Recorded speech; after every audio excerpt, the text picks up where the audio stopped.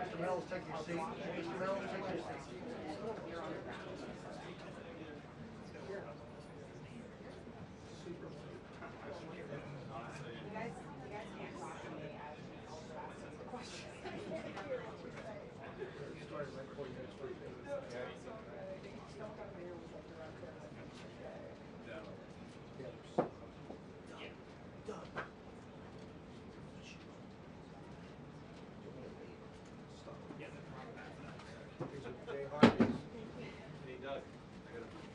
Remember, just a few hours before this deadly shooting happened in Minneapolis, Vance was giving an interview to Jesse Waters where he said that he thinks Tim Walz should resign because it's a separate issue because of all of the allegations of fraud in Minnesota. So Walz is out there now saying that he thinks he might have to mobilize the National Guard in Minnesota to protect Minnesotans from federal officers and ICE officers who are endangering the community. We would expect to hear from the Vice President any minute about that, and also about this litmus test that Vance sees. Now, he posted on social media that he wants all Democrats, including those who are running for president and seeking office in the midterms, to answer a question. Do you think this officer was wrong in defending his life against a deranged leftist who tried to run him over? So there are questions about what exactly happened. There are questions about rhetoric on both sides that we would expect addressed any minute.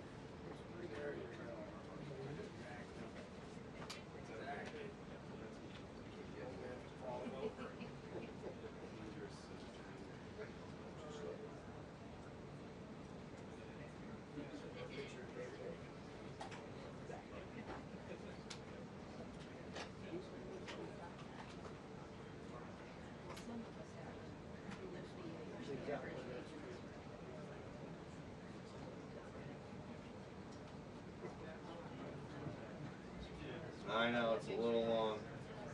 So you got the same problem. You got the same problem with your hair? Peter? Same problem. Oh yeah, same barber. Same barber?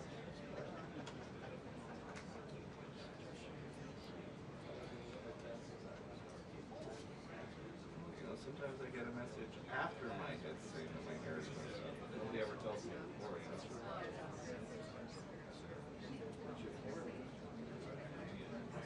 I don't talk to the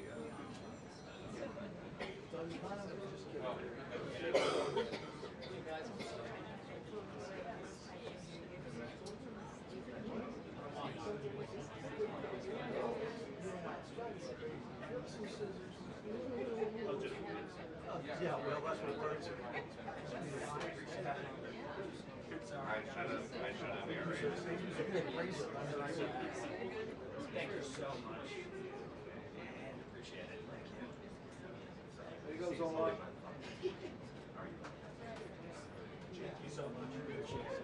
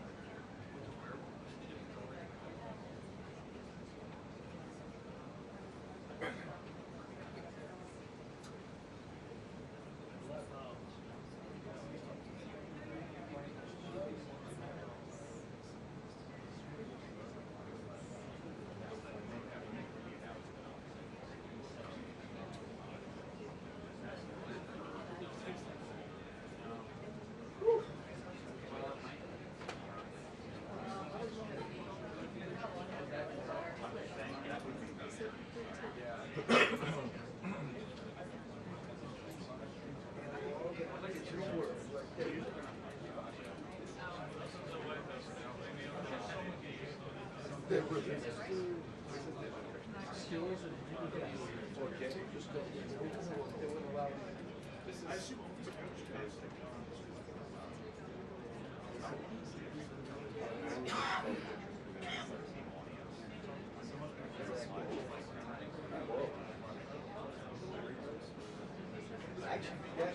that would be great.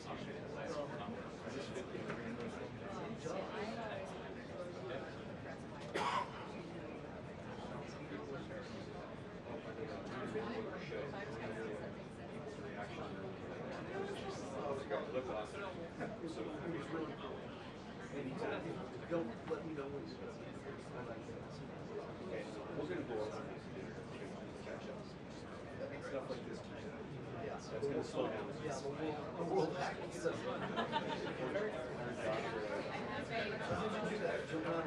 No, for 5 months I've had foot pain. I don't know. It's a slight tear. The body is sore. My body started. You have a soul? I don't know. Lord. And my body started like What time was it? Yeah, like what time were you? should ask for special. Call the workshop. It's like,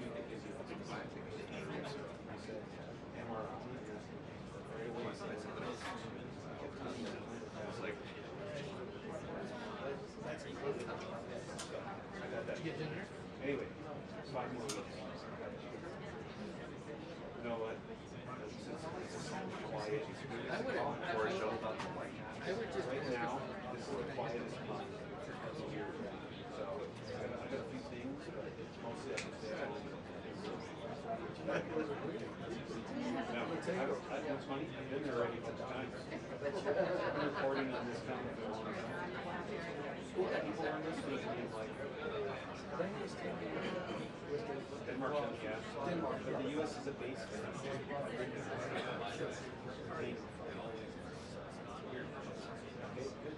It'd be like Vietnam and Arctic. Yeah, minus 60 Celsius. Like, the whole thing is like, I mean,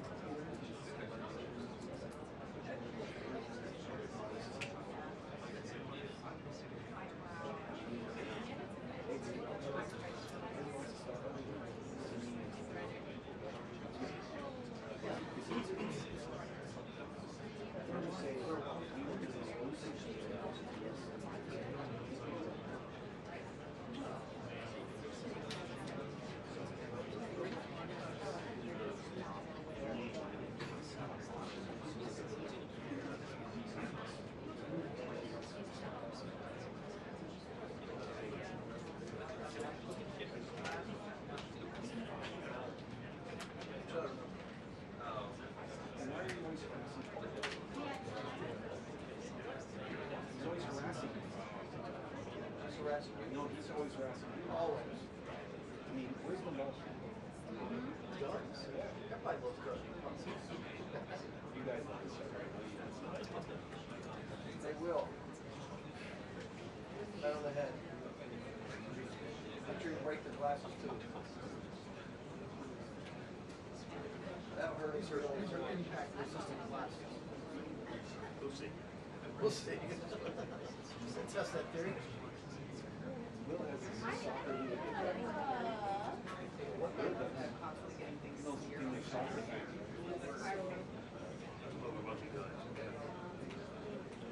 His technique.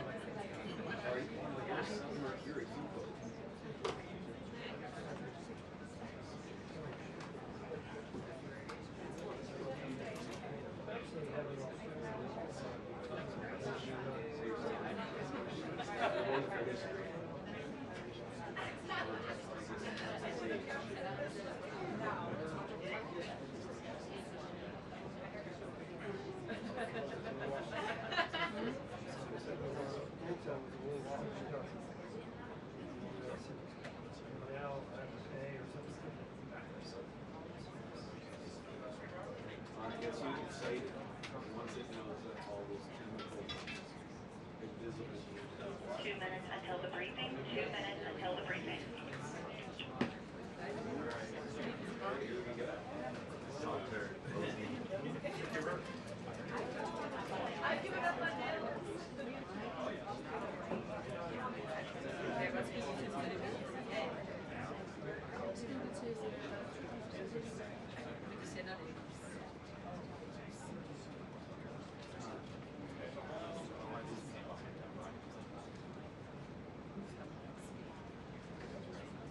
Just me. Nobody forget.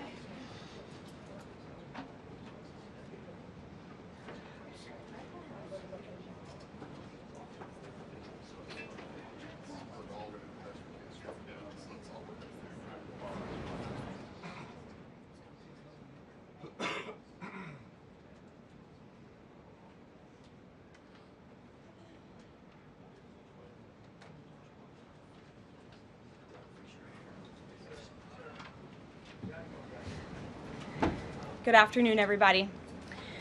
Let me be clear.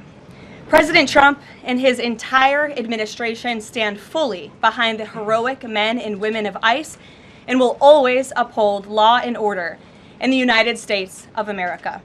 The deadly incident that took place in Minnesota yesterday occurred as a result of a larger, sinister, left-wing movement that has spread across our country, where our brave men and women of federal law enforcement are under organized attack.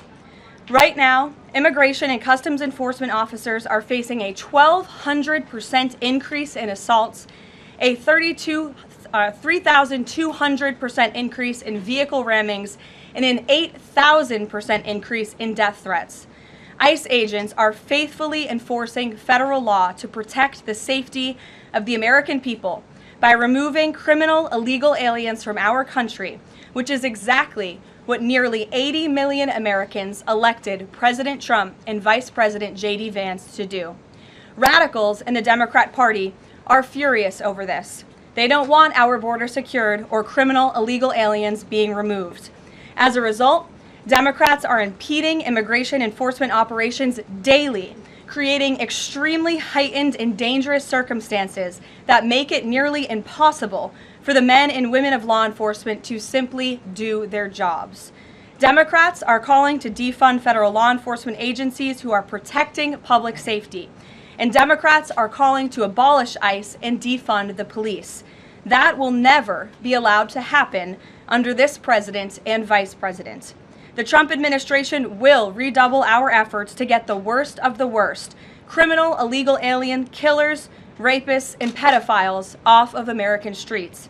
The Department of Homeland Security will continue to operate on the ground in Minnesota, not only to remove criminal illegal aliens, but also to continue conducting door-to-door investigations of the rampant fraud that has taken place in the state under the failed and corrupt leadership of Democrat Governor Tim Walz. Taxpayers have been ripped off to the tune of billions of dollars in this one state alone, and that is going to end, and people are going to be held accountable. The Trump administration has activated thousands of federal agents, doubled the number of U.S. attorneys in the DOJ office in Minneapolis, and surged resources to hold fraudsters accountable and demand justice for law-abiding American taxpayers and citizens across our country. And that's what brings the Vice President out here with me today to discuss all the Trump administration is doing and to make an additional important announcement on this front. So please, Mr. Vice President, will be joining us now. Thank you, Carolyn. Thank you.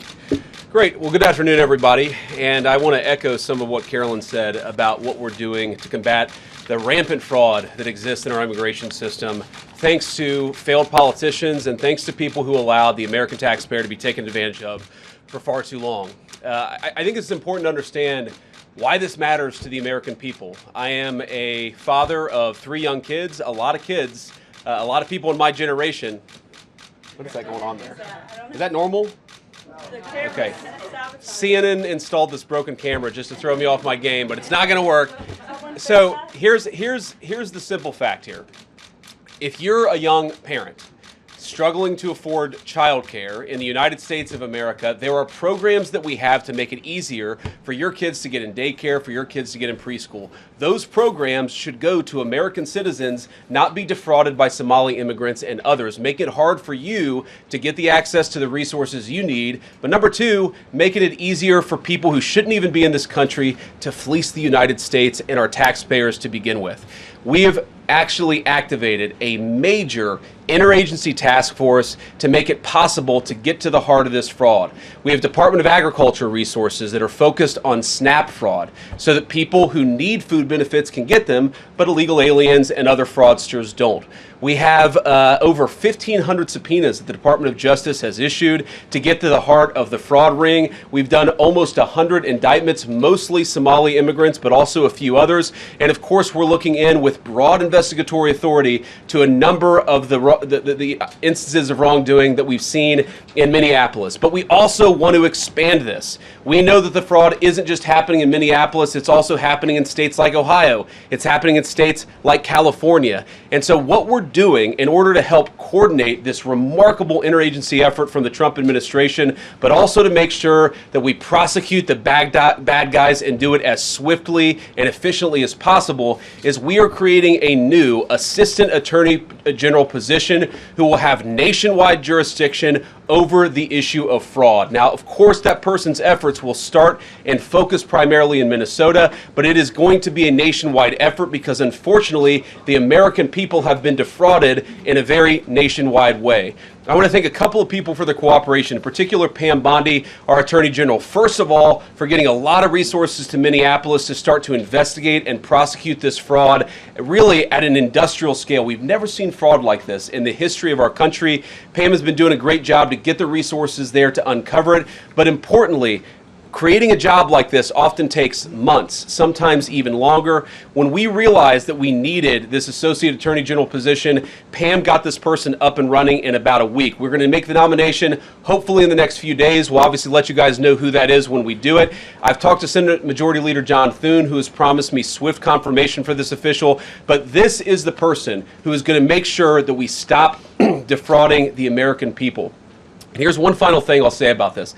I've heard a lot of people say that we need a special counsel to investigate fraud in the United States of America. I actually agree, and that's what this position does. It has all the benefits, all the resources, all the authority of a special counsel, but with two crucial differences. Number one, it will be run out of the White House under the supervision of me and the President of the United States. And number two, it's actually constitutionally legitimate. As you guys may know, the special counsel statute has some major constitutional questions. When we get the bad guys, we want to make sure we get them permanently and they don't have some legal technicality they can get out of, which is why we set it up as an Associate Attorney General.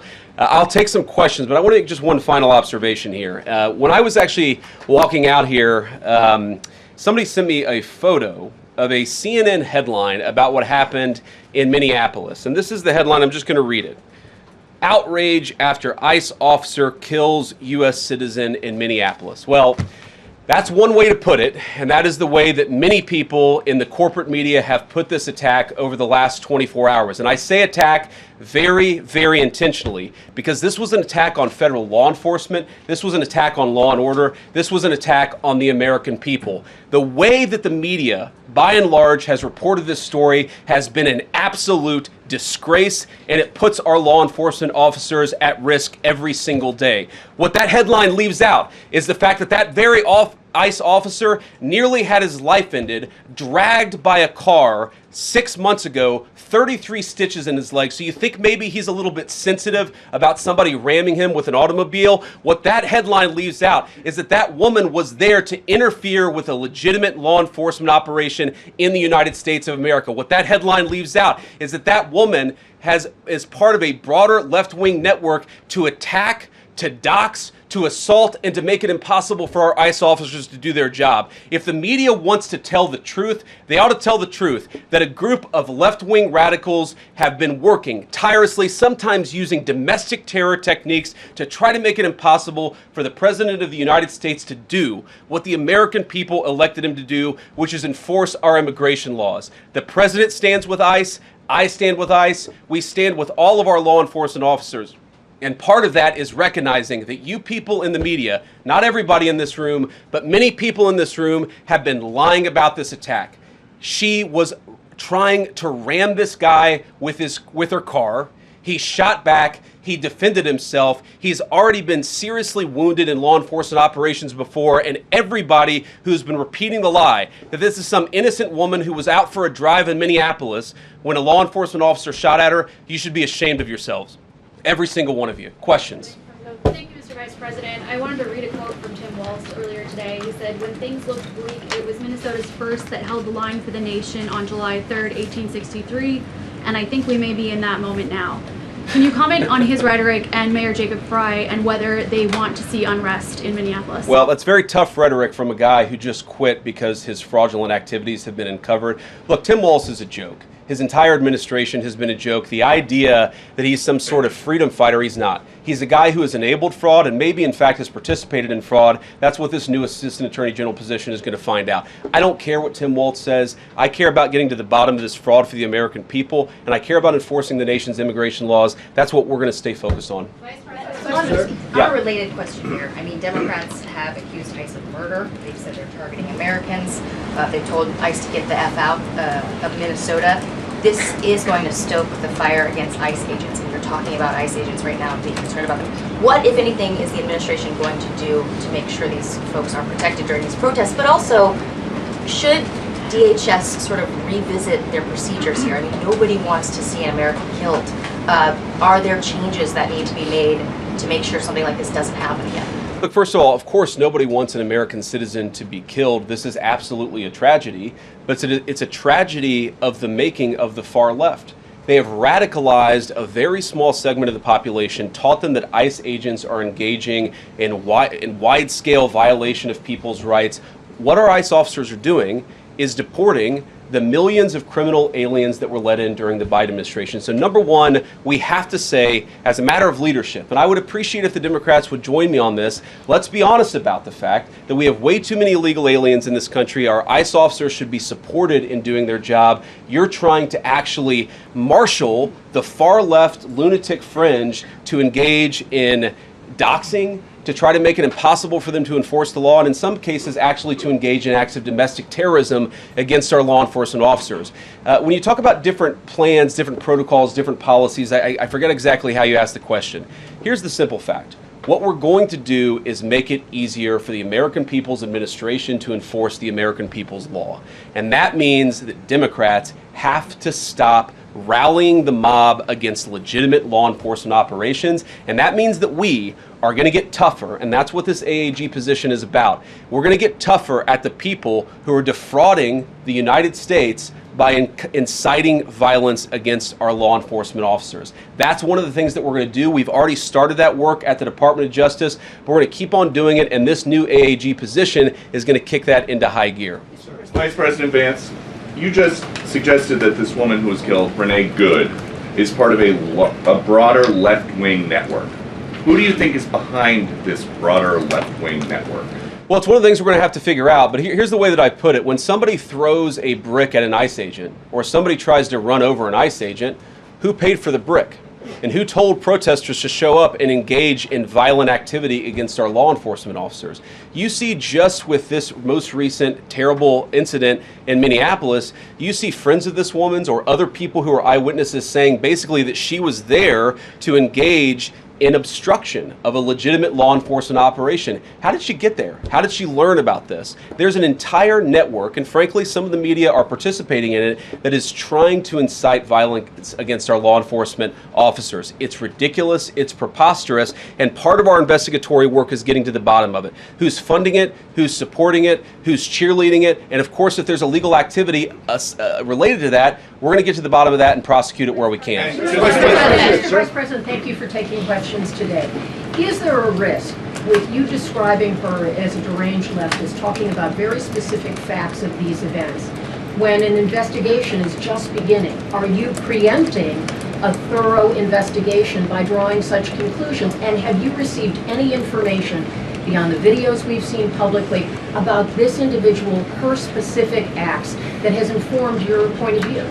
Well, first of all, the Department of Justice is going to investigate this. The Department of Homeland Security is already investigating this. But the simple fact is, what you see is what you get in this case. You have a woman who was trying to obstruct a legitimate law enforcement operation. Nobody debates that.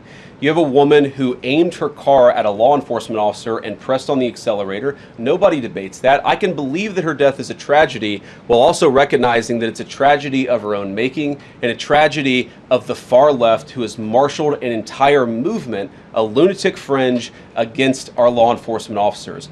I think what is clearly happening here, and it's going to keep on happening unless the Democrats wake up and say, you know what, you don't have to agree with our immigration policies. You don't have to agree with what the president or the vice president believe about immigration enforcement, but why don't you take this to the ballot box? Why don't you vote? Why don't you organize? Instead, what some of them are doing is encouraging people to get violent with our law enforcement officials. It's disgraceful, and it's got to stop.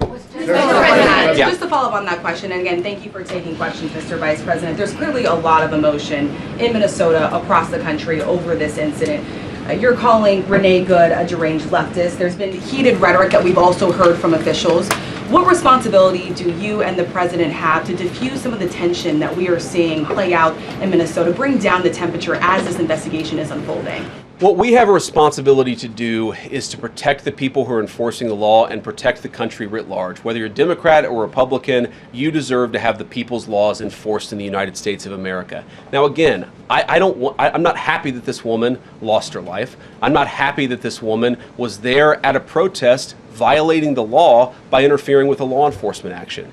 I think that we can all recognize that the best way to turn down the temperature is to tell people to take their concerns about immigration policy to the ballot box. Stop assaulting and stop inciting violence against our law enforcement officers. That's the best way to take down the temperature. And we're not going to give in to terrorism on this. And that's exactly what's happening. People trying to antagonize, to commit acts of violence. They throw bricks at them. Sometimes they shoot at them. Sometimes they dox them. Sometimes they go to their place of residence and harass their families. This is classic terrorism. And we cannot say that when a far left fringe is inciting violence against our brave law enforcement officials, that we're no longer going to enforce the law. That's rewarding the very people who are engaged in this garbage. The actual reward that they just got is a new assistant attorney general who is going to prosecute and investigate this stuff even more aggressively than before. Thanks for taking my question. So the head of Minnesota's investigations agency says that the U.S. Attorney's Office has essentially cut off the state investigations agency's access to the investigation. What is the precedent for that, and why shouldn't the Minnesota officials on the ground have access and evidence to work on this investigation? First of all, I wish the state officials in Minnesota would investigate why you have so many people who are using their vehicles and other means to actually interfere with a legitimate law enforcement operation. The precedent here is very simple. You have a federal law enforcement official engaging in federal law enforcement action. That's a federal issue. That guy is protected by absolute immunity. He was doing his job. The idea that Tim Walz and a bunch of radicals in Minneapolis are going to go after and make this guy's life miserable because he was doing the job that he was asked to do is preposterous. The unprecedented thing is the idea that a local official can actually prosecute a federal official with absolute immunity. I've never seen anything like that. It would get tossed out by a judge. So what I'd like Minnesota to focus on is the real issue that they're encouraging people. Minneapolis officials are encouraging people to commit violence against ICE officials. It's ridiculous. It's got to stop. Go ahead. Mr. President, thank you. You said earlier that there's a left-wing network to attack, to dox, to assault, and make it impossible for ICE officers to do their job. You told my colleague just now that there's an investigation going on into that network. Yep. So if everything that you say is true, how does being part of that network justify being shot? Well, being part of the network doesn't justify being shot, but ramming an ICE officer with your car, that's what justifies being shot. It's not a good thing, by the way, but when you force somebody to engage in self-defense, it's almost a preposterous question. I'm not saying that funding some of this stuff justifies capital punishment. Nobody would suggest that. The reason this woman is dead is because she tried to ram somebody with her car and that guy acted in self-defense. That is why she lost her life, and that is the tragedy. Now, there may be other violations of the law and other penalties that are associated with those violations of the law. For example, if you are funding violence against our law enforcement officers, I'm not a prosecutor. My guess is that's not the sort of thing that earns capital punishment, but it should sure as hell earn you a few years in prison if you're funding the effort to try to assault our law enforcement officers. What is, I'm sorry guys, what's going on here? You guys are meant to report the truth. How have you let yourself become agents of propaganda of a radical fringe that's making it harder for us to enforce our laws? You just asked me a question that presumed that the reason why this woman died is because she was engaged in legitimate protest. She tried to run somebody over with her car, and the guy defended himself when that happened. Next question. The investigation is still ongoing. I said next question. Mr. Vice President, I mean, you presumably watched the video yourself. There's not the slightest doubt in your mind, having viewed it, that the victim, you still believe that she deliberately tried to ram him despite seeing this video? Look, I don't know what is in a person's heart or in a person's head, and obviously we're not going to get the chance to ask this woman what was going on. What I am certain of is that she violated the law. What I am certain of is that that officer had every reason to think that he was under very serious threat for injury or in fact, his life.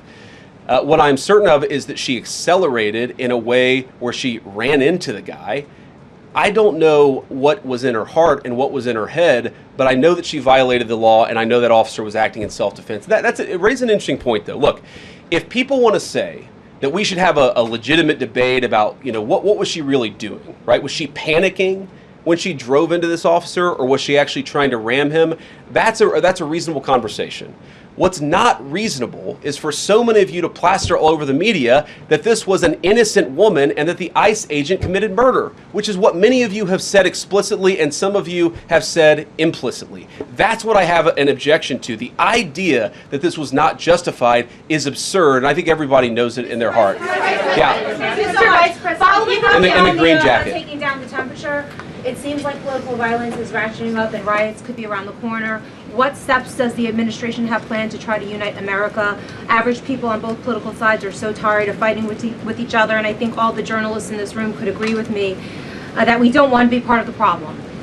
Do you have any words to unite America? I know you don't want to be a part of the problem, and I think that's true of a lot of you. I'm not sure it's true for everybody, because the reporting over this has been one of the biggest scandals I've ever seen in media. I've never seen a case so misrepresented and misreported when you have a guy who was defending himself and is now being treated as some sort of federal assassin by so many of the people in this room. First of all, let me say about crime. You mentioned violence.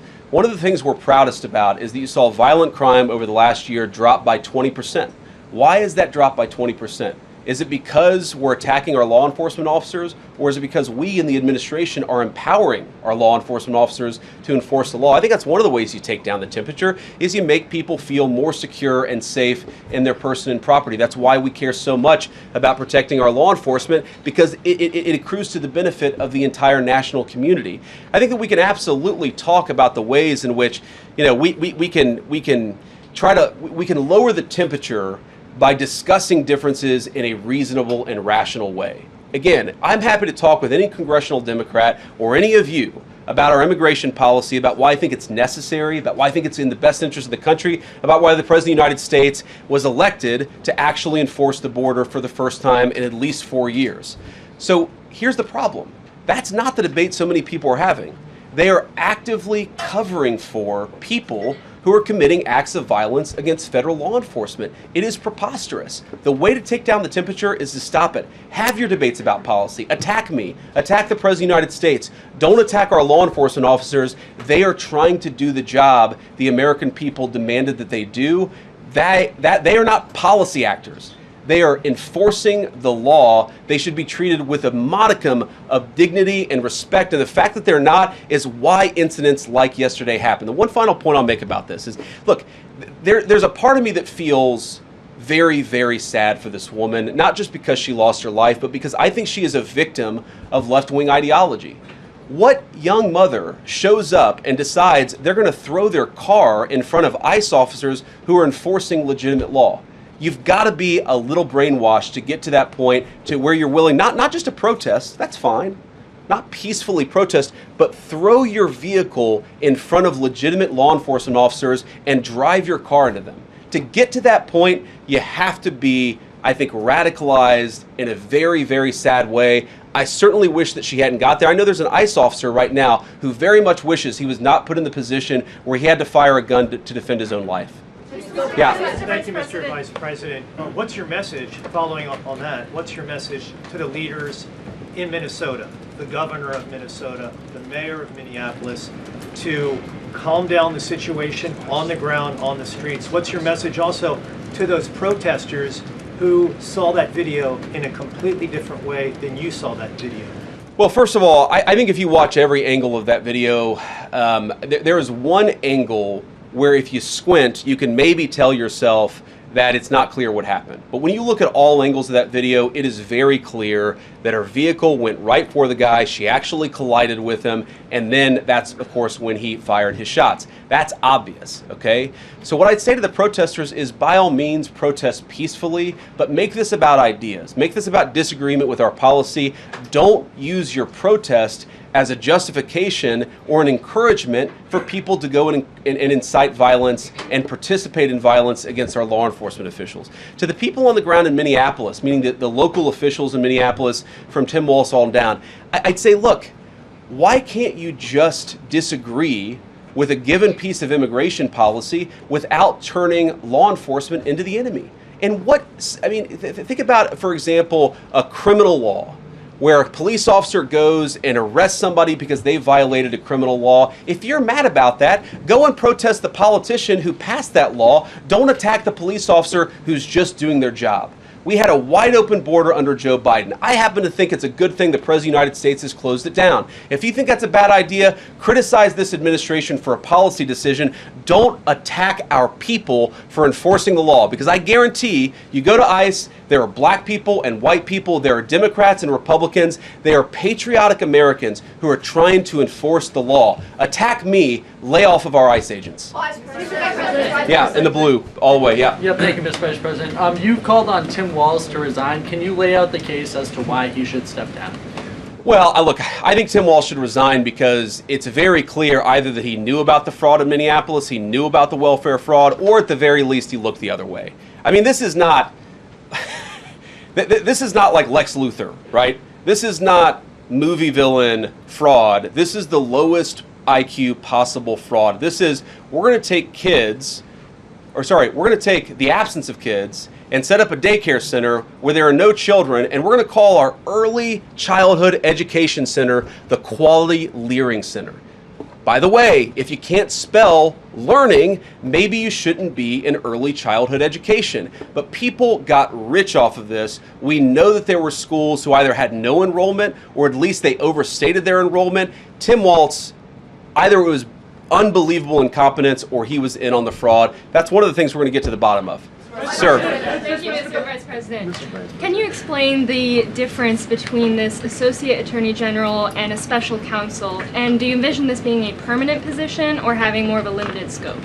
Well, it's going to be permanent until we get to the bottom of what's going on, so I think it's going to last for at least the remainder of the administration. What's different about it from a special counsel is, if you remember, the Jack Smith case where the special counsel was found unconstitutional, one of the big issues there is that that person was not an appointed person, completely aside from all the other issues that the person was a lunatic and that the case had no merit. There was a fundamental constitutional issue, which is that he had not been appointed by the president and he had not been confirmed by the United States Senate. An assistant attorney general, what that's going to allow us to do is appoint this person, have them confirmed by the Senate. That's one difference. The more substantive difference is that this person is going to be part of a very broad interagency White House that's being led from the President of the United States on down, and that's going to give him the resources, the access to material and information to make this person more effective. I think a lot of people have asked, how are you really going to get to the heart of the fraud? We've been asking ourselves that question for the past couple of months,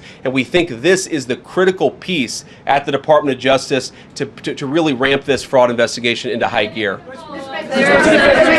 In the red tie, yeah. Vice President Vance, I wanted to ask, what's your message to far leftist agitators who feel emboldened to obstruct ICE activity in Minnesota and around the country? Well, I think they shouldn't feel emboldened because now they have an assistant attorney general who is going to prosecute and investigate their fraud and their violence more aggressively than it has ever been investigated in the United States of America. We are doing so much to try to find the financing networks and the domestic terrorism networks that legitimate this violence, that fund this violence, and that, of course, engage in the violence. These people should not feel emboldened because they have, for the first time, maybe in American history, an administration that is not going to tolerate political violence of any kind from anywhere. Yeah. We not clear today that the entire weight of the federal government is behind these ICE agents and this ICE agent in particular. There is still a federal investigation happening on the ground. Does that mean that they are not looking into this ICE agent at all? They are just focused on the woman who was in the car? What is the investigation if the federal government has already determined that its weight is behind this ICE investigation? So what do you mean, when you say investigation, do you mean investigation of the shooting yesterday or of the fraud that's happening in Minneapolis? Yesterday. Okay, look, DHS, as I understand it, has an investigation already ongoing. I know that other organs of our government are looking at this. So yes, there's certainly an investigation that's happening right now.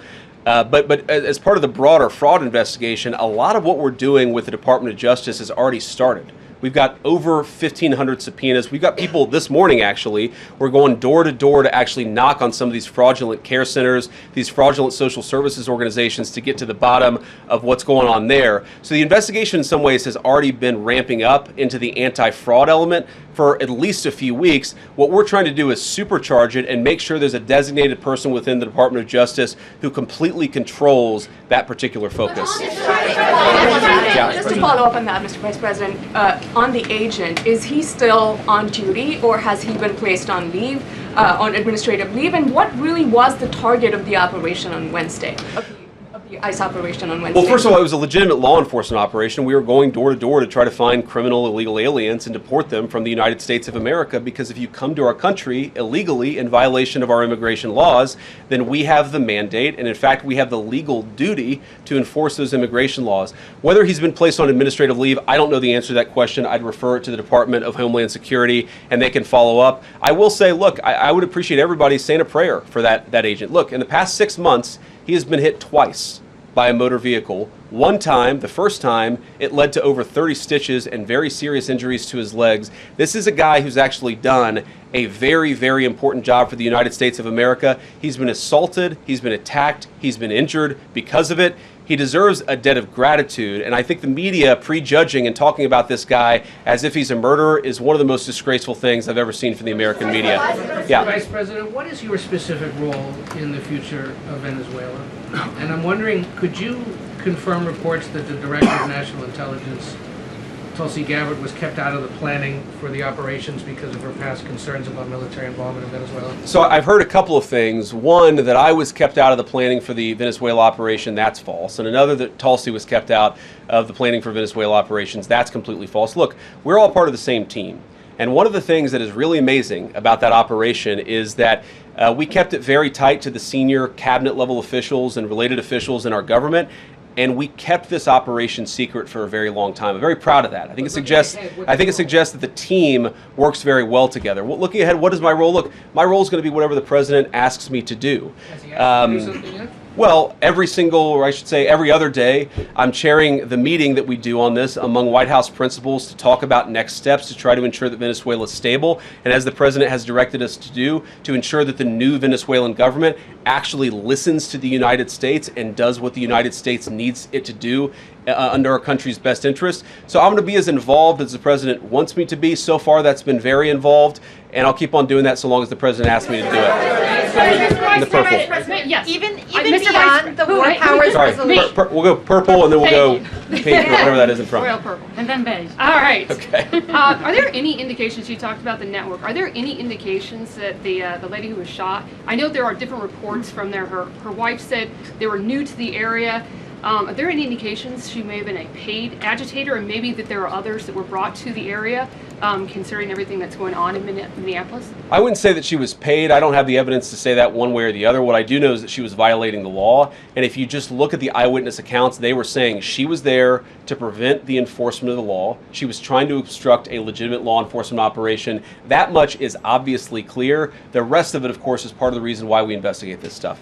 Yeah. Mr. Vice President, even beyond the war powers resolution today, Congress has bucked President Trump on issues like tariffs. Are you concerned that President Trump is losing his grip on Republicans in the Congress, and what are you going to do about it? No, I'm not concerned at all. First of all, we talked to some of the senators who were going to vote the wrong way, in my view, on this resolution today. Much of their argument was based more on a legal technicality than any disagreement in policy. If you look at the people who actually voted, every single one of them have supported the administration's plan. Second of all, as the president, I believe himself, has already said, every president, Democrat or Republican, believes the War Powers Act is fundamentally a fake and unconstitutional law. It's not going to change anything about how we conduct foreign policy over the next couple of weeks, the next couple of months, and that'll continue to be how we approach things. Go ahead.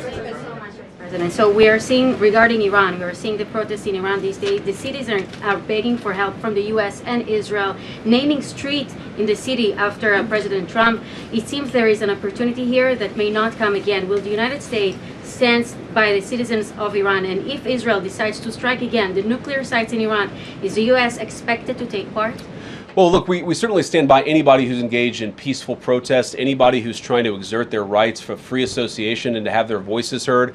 Obviously, the Iranian regime has a lot of problems, and as the President of the United States has said, the smartest thing for them to have done, it was true 2 months ago, it's true today, is for them to actually have a real negotiation with the United States about what we need to see when it comes to their nuclear program. I'll let the President speak to what we're going to do in the future, but we certainly stand with anybody across the world, including the Iranian people who are advocating for their rights. I'll take just a couple more questions. Thank you very much, Mr. Vice President.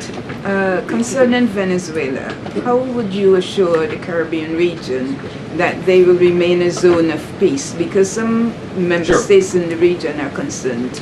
Well, look, the President had a very productive phone call with the President of Colombia yesterday, and we continue to talk at all levels of government with a number of our friends in the Caribbean region. I actually think this is really good for peace in the Caribbean, because when you take away a major source of illegal cartel revenue, which is the cocaine trade, the fentanyl trade, other sources of illicit revenue, you actually remove the power of one of the main destabilizing forces in Latin America and in the Caribbean. I really do think, look, we say it all the time, this is the President of peace. One of the ways that you establish peace in your own hemisphere is to make it clear that the United States is going to be respected, that the United States is willing to take power away from criminal cartel organizations and give it to legitimate governments. That's how we see the future of the Western Hemisphere, and we think it's going to be much more peaceful than it was certainly under Joe Biden. I'll take one more question. Go ahead. Mr. Vice President, thank you. On Greenland, do you have a message for European leaders? Many in Europe reject the idea that the island could be for sale. Well, first of all, Secretary Rubio, I believe, is meeting with the leaders of Denmark and Greenland next week, I want to say it is, but maybe it's the week after that.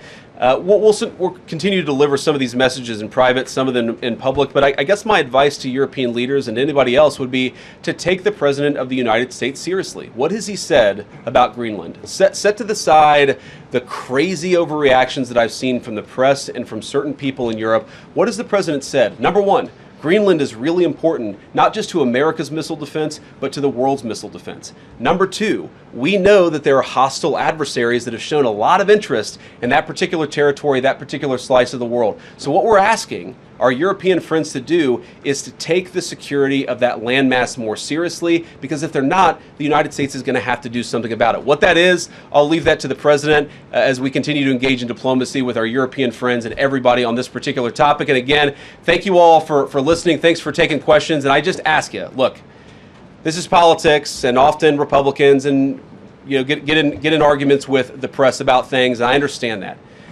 I think it's really irresponsible for you guys to go out there and imply or tell the American people that a guy who defended himself from being rammed by an automobile is guilty of murder. Be a little bit more careful. We're going to talk about toning down the temperature, which I know the President wants to do, and I certainly want to do. One of the ways we tone down the temperature is to have a media that tells the truth. I encourage you all to do that. God bless you. Happy New Year, guys.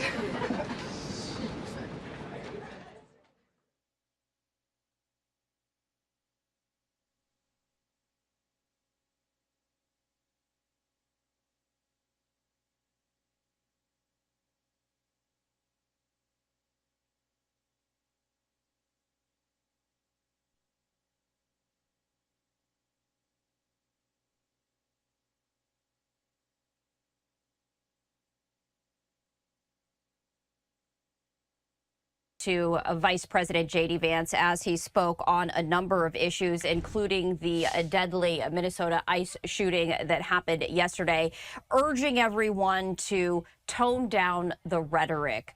I also wanted to share this with you before we head to break. This is a statement from the city of Minneapolis saying, quote, "The decision to remove the BCA from the ICE fatal shooting investigation is deeply disappointing.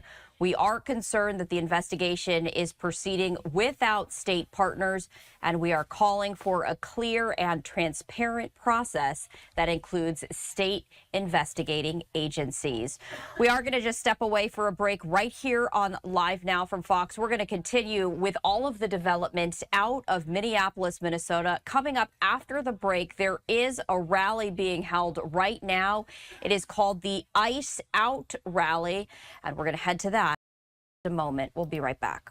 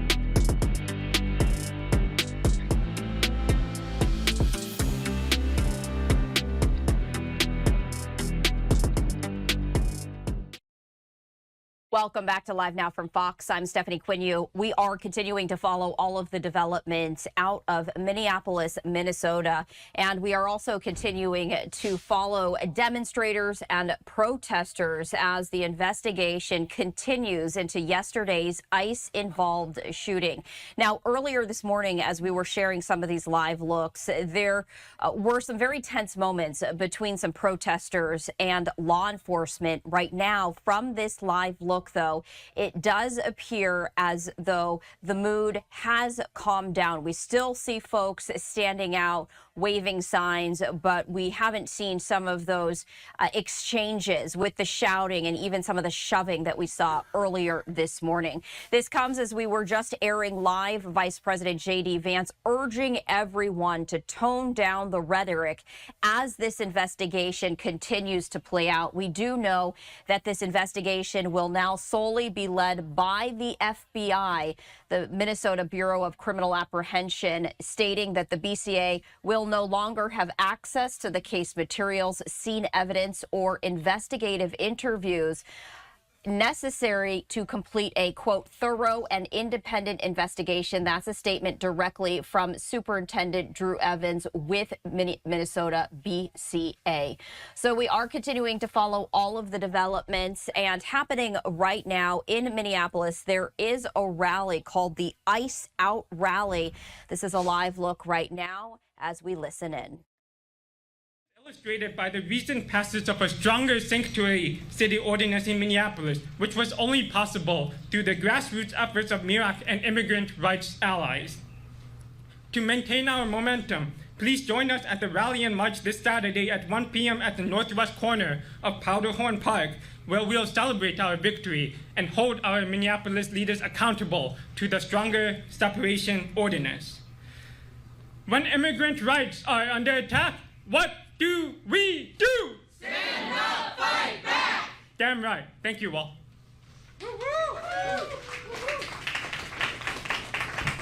Thank you. Our next speaker is Jay Yates with the Twin Cities Coalition for Justice.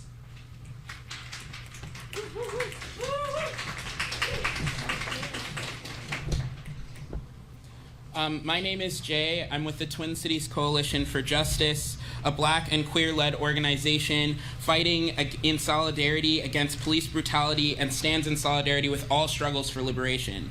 We are a branch of the National Alliance Against Racist and Political Repression and the People's Action Coalition Against Trump. First, I want to say that on behalf of everyone in TCC4J, I offer my sincerest condolences to Renee Good's wife, children, and remaining family.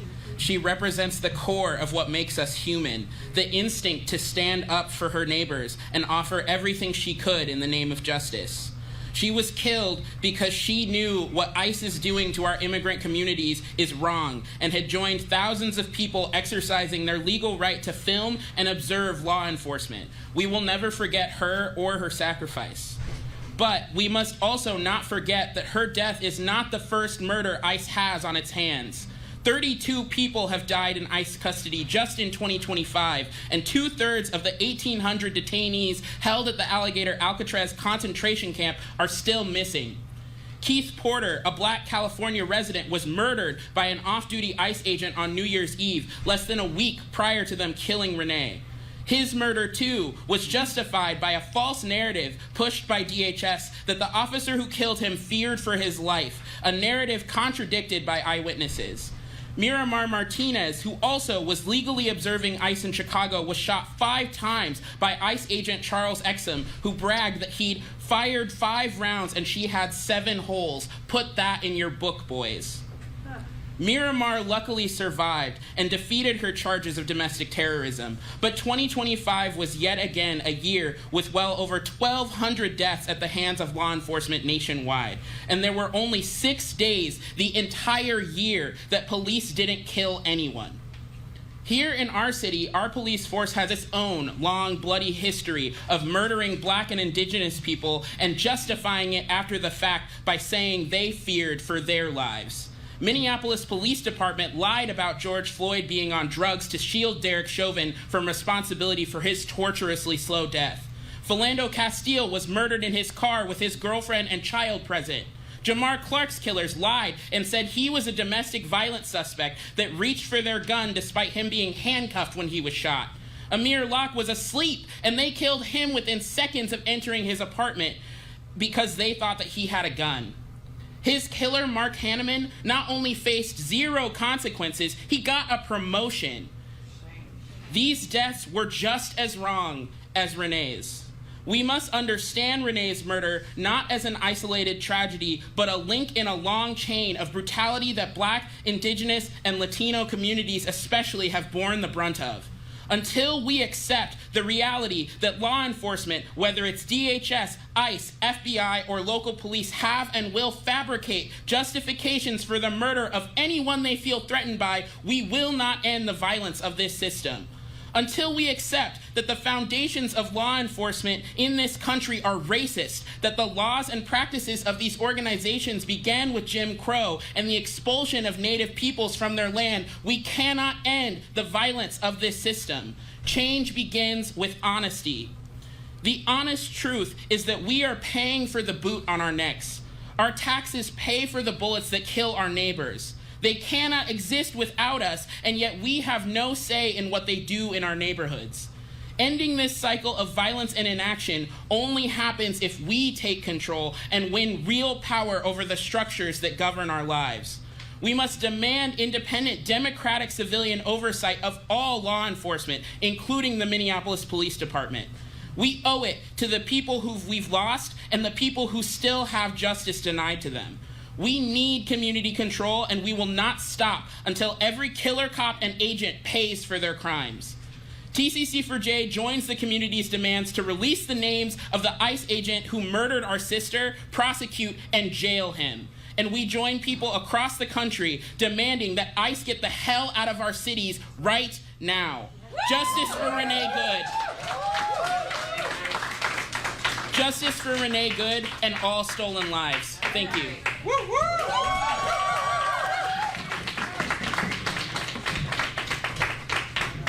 Our next speaker is Natasha Doctor, the Vice President of the Teacher Chapter of the Minneapolis Federation of Educators.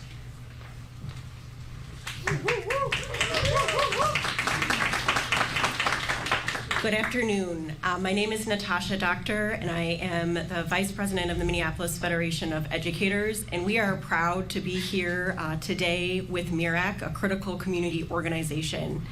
Yesterday was a horrific day in our community because of the continued attack by federal immigration enforcement on our city and the murder of an observer, Renee Good, a neighbor looking out for our community. Additionally, we saw the reckless and lawless nature of immigration enforcement when they came onto school grounds, deployed tear gas, and detained an educator who was doing their job at dismissal, a critical process that all schools do every day. Their actions yesterday strengthen our resolve as educators that federal immigration enforcement is not welcome in our city. And as educators and union members, we continue to demand that ICE leave our city. Our students and families deserve to be able to safely exercise their constitutional right to a public education. Yes. We keep us safe. Yeah.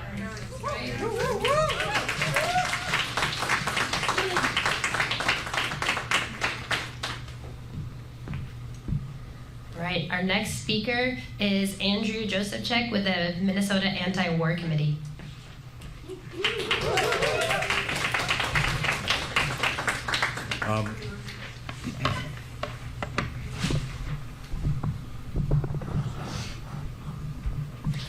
My name is Andrew Josephchek, ANDREWJOSEFCHAK. I'm a member of the Minnesota Anti-War Committee, which is a member of the People's Action Coalition Against Trump. I've been to 2 emergency protests in the last week, one in response to the Trump administration's criminal bombing of Venezuela's capital and the illegal kidnapping of President Nicolas Maduro. The second in response to ICE's summary execution of Renee Good in South Minneapolis yesterday. While there may not seem to be an immediate causal connection between the two events, they, in fact, are connected because they are both reflections of one and the same policy, U.S. imperialism, a policy of exploitation of the world's people at gunpoint for the benefit of the rich. ICE terror is only an escalation of an existing situation. U.S. immigrants are being driven by U.S. laws and police into a state of desperation where they're forced to work the worst jobs for the worst pay with no legal protections and no social safety net. Trump himself has already made it clear he doesn't actually plan to deport most immigrants working in agriculture or meat packing or other dangerous, illegally underpaid jobs that rely on workers who don't have a choice, who understand that their boss could have them separated from their children at any time. What the Trump administration wants is for these people to know their place, the same way it has said that Venezuela must stay in line or face more bombings. Many immigrants come here from places like Venezuela, countries that have been subjected to devastating economic sanctions and US-backed coup attempts. And while the Anti-War Committee entirely unites with MIRAC's demand for legalization for all, we believe that immigration should be a choice. It shouldn't be something that is necessitated by the fear of death or starvation. I myself have traveled through Venezuela on an international solidarity delegation, and I can tell you that what you're hearing in the media about the country, its people, and its government is as obvious a lie as Trump's claim that the man we all watched to murder, Renee Good, yesterday on clear as day video was hit by her car and is in the hospital in critical condition. The Trump administration does not want us to believe our own eyes. In Venezuela, I saw a country that is determined to use its natural wealth to provide for all its people and not just the wealthy. I saw free healthcare programs and food distribution programs. I saw massive housing developments. I met peasant cooperatives who had been given land that had been stripped from wealthy landowners and given to them so they could use it to feed themselves and their country. I met person after person who told me how much better life had gotten since Venezuela kicked the US and its oil corporations out. People who can stand up for themselves, who live free of terror, are difficult to exploit. The whole people of Venezuela have been painted with the brush of narco-terrorist for standing up for their own country, a word that has been used to justify summarily executing fishermen in the Caribbean in the same way domestic terrorist was used to justify the execution of Renee Good, who was standing up for justice and against terror right here in Minneapolis. U.S. imperialism has really come home to roost, and I want to end by reminding people of the real meaning of the word solidarity. It doesn't just mean standing up for someone else. It means that by standing up for someone else, you're standing up for yourself. It's time for everyone in the U.S. who has an interest in fighting U.S. imperialism to hit the streets, and I believe that's just about everybody in this country. ICE out of Minneapolis, long live international solidarity, venceremos.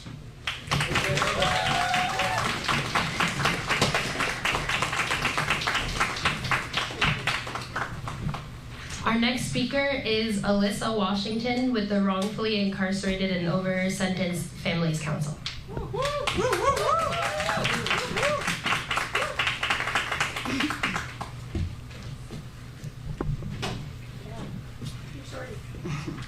Today, we are here to speak. Well, first of all, my name is Alyssa Washington.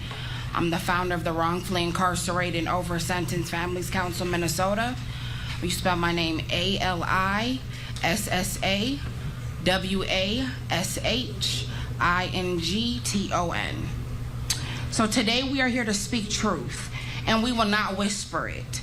We are here to condemn the actions of U.S. immigration and customs enforcement agents and all those who are terrorizing our communities under false banner of law and order. What they are doing is not safety. It is fear. It is violence. It is state-sanctioned terror. Raiding homes, tearing parents from children, arresting people without due process, detaining human beings in cages. This is not justice, it's cruelty. Right. And today we must also say her name, Renee Good. Renee Good. Renee Good was an observer. She was not a threat. She was not committing a crime. She was not endangering anyone. She did not deserve to have her life taken. Observers exist to protect accountability. They exist because communities know that unchecked power kills.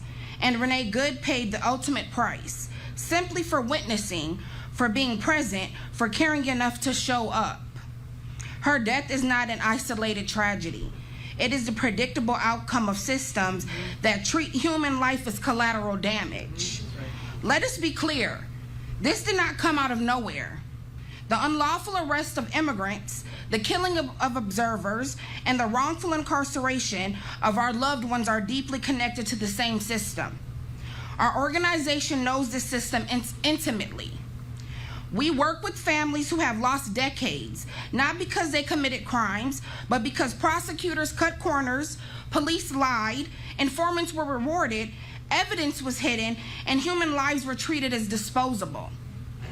The same system that locks our loved ones in cages for life is the same system that hunts immigrants in these streets, in our streets.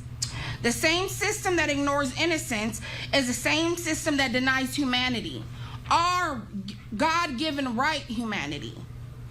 The same system that profits off prisons is the same system that profits off detention centers. Different targets, same machine. Wrongful incarceration, over-sentencing, immigration detention, and the killing of community observers are not separate issues. They are different manifestations of the same violent structure built on control, punishment, and white supremacy. When ICE agents stalk our neighborhoods, they use the same playbook that has been used against Black, brown, and indigenous and poor communities for generations. Criminalize, dehumanize, disappear, and justify it later. Our organization stands in unwavering solidarity with immigrants, documented or undocumented, because no human being is illegal, especially on stolen land. We stand with families forced to live in fear. We stand with children wondering if their parents will come home. We stand with workers exploited and silenced. We stand with observers like Renee Good, who should still be alive today. And we stand with every incarcerated person whose freedom was stolen by the system. And we say this clearly: safety does not come from cages. Safety comes from community. We believe in a world where resources go to housing, healthcare, education, and healing, not policing, prisons, and deportation squads. We believe freedom should not depend on your zip code, your skin color, your income, or the country you were born in.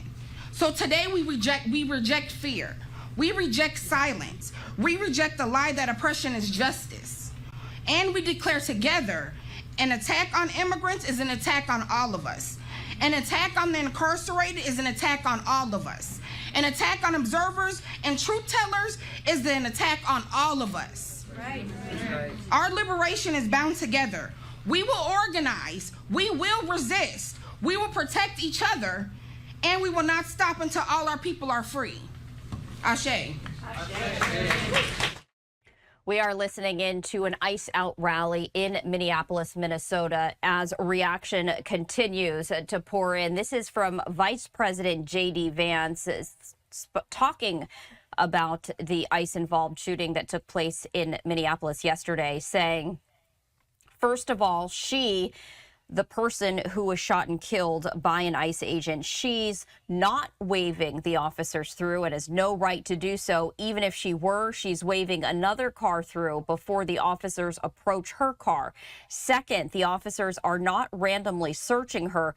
They are approaching her vehicle because she is violating the law, namely, she is obstructing a lawful enforcement operation. You're not allowed to walk up to or drive up to people who are enforcing the law to make it harder for them to do their jobs. Third, this defense attorney is drawing a meaningless distinction between an ICE officer and a, quote, real police officer. Again, you're not allowed to interrupt a lawful enforcement operation, which is exactly what this woman was doing. 4th, the officer didn't discharge his weapon to prevent her from fleeing. When he discharged his weapon, she had pointed the vehicle at him and pressed the gas. He discharged his weapon in self-defense, and other angles of the video show the woman clearly hit the officer with her car while accelerating. The gaslighting is off the charts, and I'm having none of it. This guy was doing his job. She tried to stop him from doing his job. When he approached her car, she tried to hit him. A tragedy, absolutely, but a tragedy that falls on this woman and all of the radicals who teach people that immigration is one of the type of law that rioters are allowed to interfere with. So that is the full statement from Vice President J.D. Vance as he was speaking about this ICE-involved shooting that happened yesterday in Minneapolis, where an ICE agent shot and killed a woman driving. And we hear from the Vice President saying that she was using her car as a weapon. We are going to just step away for a brief moment. We have a lot more news to get to. We'll be right back.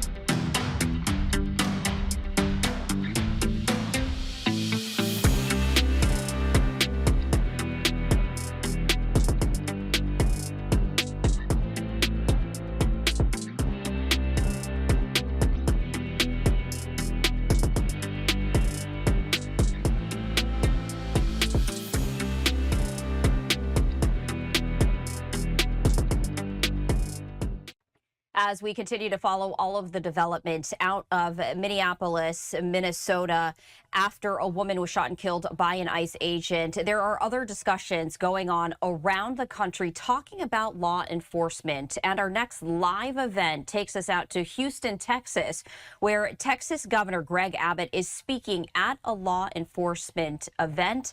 Let's listen in live. Safeguards in place to prevent fraud. They are just now beginning that process, and their report is due to me by the end of February. Thanks, everyone. That's all we got time for. Thank you all very much. Thank you. Great job.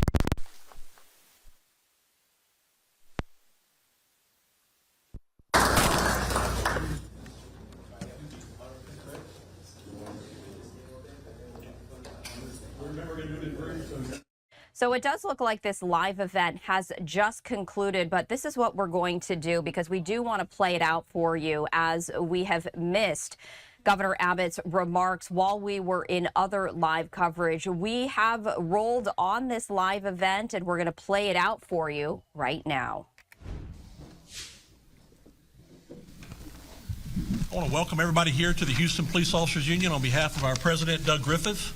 We welcome everybody who's here to hear this big announcement today from the biggest supporter of law enforcement in the state of Texas, in my opinion, our Governor Greg Abbott. There's a lot of folks here today. I just want to recognize a few that are here, sitting here at the table with me. Of course, nobody needs to know who to the left. Everybody knows it's Greg Abbott. We've got Bill Nelson, the first vice president of TMPA. He's also a Baytown police officer.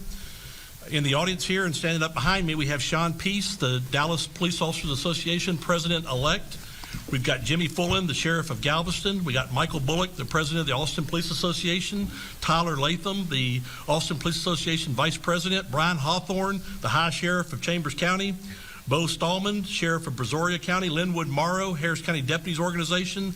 Leighton Ganeri, he is a TMPA. John Sariga from TMPA. Brian Lithicum from TMPA.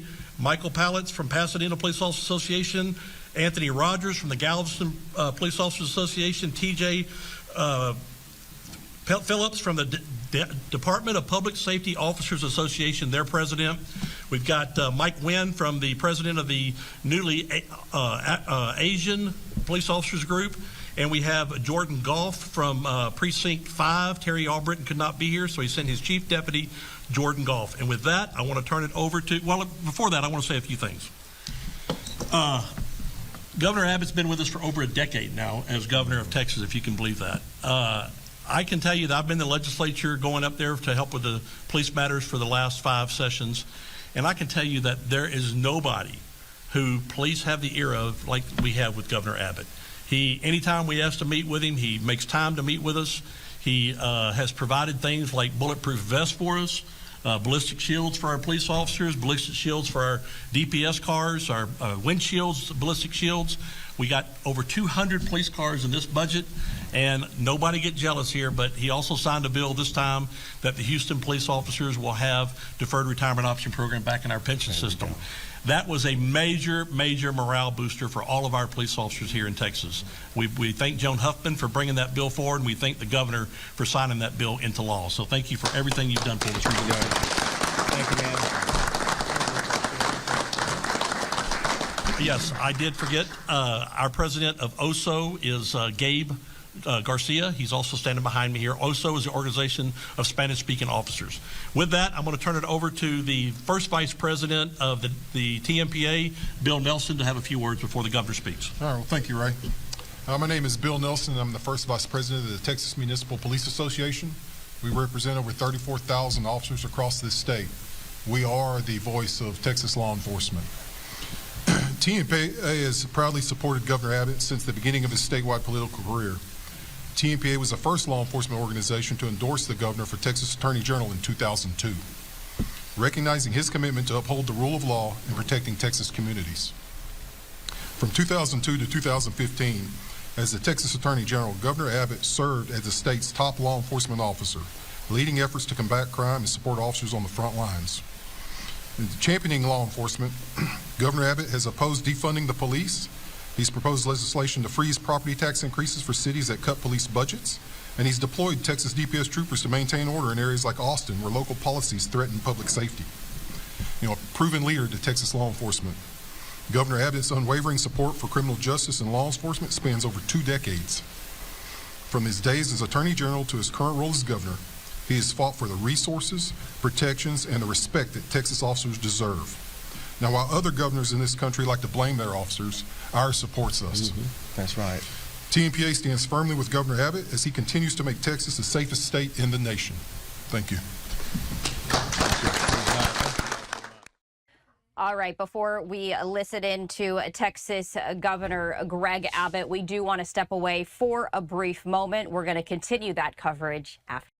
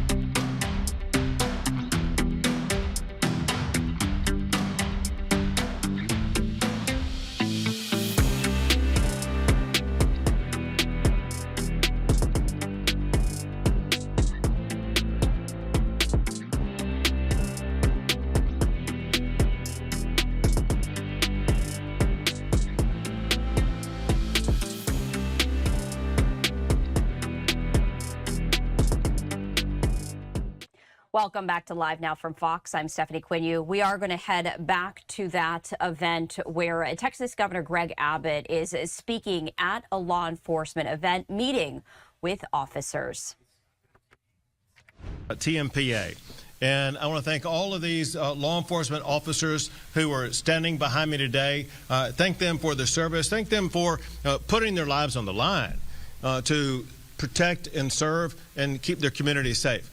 You know, I'm proud of any endorsement that I get, but it means something extra special when I'm endorsed by people who risk their lives every day to do their jobs. And I just want to be here and remind them that I always have and always will have their back. So going back on my commitment to law enforcement actually begins far earlier than just 2 decades ago. My commitment to law enforcement was first demonstrated when I graduated from Duncanville High School. At that time, the Duncanville Police Department provided me a scholarship to go to college, a scholarship based upon someone they thought would be committed to law enforcement. Turned out to be a good investment. As a judge, as attorney general, and as governor, I've constantly fought for law and order in our state and fought to have the back of our law enforcement officers. And today, these law enforcement officers are reaffirming that commitment by endorsing my campaign for re-election as governor of the state of Texas.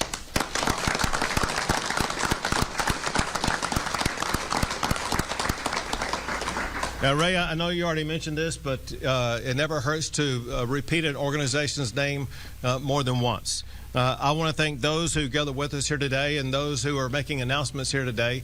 One is the Texas Municipal Police Association, the Houston Police Officers Union, the Department of Public Safety Officers Association, PAC, the Austin Police Association, the Dallas Police Association, the Harris County Deputies Organization, the Professional Bondsmen of Texas, the Organization of Spanish-Speaking Officers, and we have with us sheriffs, as you mentioned, Sheriff Jimmy Fullen of Galveston County, Sheriff Brian Hawthorne of Chambers County, and Sheriff Bo Stallman of Brazoria County. We thank all of them for their endorsements. But again, even more important than that, we thank them for what they do every single day to keep our community safe. Also want to mention somebody else who is not officially involved in law enforcement, but has had an extraordinary impact on Harris County and, in fact, law and order in the state of Texas. Somebody I got to know beginning back in 1992 when I was a judge right here in Harris County, and somebody I've worked side by side fighting for the people we should be fighting for every day, and that is victims of crime. And we have Andy Kahn. Where are you, Andy? Back here. Andy Kahn is here. Texas crime victims, as an organization, cannot make an endorsement. But Andy Kahn can endorse me, and he has, because he knows there's nobody more committed to protecting the victims in the state of Texas than I am. Andy, thank you for what you do.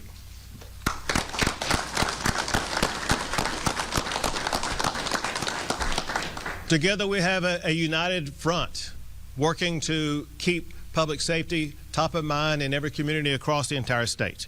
As has been pointed out, I've been fighting for these law enforcement officers from day one since I've been governor. For one, you know, you mentioned the defund the police movement. This was outrageous. It occurred just a few years ago, and we've seen the aftermath of where this took place in cities like Minneapolis, Chicago, New York, Portland, and so many other locations where the defund the police movement took hold, and it led to not only a decimation of law enforcement, but also led to an escalation of crime in those communities. When cities in Texas tried to adopt the defund the police movement, I said, not on my watch will I allow that to happen. And so I led the effort to get a law passed that I signed that will ensure it does not happen in Texas, because that law will defund any city that defunds their law enforcement officers.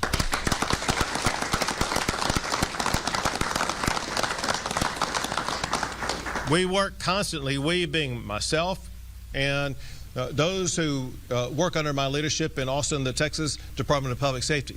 We work every day with local law enforcement to make our community safer. One easy example that occurred right here in Houston, where we made an announcement a few months ago, and that is we organized a repeat offenders task force.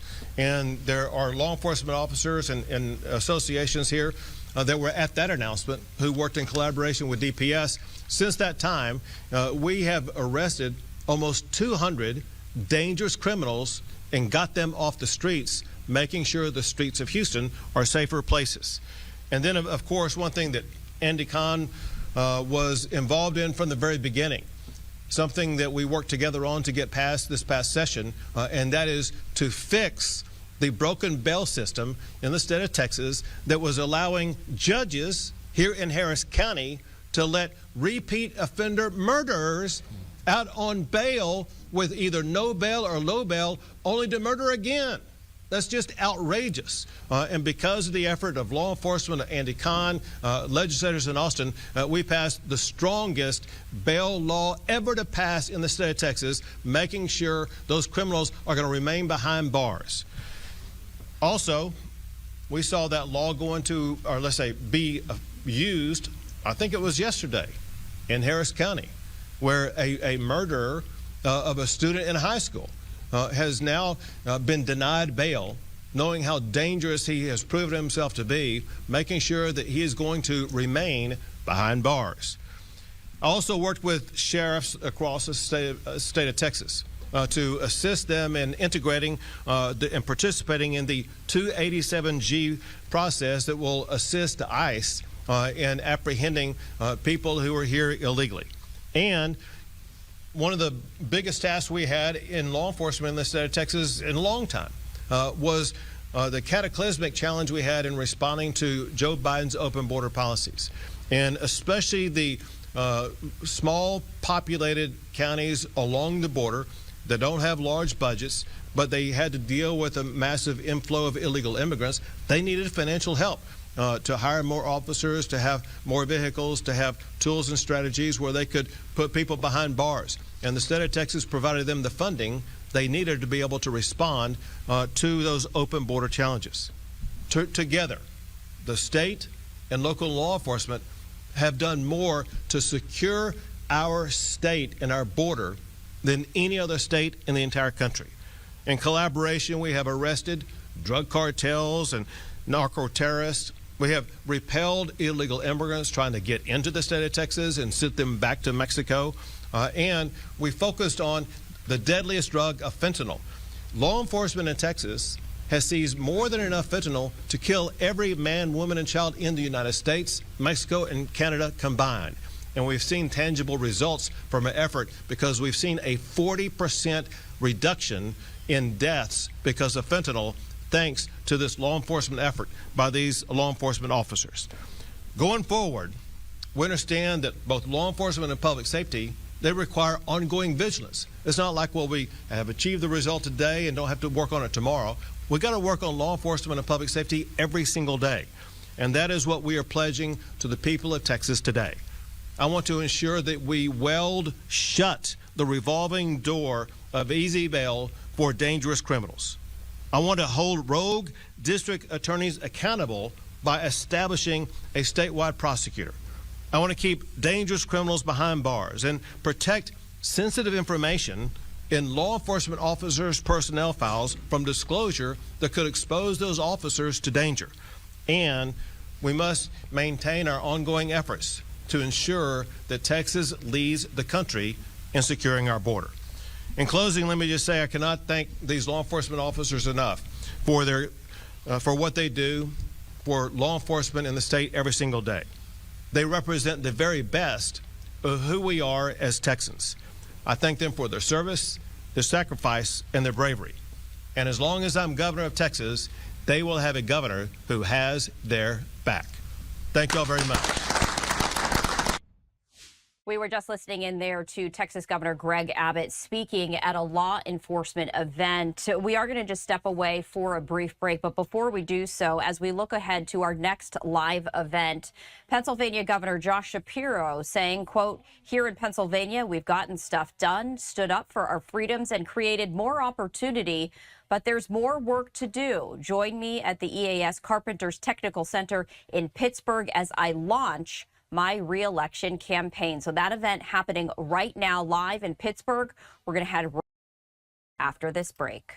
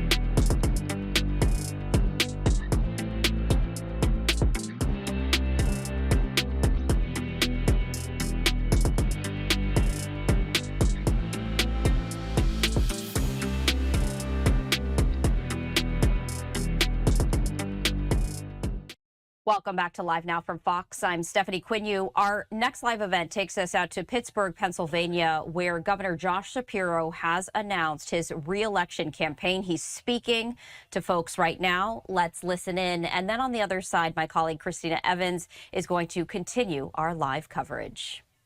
Backlogs and opened up more doors of access. Hear me on this. We're producing more energy today than ever before because our all-of-the-above energy strategy is working in Pennsylvania.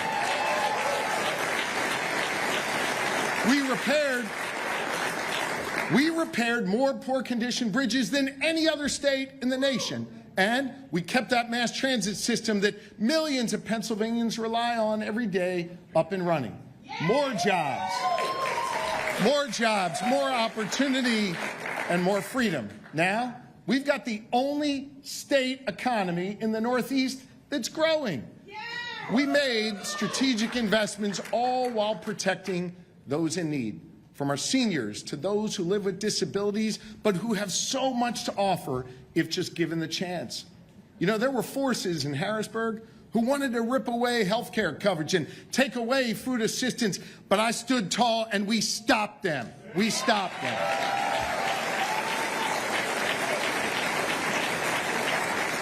I've also seen the concern of parents who are just trying to provide for their kids, only to see their hard-earned dollar not going so far. So I brought people together to cut taxes in Pennsylvania 7 times. 7 times. We put money back in the pockets of seniors and small businesses, families with child care costs, and working Pennsylvanians who are struggling to get by. Over 400,000 seniors got a tax cut on my watch. 219,000 Pennsylvania families got a tax cut to pay for child care. And now, nearly 1 million hardworking Pennsylvanians will get a tax cut up to $800 this year. Our kids are getting a better quality education. Our communities are safer. Our economy is growing. And we're putting money back in people's pockets. And through it all, you, the good people of Pennsylvania, y'all have been my North Star. And so I came back here today to say thank you. Thank you for the opportunity to listen to you and to serve you. I'm also here to say we've only just begun. We've got more stuff to do. We've got more people to help, and we've got more problems to solve. And so, with a servant's heart and an ear to your concerns, progress made, and with a hunger to do more for you, I am here to announce that I am running for re-election as governor of this great Commonwealth.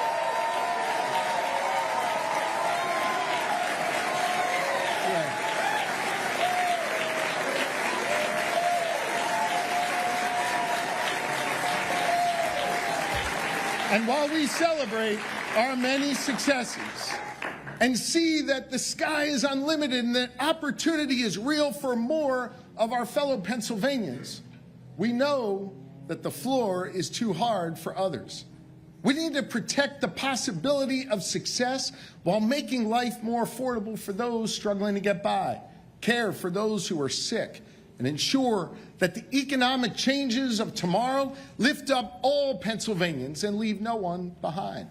We have more to do to cut costs and give more Pennsylvanians a chance to get ahead.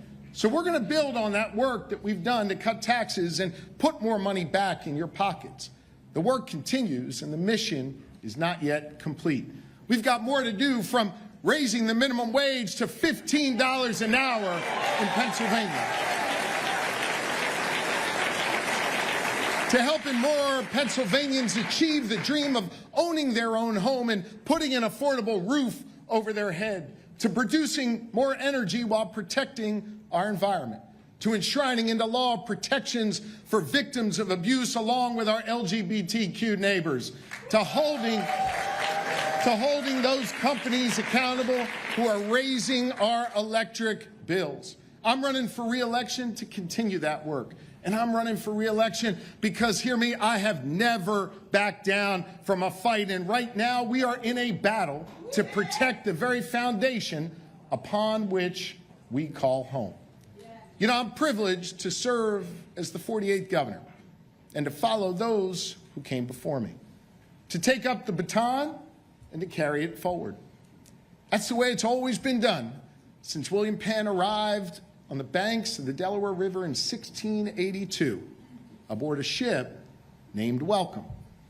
Penn wanted to build a place that would be welcoming for all, a place that would be defined by real freedom, with free elections, free expression, and the freedom to worship as you wish as central tenets of our new home.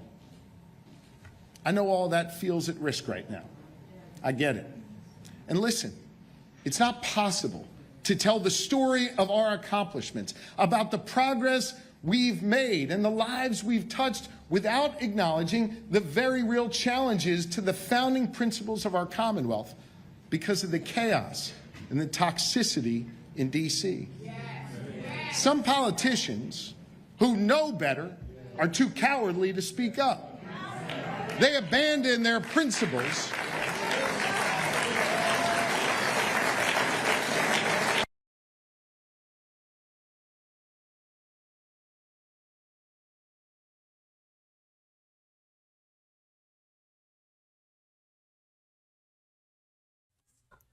All right, as you're with us here on Live Now from Fox, it did appear that that feed froze for a second. It's back up. Are about to lose their health care.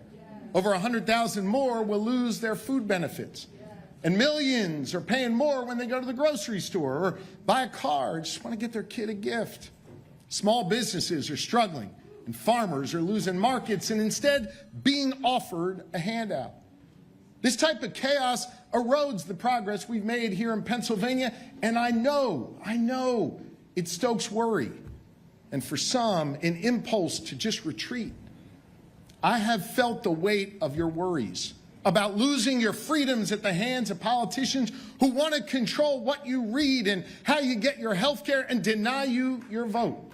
The worry about being unable to feed your kids because that compact that we relied on for generations was just ripped away. That worry I know many young people feel, that the American dream is something they learn about in the history books, but isn't something they see in their future. Every step of the way, I've stood up for my fellow Pennsylvanians, sometimes in a court of law and other times by simply refusing to back down, refusing to cast certain Pennsylvanians aside, and always by speaking truth to power. You know,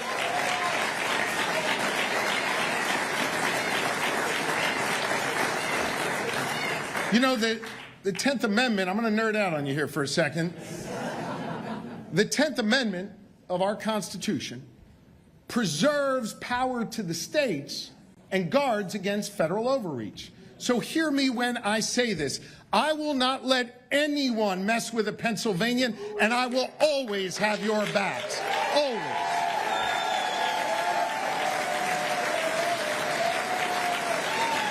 Right. I'll continue to make Pennsylvania a place where a woman's right to choose is the law. Where you can marry who you love and worship as you please, and where the union way of life is protected, because on my watch, Pennsylvania will never be a right-to-work state. Never.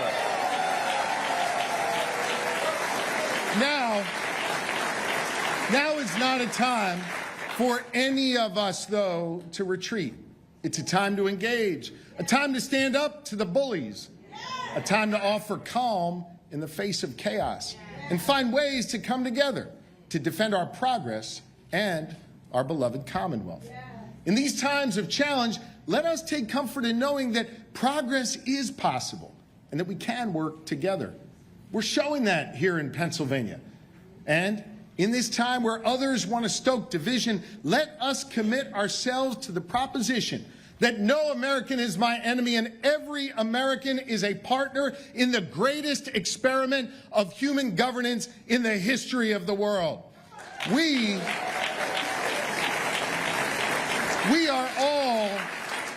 are all descendants of Penn's promise, and we bear the responsibility to carry it forward and continue that work, to find ways to appeal to our better angels instead of succumbing to our worst impulses. You know, the solution for curing the divisions of America is to refuse to become part of them. Refuse the personal attacks, refuse the whitewashing of our shared history, and refuse the scapegoating of others.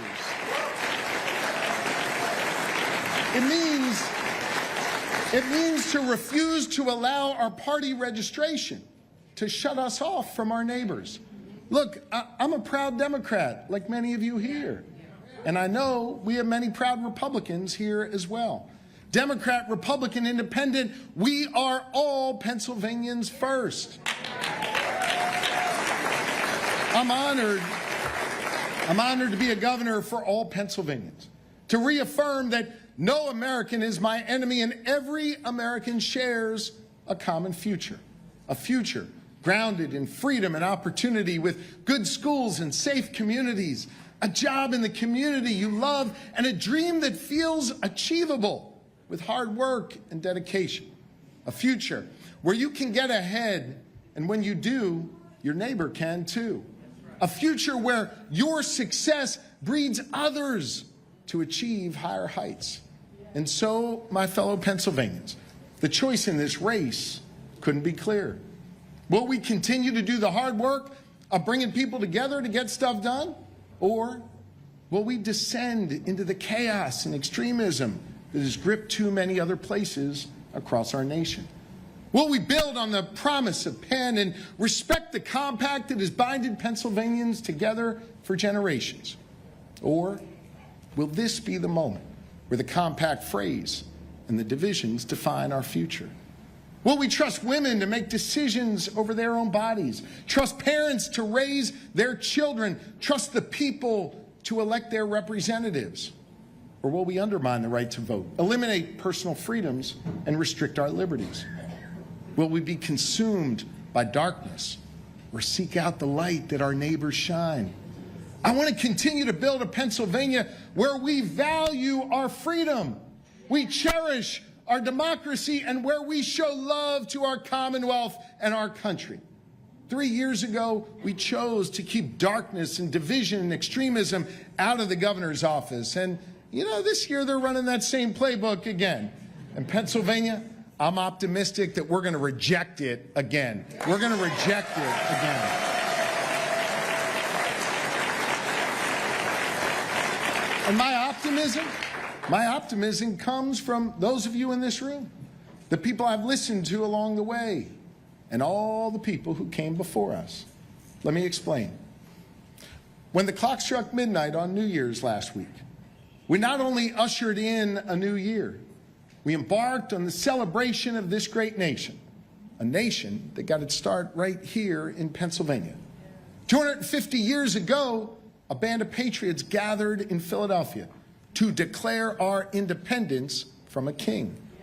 Those men knew not what was to come, but they knew that their future and those who would follow would be grounded in the notion of freedom and self-determination.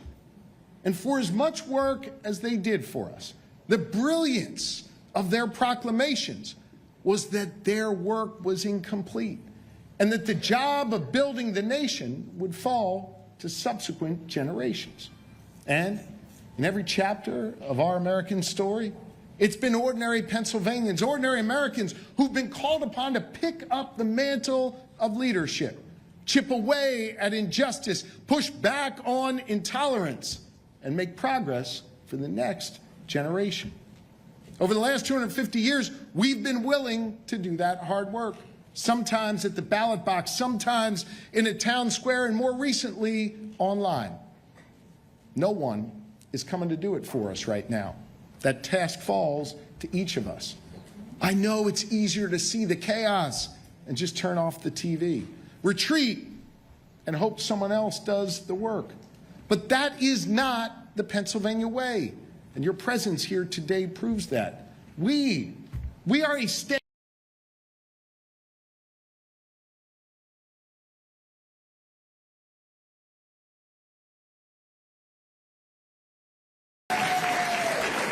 From those founders 250 years ago, to our steel workers who built our cities and towns, to those who descended beneath the surface of the earth to power our Commonwealth and our country and form the arsenal of democracy. But power isn't just wielded in large acts or on big stages. You have enormous power, and today I'm asking you to use it. Post about why you're here and what's at stake. Have that respectful discussion with your friend who voted differently than you in the last election, but now sees the effects and wants a different way. Yeah. Volunteer for a shift at your local campaign headquarters. Proudly wear some of that Shapiro merch and show that you believe in empathy, you believe in progress and real results, and that you reject extremism. And don't lose sight of the fact that you've got a privilege to live here in Pennsylvania, the biggest swing state of all that always decides it all. You have the ability right here in your hands in Pennsylvania to decide the balance of power in the U.S. House of Representatives. And you've got the power to help me win a trifecta in Harrisburg, where the legislature is divided by a mere 3 seats. You've got the power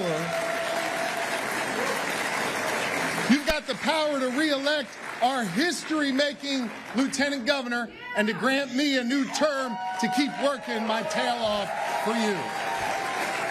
So I'm going to keep listening. I'm going to keep being a governor for all Pennsylvanians, and I'm going to keep on getting stuff done. And through it all, knowing that you have my back, knowing that you truly give a damn about this Commonwealth and are ready to work together to protect our country, well, that inspires me and it gives us all hope. You have the power, and I've got your backs. And together, we're going to win our re-election. We're going to win our re-election.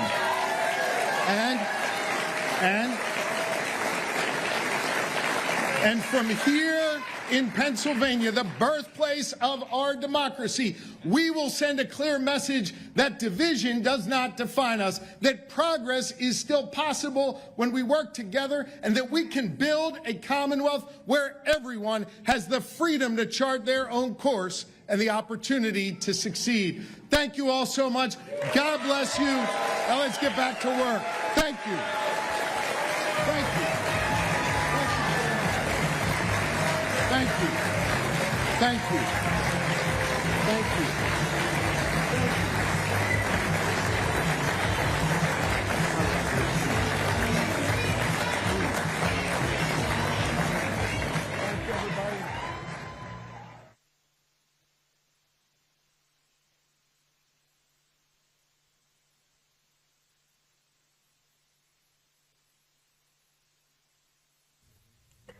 All right, as you see there, that wraps up the speech from the Pennsylvania governor, Josh Shapiro, as he has now announced his re-election campaign. And so you can see the room is full there with his supporters as he made this speech there as well. We do know that, of course, Pennsylvania Governor Josh Shapiro has decided to run for a second term. This is the pivotal battleground state of Pennsylvania. This is after that first term put him on the Democratic Party's radar as a potential presidential contender in 2028. And so those conversations are still ongoing at this time as Josh Shapiro has really risen the ranks there within the Democratic Party. We do know that Shapiro hasn't at this point disclosed any ambitions for a higher office, but his re-election effort will be closely watched as yet another test of whether or not he's White House material. And so I want to zoom in here on this shot and put it full on your screen before we transition to some of our other stories as we're getting these last images of Shapiro and others who are part of the Democratic Party shaking hands there in the room for this event in Pittsburgh. And so this is ever since he won the governor's office in a near landslide victory back in 2022. Shapiro has been mentioned alongside Democratic contemporaries like California's Governor Gavin Newsom, Illinois' J.B. Pritzker, as well as Maryland Governor Wes Moore and others as someone who could lead a national ticket. We do know that Shapiro, who is 52 years old, we did just lose that shot here on LiveNOW from Fox. That happens from time to time, but I do want to put this up on your screen. It's something we have from his X account. But we do know that Shapiro has already made his rounds outside of Pennsylvania. In fact, last year, he campaigned for Democrats running for governor in New Jersey, Virginia, and he's also a frequent guest on several talk shows talking about the country's political situation. And so he was also considered as a potential running mate for Kamala Harris back in 2024. Ultimately, though, we know she chose Tim Walz, who was Minnesota's governor instead. But once again, we do know that Josh Shapiro is announcing his re-election campaign for 4 more years there in the state of Pennsylvania. A lot of folks paying attention to whether or not this means more for his goals politically. We'll continue to watch that and much more here on LiveNOW from Fox. At this point, though, we do want to transition to other top stories that we're following. I do want to briefly take you out to this shot that we're watching and monitoring out of Minnesota. And so we have a few live shots as the biggest story of the week has really been tracking all of the developments after a woman, as you can see there, that sign bears her name. Renee Good was killed by ICE agents in Minneapolis. She was killed by an ICE agent after they say that she tried to ram her car into one of those agents while they were conducting operations in the city. And so this vantage point is showing the place where a vigil is now growing with supporters showing up and bearing signs with her name. On the other side of the city, though, we're also seeing live shots like this. This is an active view of a protest that is now gathered there. If they turn the camera, you would be able to see the line of ICE agents who are also there and federal agents who are standing in front of this facility. We're going to continue to check in with all of these shots here in just 2 minutes. We have to slide away for our first commercial break of the hour. Stay on LiveNOW from Fox.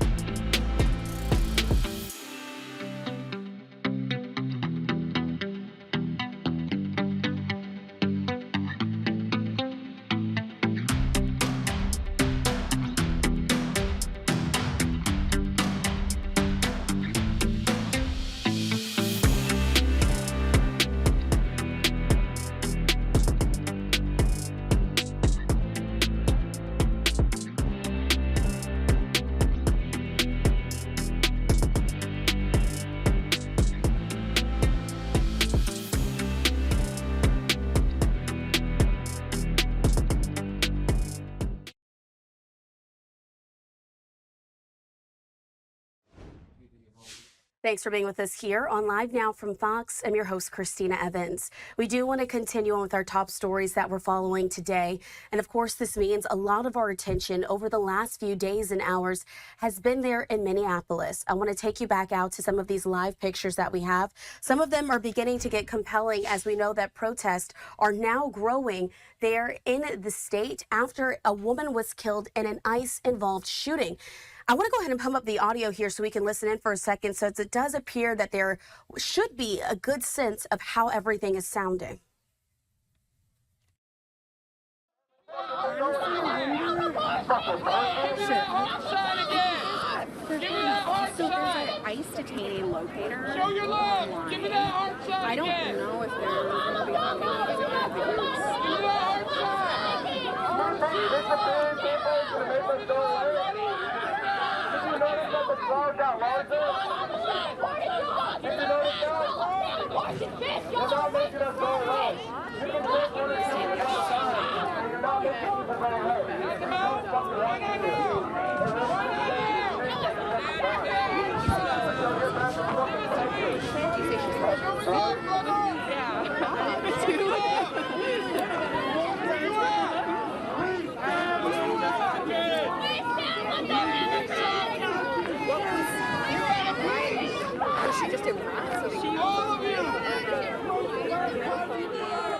All right, as you see, I want to continue to dip in just so you're able to hear the sights and sounds that have erupted there in Minneapolis. All of this in response to the deadly shooting that was conducted by an ICE agent yesterday that left a 37-year-old woman dead. And so we're continuing to see these protesters now gathering outside of the federal Whipple building there in Minneapolis to protest ICE. And again, federal officials, though, are claiming that the shooting was in self-defense, while Minneapolis Mayor Jacob Frey and others have disputed this claim. The incident, though, was captured on various videos from differing angles. In fact, we were able to show you that through some of our coverage partners there in the city as they've been staying on top of this story. But community members have since planned this emergency nonviolent protest and march to the Whipple building, this to demand that ICE leave Minnesota, saying in a press release, quote, that ICE has been terrorizing our immigrant neighbors and is now horrifyingly murdered a community member in cold blood. And so once again, our partners there at Fox 9 will continue to check in with them throughout the day as their coverage continues this evening.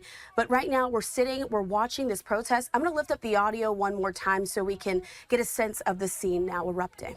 We love it, bro. What a stick. What an absolute top. Look at all these guys.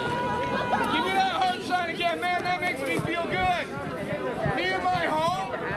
This is my home. This is my home. Where's yours? We're fucking hell.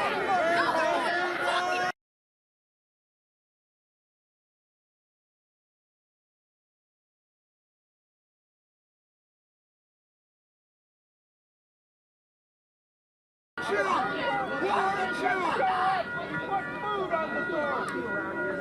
Put on little food. I'm not surprised. Screaming daddy issues. All of you. I'm sure you're a commanding officer.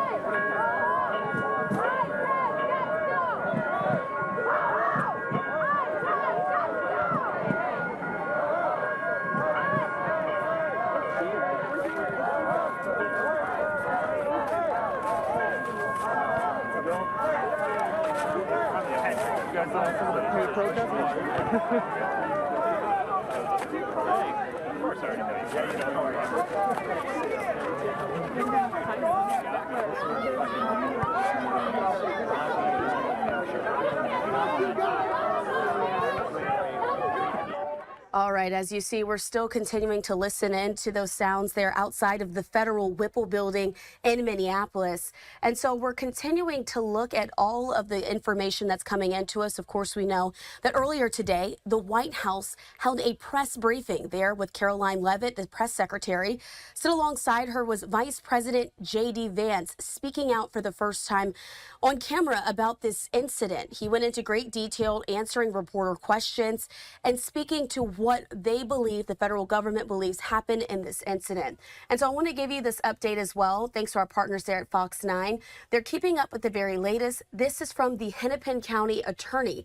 In a statement that was released this afternoon, the Hennepin County Attorney's Office said that it is, quote, looking at all options to ensure a state investigation into the death of Renee Nicole Good can continue. The statement, though, comes after the Minnesota BCA learned that it was being pulled off of this investigation into the Minneapolis ICE shooting.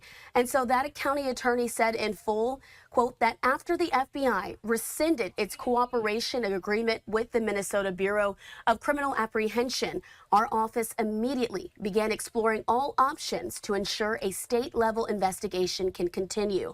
If the FBI is the sole investigative agency, the state will not receive the investigative findings, and our community may never learn about its contents. We are speaking to our local partners on paths forward that will allow us to review the investigation and be transparent in our decision making. I do want to put this up on the screen. This is from Governor Tim Walz, who also gave a briefing today speaking about the incident, saying last night, we saw Minnesota meet this moment. We saw a beautiful vigil. We saw thousands of Minnesotans demonstrating peacefully. Let's stay that way. Stay peaceful, stay safe. And so I want to dip back into that so you're continuing to be able to hear in just a few moments what those moments look like outside. But as I mentioned earlier today, we did hear from Vice President J.D. Vance. He put this out on his X account, saying VP Vance announces actions to investigate fraud in Minnesota and across the United States, saying, quote, we are creating a new Assistant Attorney General position. It is going to be a nationwide effort because, unfortunately, the American people have been defrauded in a very nationwide way. And so Vice President J.D. Vance did speak on these allegations of fraud there in the state of Minnesota, while also speaking about the incident that happened with the shooting. Let's continue to listen in just to a little bit more of the sights and sounds there in Minnesota and Minneapolis as this is ongoing. I do want to remind you that viewer discretion is advised as we're on some of these protests. Some of the language may be strong to hear.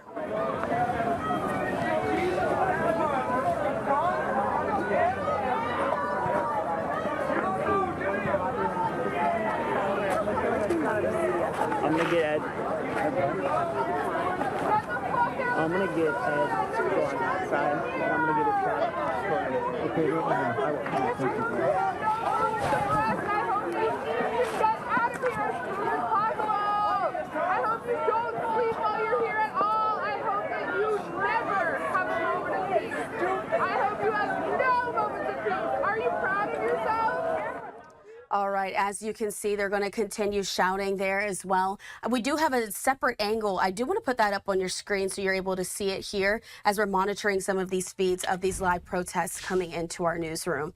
This one is just yet another angle, but I do want to let you know that as we brought it to you on air, Fox 9 there in Minneapolis has also confirmed Jonathan Ross is the name of the ICE agent who was involved in the shooting in South Minneapolis. DHS officials also confirmed to Fox 9 that the agent involved in yesterday's shooting was also the agent who was dragged 50 yards by a suspect in Bloomington, Illinois back in June. Court records from that criminal case identify that officer as Jonathan Ross. We did hear Vice President J.D. Vance refer to that verbally during his press conference that he held earlier today. And so again, Vice President J.D. Vance says that the ICE officer involved in that shooting is protected by absolute immunity, which protects government officials from criminal prosecution. That assertion came as Vance was asked about state officials who are investigating that shooting. He did go on to say, quote, the idea that Tim Walz and a bunch of radicals in Minneapolis are going to go after and make this guy's life miserable because he was doing the job he was asked to do is preposterous. And so it is important to know, according to Fox 9, that absolute immunity typically doesn't apply to law enforcement, but this is something that we're seeing and hearing from some of those officials from the White House. Let's listen back in here for a moment.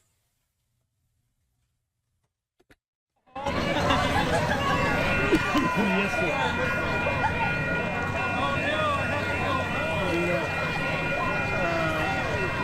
One more guy got taken down.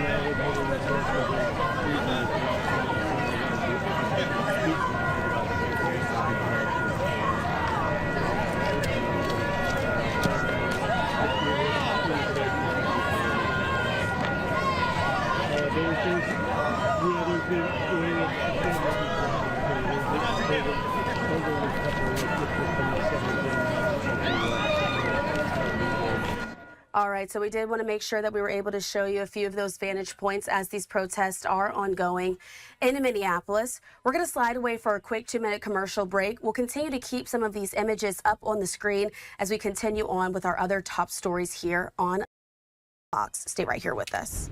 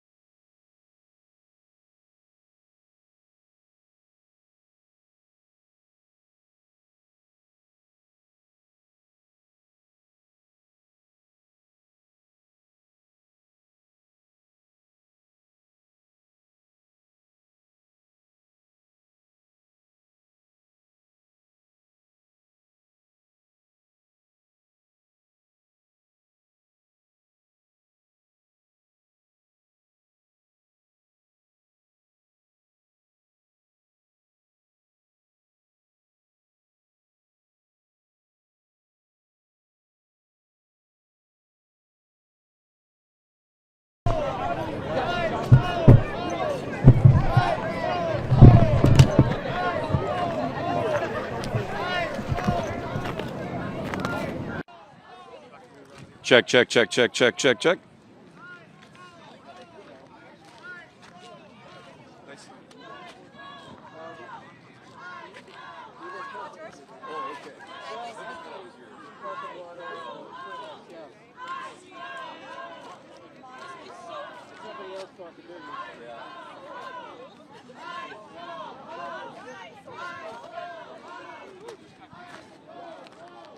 Oh, hi.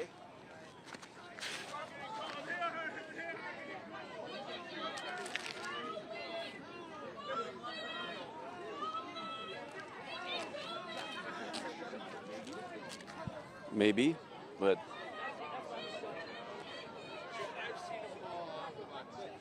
huh? Her right there behind us. On the phone? Yeah, that's the kind of people I want to get. Mm-hmm. You gotta get the old ladies here, so they're gonna be reasonable. She's there.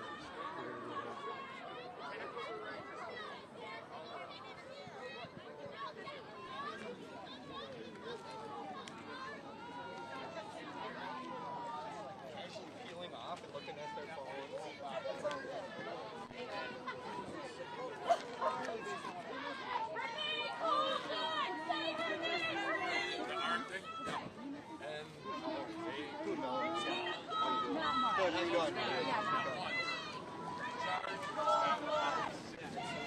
Oh.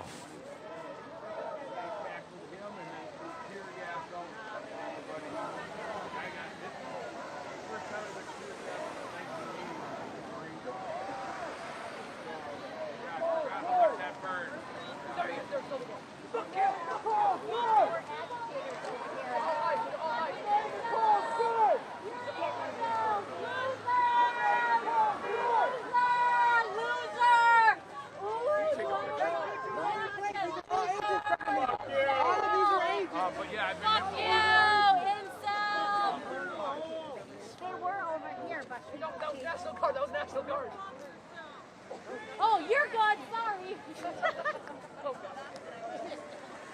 You're good. Any of the ones who go in that entrance. It's like we should block that one too.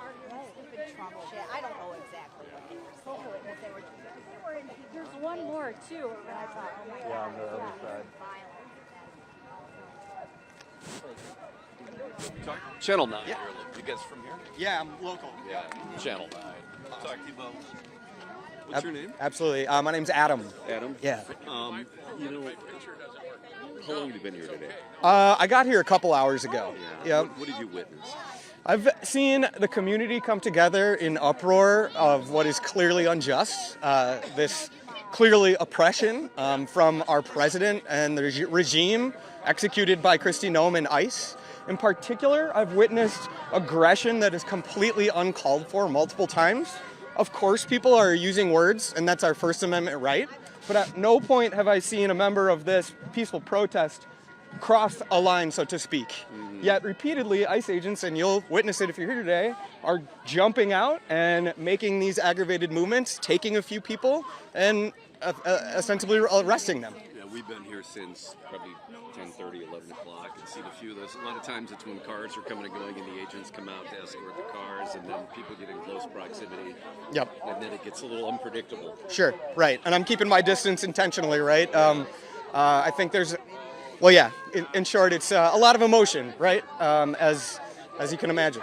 I've heard a number of people too chanting at certain times when when they get close together, don't take the bait, don't take the bait, trying to make sure that there is no escalation of anything. Absolutely. I think that's super important. Yeah, I mean, as you see agent vehicles are driving by and you see a lot of people saying don't engage, don't touch the car. Absolutely. I think that's the respectful way to do this. We want to make our voices heard, but we absolutely do not want to add to what is already a firestorm. So what kind of is the sort of parameters that you're or telling other people to operate under besides don't touch the vehicles? I mean, is it that sort of... You know, I'm not any organizer by any means.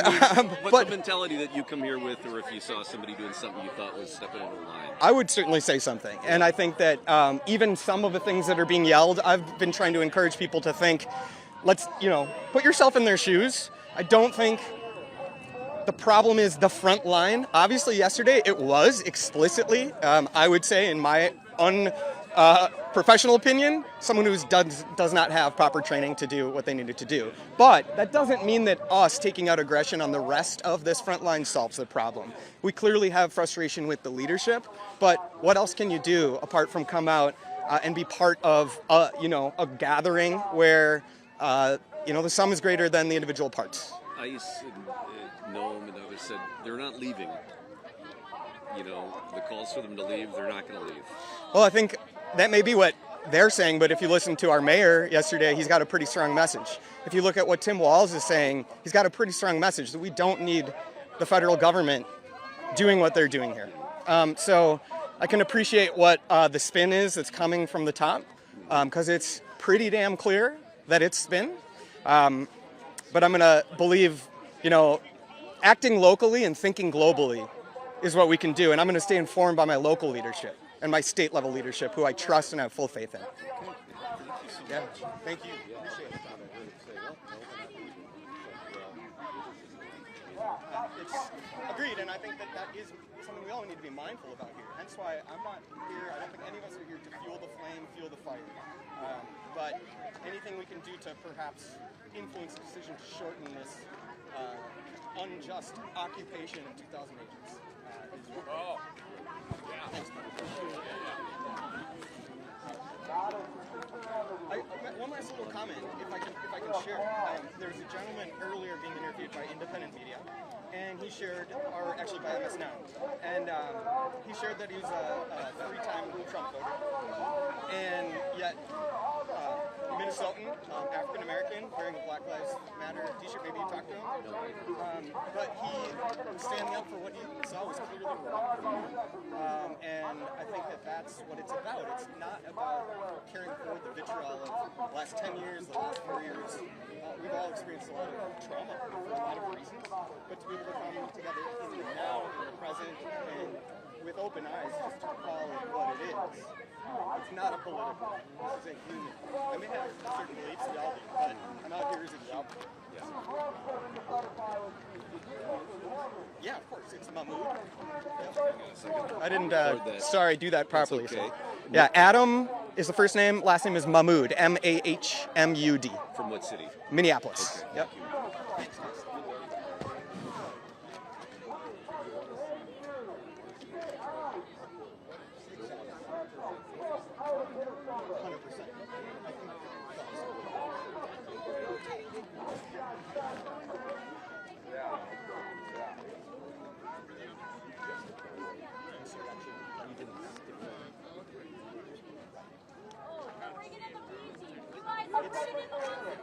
Nobody touched this. I think in particular, I really appreciated the reporting yesterday from Fox 9, all the local channels. And, it's to be expected of how stories are shared on the national stage, etc. But now more than ever, independent media and local media is so key. Absolutely. Absolutely.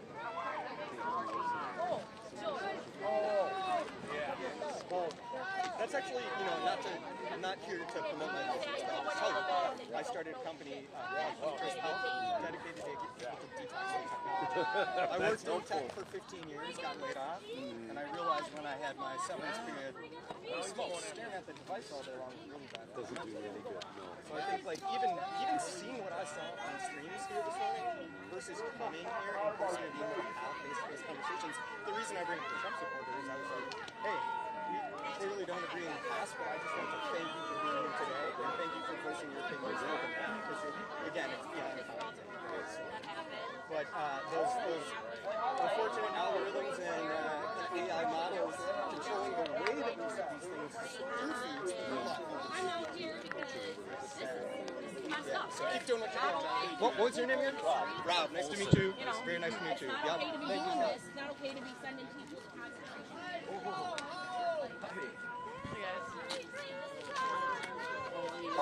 Talk to you guys? Channel 9? Go ahead. Oh, you don't want any part of it? I'm not very That's right. political We're at all. Minnesotans. I recognize you though. Hello. Rob Olson And is hello. my Yep. name. Yep. Channel 9.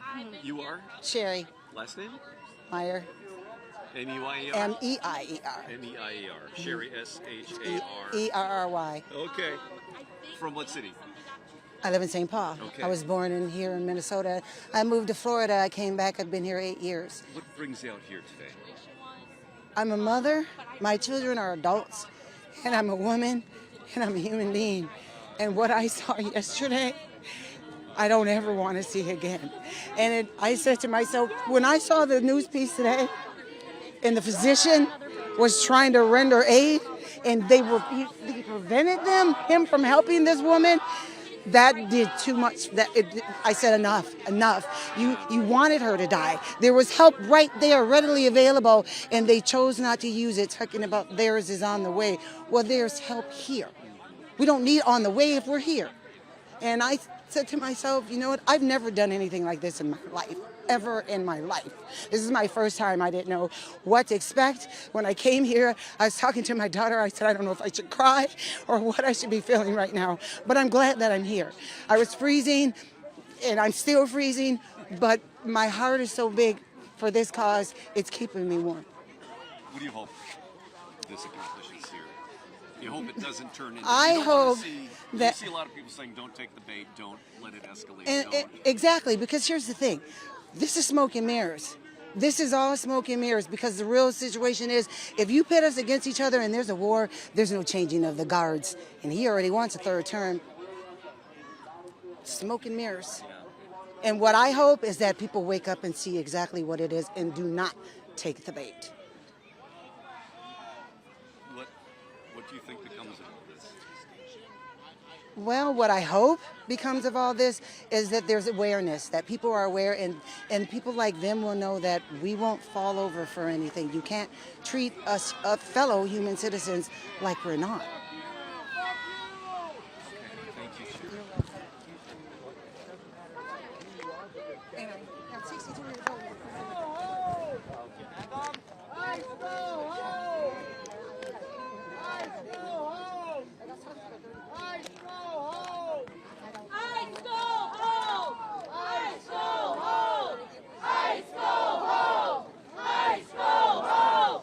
ICE go home!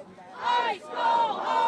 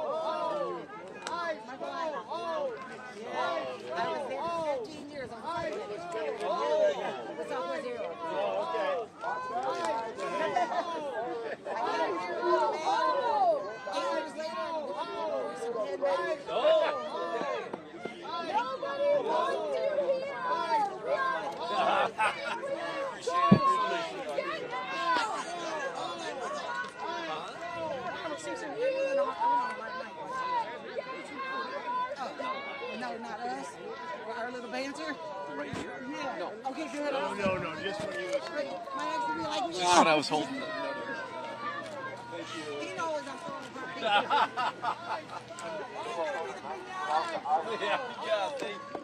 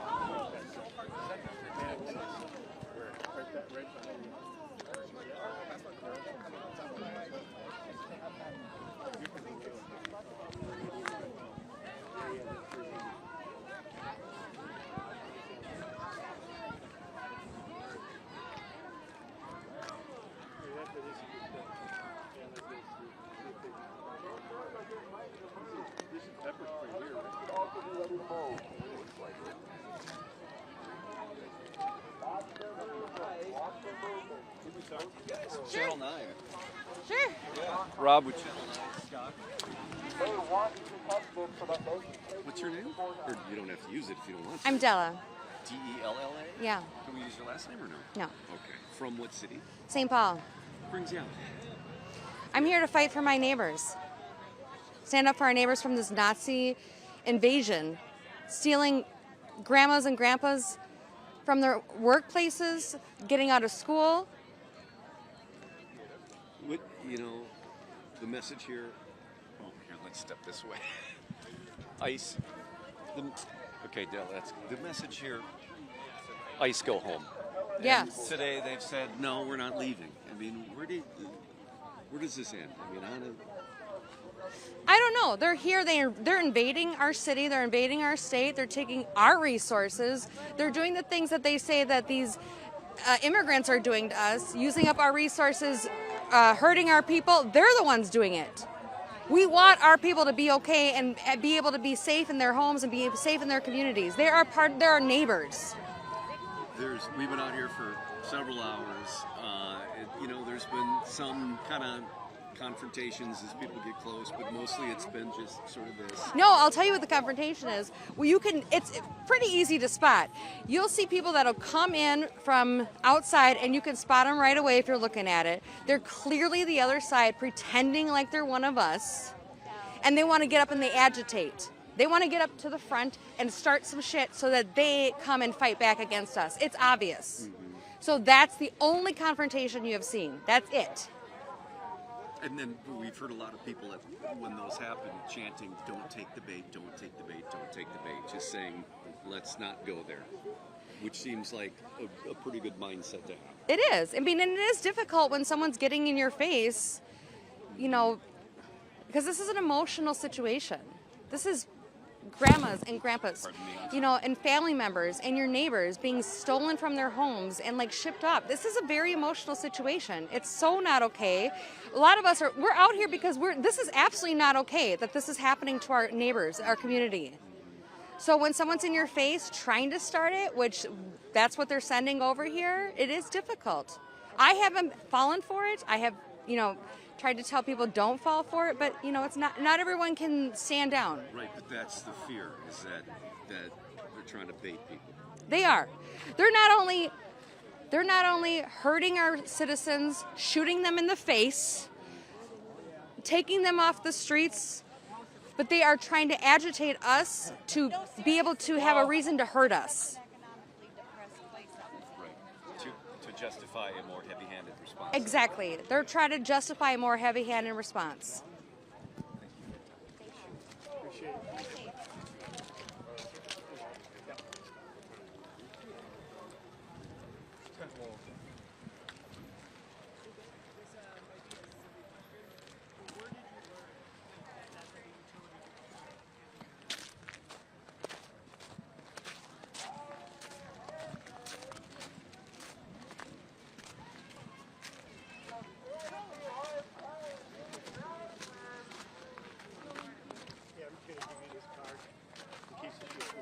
to stay out here? I'm gonna. So you can cut this shit down. You want an SD card too? Yeah.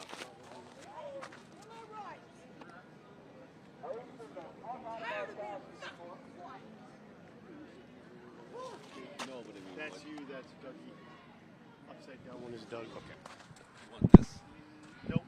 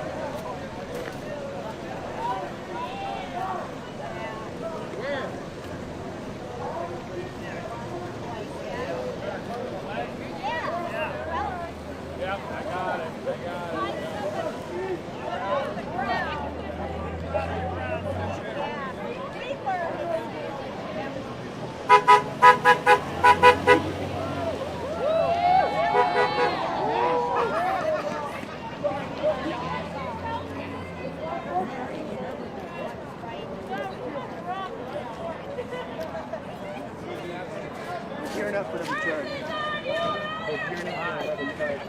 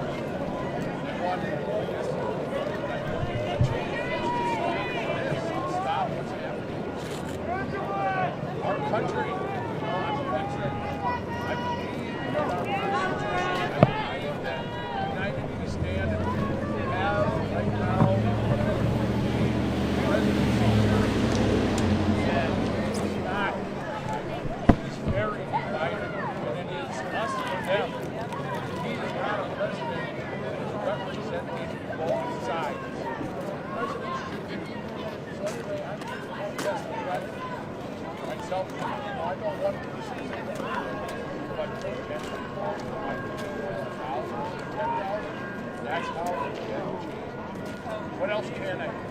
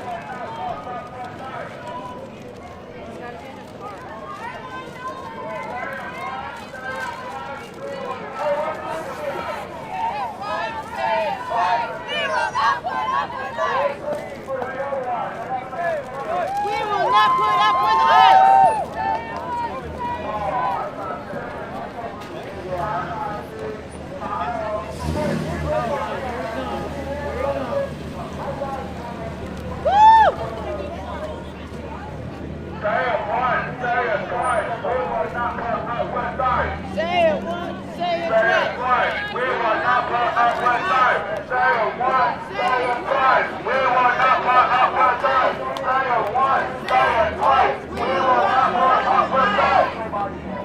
Your mother shall swallow. Your mother shall swallow. You should have been swallowed in the morning. Say it once, say it twice. We will not put up with ICE. Say it once, say it twice. We will not put up with ICE. Say it once, say it twice. We will not put up with ICE. Say it once, say it twice. We will not put up with ICE. Say it once, say it twice. We will not put up with ICE. Say it once, say it twice. We will not put up with ICE. Say it once, say it twice. We will not put up with ICE. Your mother shall swallow. Your mother shall swallow. You should have been here. You should have been aborted. Say it once, say it twice. We will not put up with ICE. Say it once, say it twice. We will not put up with ICE. Say it once, say it twice. We will not put up with ICE. Say it once, say it twice. We will not put up with ICE. Cowards, you're the cowards. Yes, Bostic Energy.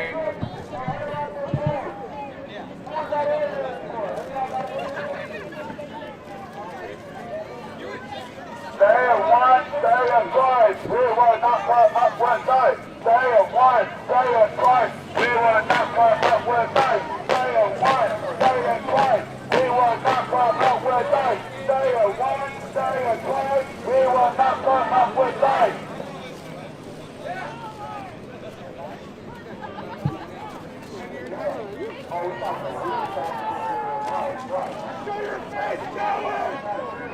If you're not pussy, show your faces.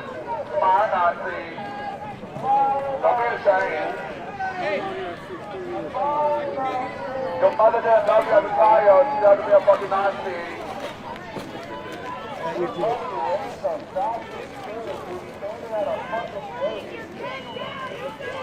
Ice out of Minnesota, ice out of Minnesota, ice out of Minnesota, ice out of Minnesota. These are ice vehicles right here, man.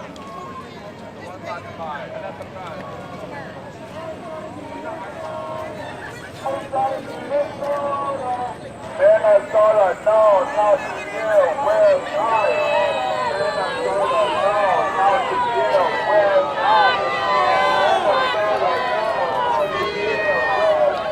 Boo! Fuck you! Fuck you! Fuck you, coward! Fuck you, coward, bitch! You are coward!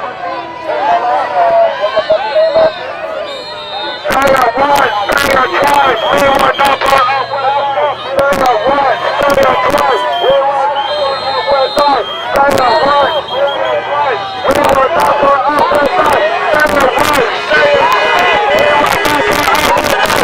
will not put up with us!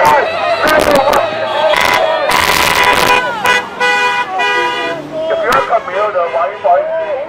It's all around here, boys. We do not fuck with y'all.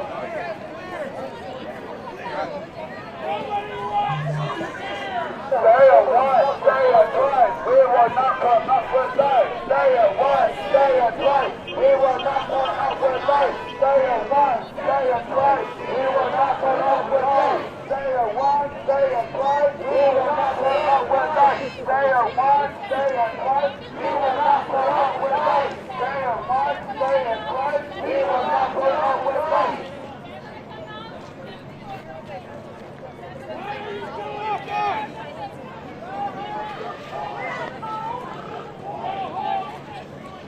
I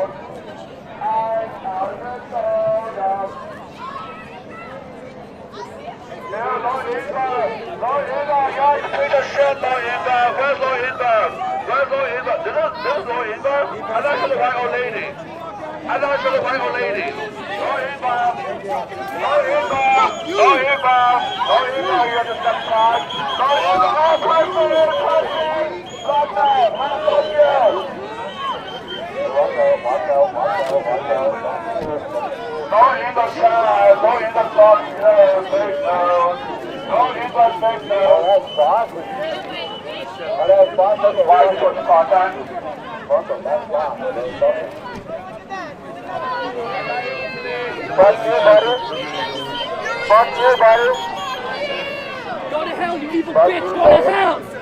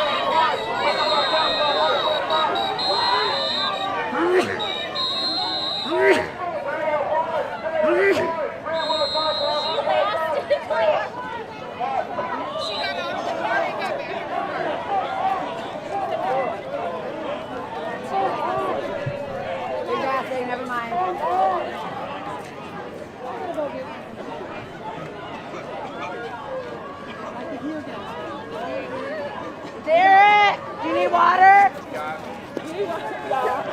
The way he's just like, oh.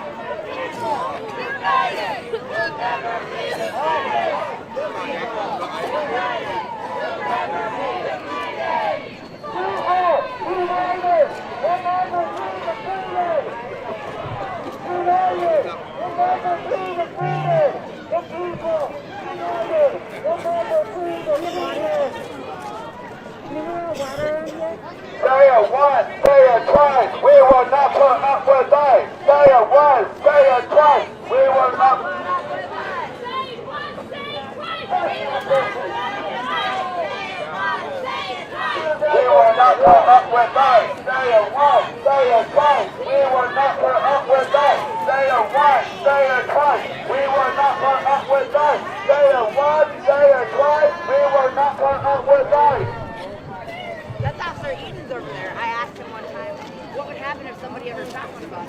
He laughed and said, the things that would have to happen for that to happen, and now one of us has been shot. They're protecting us. Yeah, these are all new people. These are whole new people. One day at the whole world. We will not put up with that. Day of one, day of five. We will not put up with that. Literally took that away from us.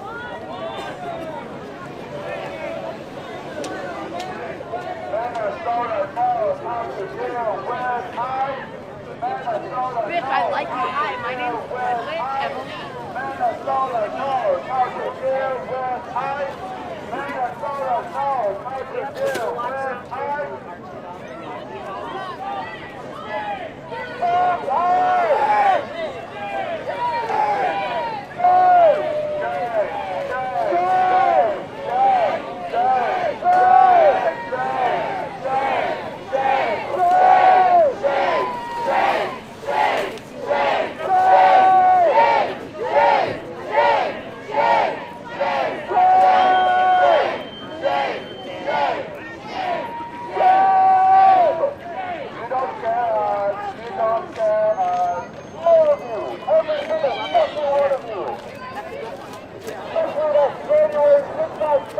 Motherfucker, you can all see him with that American flag. That motherfucker is January 6th party. Short ass, ACW cars. Look at you. You can stop and keep this flag, boys. Minnesota knows how to deal with ICE. Minnesota knows how to deal with ICE. Minnesota knows how to deal with ICE.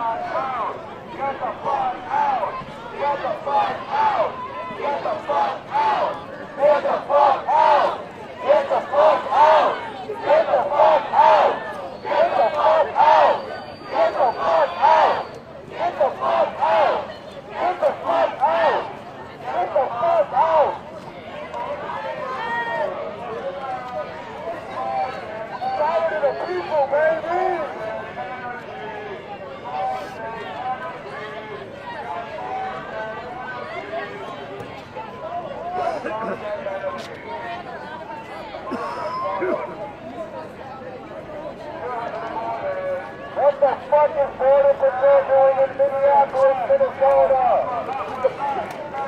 What the fuck are you doing here? We will not put up with that. Stay at one, stay at one. We will not put up with that. Stay at one, stay at one. We will not put up with that. Stay at one, stay at one. We will not put up with that. And fuck out.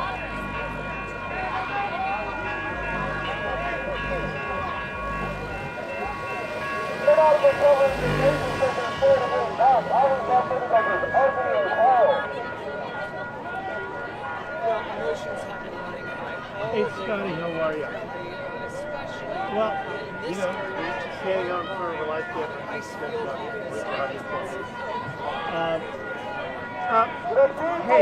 so I have a question for you.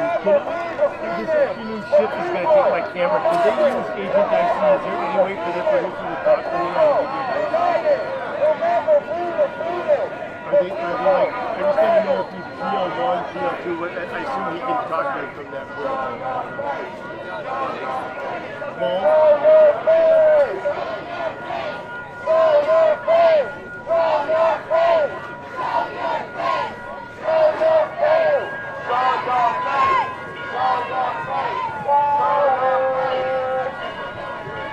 fault or grace. I don't know who's that.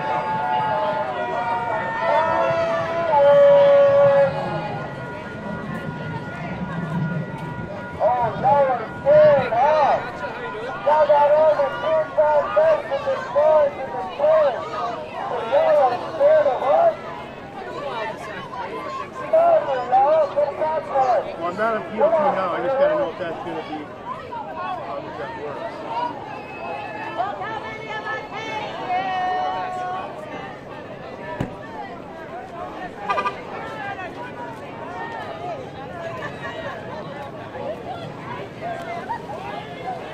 Yes, that works great.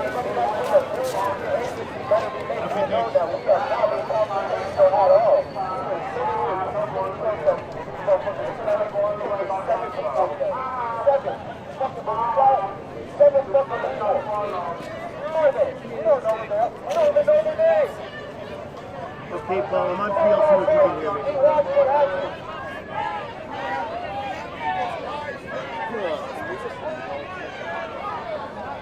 God knows how many they took today in Minneapolis and in the Twin Cities. God knows.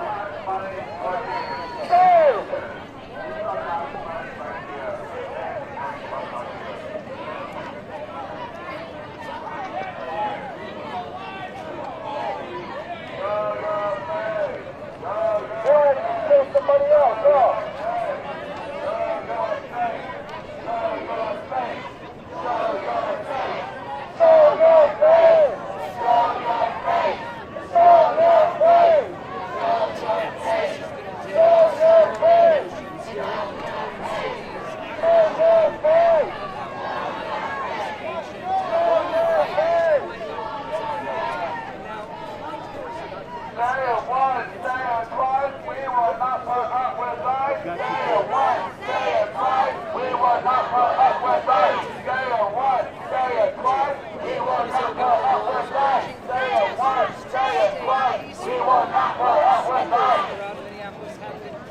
Yeah, I mean, I'm going to be here. I've got another hour and a half on, probably another hour on the live view. So just let me know when I'm on. I'm just standing by my camera. You changed your head here.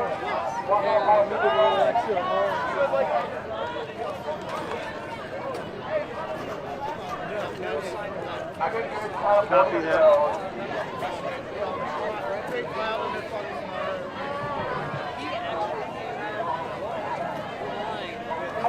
I just got a quote. I don't know how you do it, but from what I heard, when they tried to get ICE they're all driving down the line. You don't know the window. So I couldn't receive that text message. I don't know how to do it. And they might have already come through. That might have been what that's what I texted them. Stay at one, stay at twice. We will not put up with that. Stay at one, stay at twice. We will not put up with that. Stay at one, stay at twice. We will not put up with that. Again, you don't go here. Our friends, special voice. Stay at one, stay at twice. We will not put up with that. Stay at one, stay at twice. We will not put up with that. Stay at one, stay at twice. We will not put up with that. Stay at one, stay at twice. We will not put up with that. Your mother shall swallow. Your mother shall swallow. You should have been here. You should have been ordered.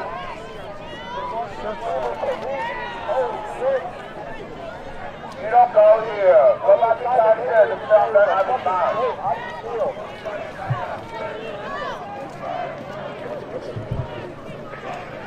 Are you guys all bottom? That's like a pussy. You all give hand jobs a bad name. You give hand jobs in the car. I've seen you guys in the car together because you don't hand hands to each other.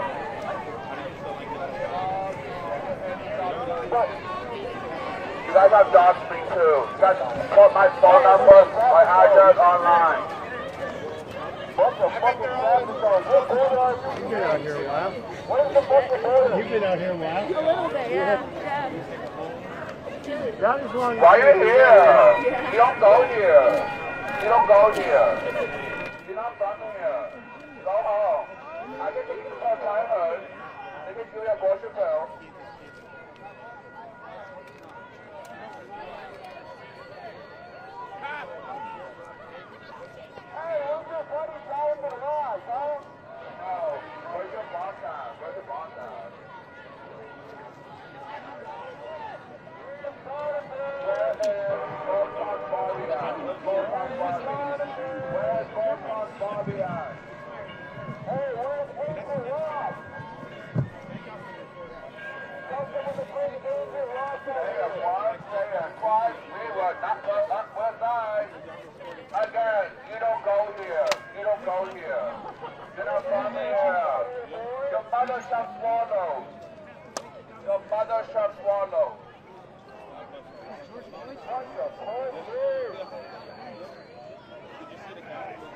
I talked to wife. That's why she moaned in the bed last night. That's why I was out when she went until midnight last night. So she was giving the head. Oh my God, Daddy! Hi, Daddy! Sky Daddy! Oh my God, you came out of the car. Oh my God, Sky Daddy! You have a big head. You have a big head, Daddy. Put your head back in the window. Nobody wants your fat head out the window anyway. It's funny how the dangerous are literally the fast bus. I really been trying to not buy spares, but look at their right face, bro. This company has got a fucking company. They got a big boy. Hey, you guys got a bonus out here? You got a bonus? You got a bonus when you're a hands-off car? You got a bonus when you're a hands-off officer? They don't even get their bonus. They got to stand at a fucking gate to be traffic going on there. They don't get no arrest. You guys give hands-off a bad name. These guys are fucking kids. They came to Minneapolis. They're trying to kill people like their buddy is Agent Rod. Hey, where's Agent Rod? We're looking for the killer. Y'all are real big. You can't be like this, huh? Go the fuck home! Go the fuck home! Go the fuck home! Go the fuck home! Go the fuck home! Go the fuck home! Go the fuck home! Go the fuck home! Because your wife is not a person tonight.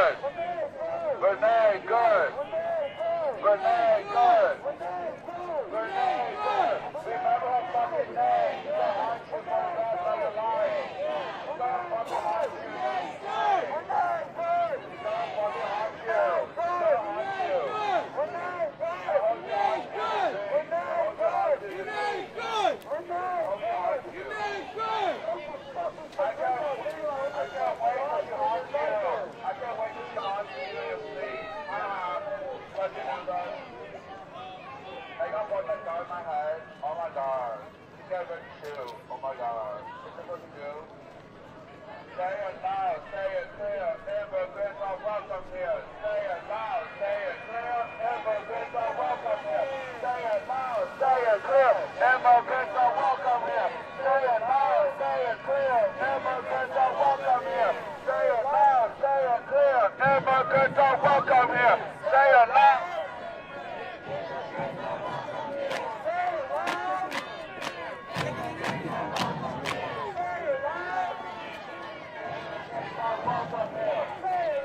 Say it clear, immigrants are welcome here. Say it loud, say it clear, immigrants are welcome here. Say it loud, say it clear, immigrants are welcome here. If you don't like immigrants so much, you can go. You can go. You should be deported. Right here on court you. Okay, we have to court you back. Okay, bud?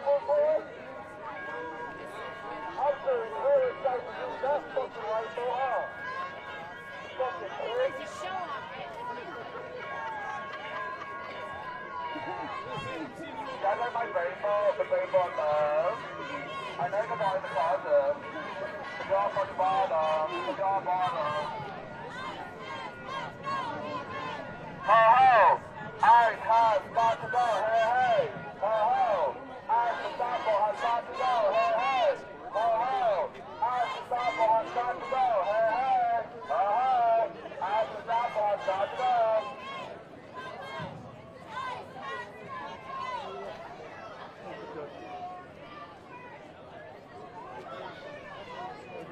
Smile, Nazi. Oh my God, he's smiling. Why is that guy smiling right there? Look at him flirting.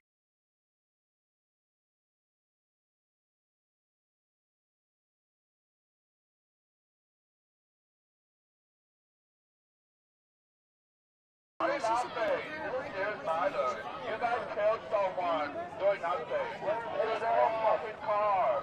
It was their own fucking car doing nothing. You killed her for no reason.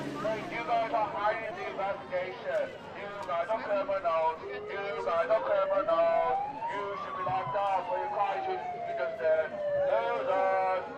Paul, this is Chad. If you're talking to me, you might have to speak up a little bit. I got guys on both of us out here. Come to the party. Say it loud, say it clear. Immigrants are welcome here. Say it loud, say it clear. Immigrants are welcome here. Say it loud, say it clear. Immigrants are welcome here. Who is Omar? Omar from CNN. I thought you lied. That's why she mom last night. And that's why she's starting there and taking the boys tomorrow. Because you're not pro-life. I would never get a baby to you but your lifetime. Not a baby for you because you're fucking full of me anyway. You beat your wife.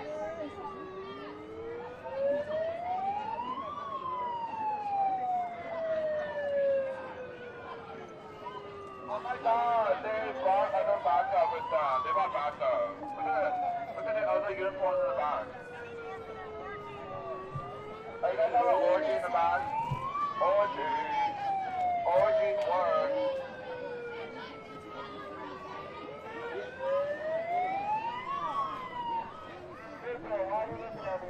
Get the fuck out! Get the fuck out! Get the fuck out! Get the fuck out! Get the fuck out! Get the fuck out! Get the fuck out! Get the fuck out! Get the fuck out! Get the fuck out! Get the fuck out! If you don't get the fuck out, the wife will get something tonight from me.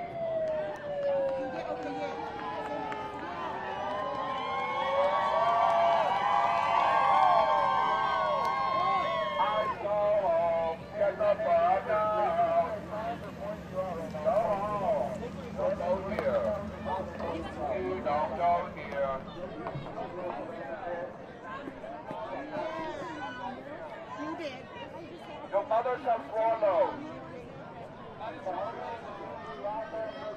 Hi, Daddy. Which one you gonna have an orgy tonight with me? Which one you gonna have an orgy? With me. I'm not only fan. You want my only fan? I know you like my dad. I know you all. I know you know I am. I'm Slapper Boy. Let's go call me online, Slapper Boy. Don't forget dogs online too. You guys touch the address of ever. Your mother got swallowed. Grandpa, hi Grandpa. Grandpa, you have fucking ugly beard, Grandpa.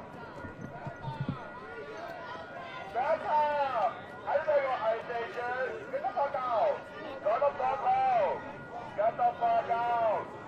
Your mother got swallowed. Your mother got swallowed.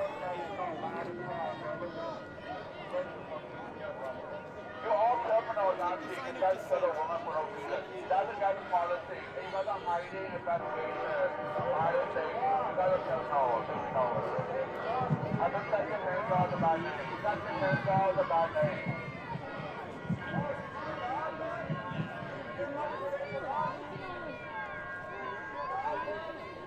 Your mother got swallowed.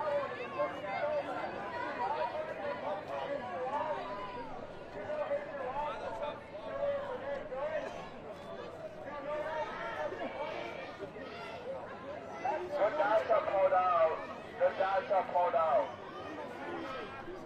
Your dad got pulled out.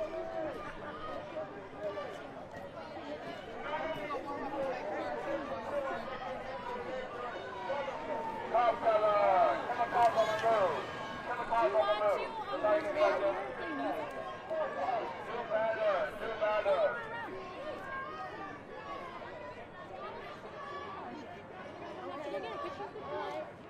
So yeah, right here. Yep. I got you. I'll protect the spot for you.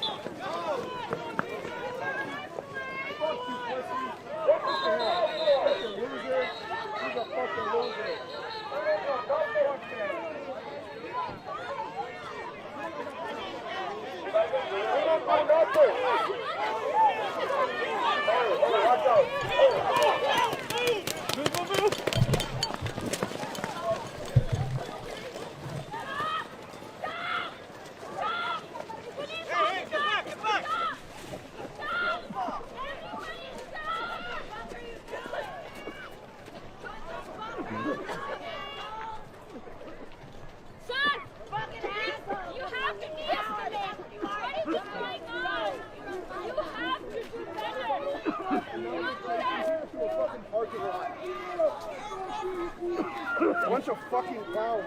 Look at all this shit. Look at all this shit. Look at all this shit. It ain't fucking tricky. Who needs this fucking Who needs? You're a fucking bootlicker. How's the fucking rubber tape, bitch? How's the fucking rubber tape, bitch? Faces of ICE, right here. Fuck you guys. Fuck all of you. You threw a water bottle. You chased them down. Bunch of fucking pussies. Bunch of fucking pussies. Fuck these fucking people. Bunch of fucking Nazis.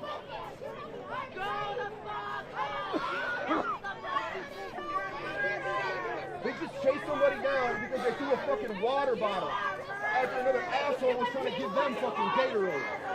Not to mention, when they took somebody in, an ambulance came and left. We don't know what the fuck happened to them.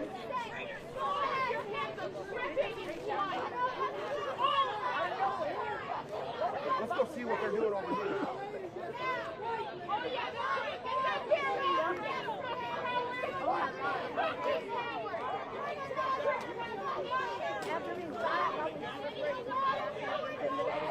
That is mild. They're lucky we are so You guys are lucky at the water bottle. Do you understand that? You guys are lucky at the water bottle. Thank you. You're fucking lucky at the water bottle. That is at the water bottle. You let us live there. We fucking hate you. Go Running towards the base of that 3,000 ice weapons is no minuscule task. That was bravery that she just did right there. Countless W's for her in the chat. That was immensely inspiring. Now, what inevitably happened shortly thereafter we're going to call them the groom. Got it? All of these folks, the bride. All of these folks, the groom. Everybody on the same page? They're the groom. They're the bride. Do we understand? Great. The groom threw something on the floor. Like cake, for example.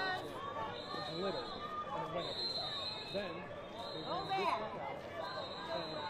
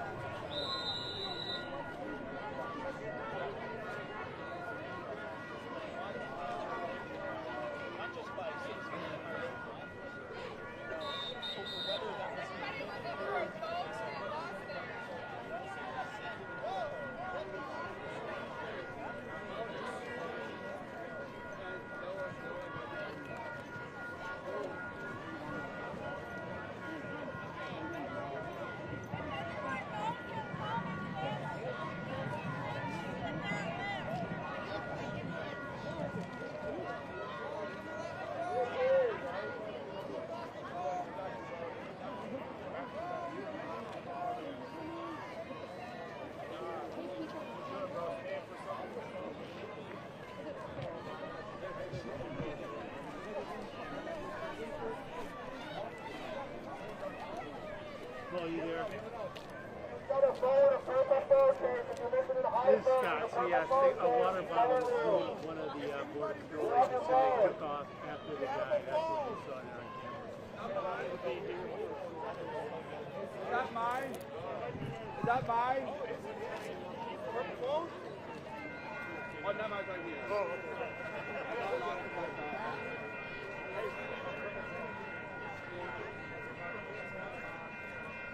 They did pull out.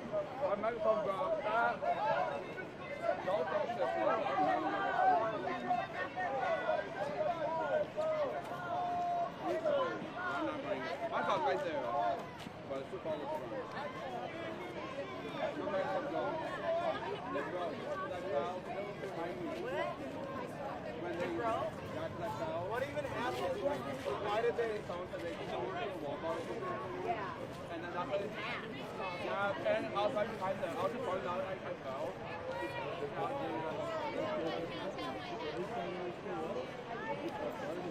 One of the agents had your fucking I saw it in his back pocket when they were walking back. Oh, that was not the one. I think they got one right now. Don't whistle. That's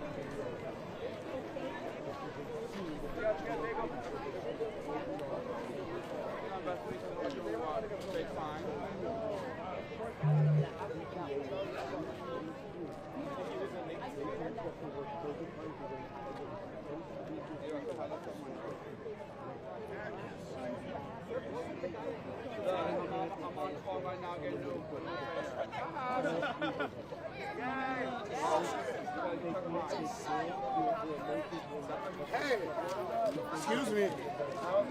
Did you lose your phone? Yes, your phone? Yeah. Let's go!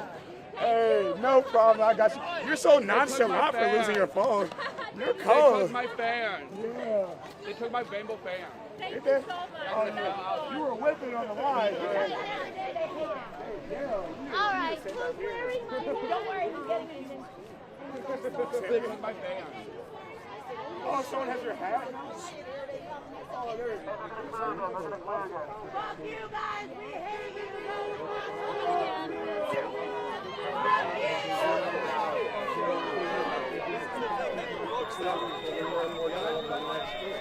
So the border issue. That was my mom. She's like, I can see you on CNN. Get out of it. Get out of it. You were right there. What is my girl's They broke my microphone.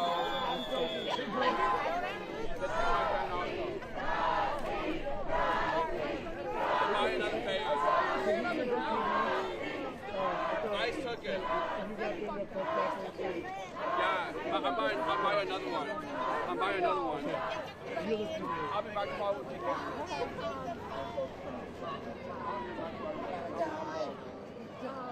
I'm not with all microphones done, Vance. You can't hear from over here. You can hear me from right here, Vance. No, I fell when they were behind me. Because I thought they were going to arrest me, so I literally fell. No, I checked myself anyway. Oh, yeah, they are. They doxed me online.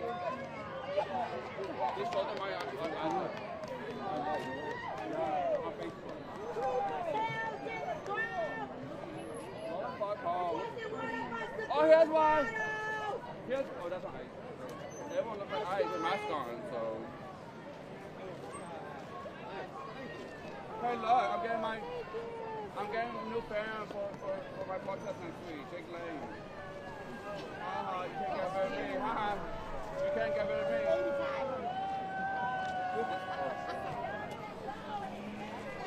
We don't go here. Did you see earlier? I don't know if you did, but there was somebody put on LiveNOW. This was like way early. High school. And really, and symbolism of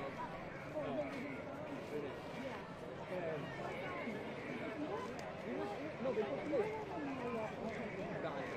This one is like up near and one of the ICEs just picked it up and like put it in a thing. Everybody figured it out.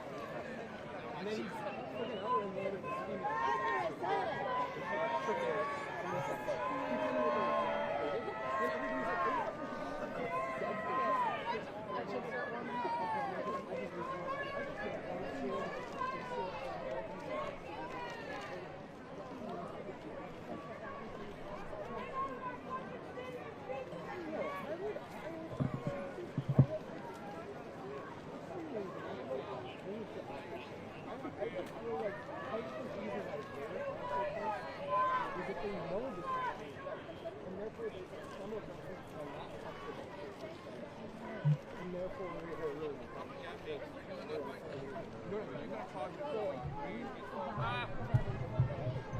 Sorry, they just keep standing in front of me, and I don't want to get too close to them. As we just found out.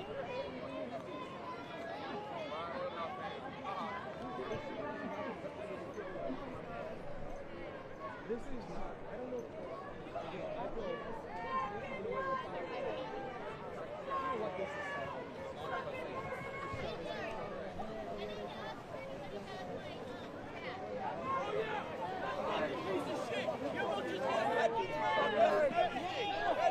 My friend!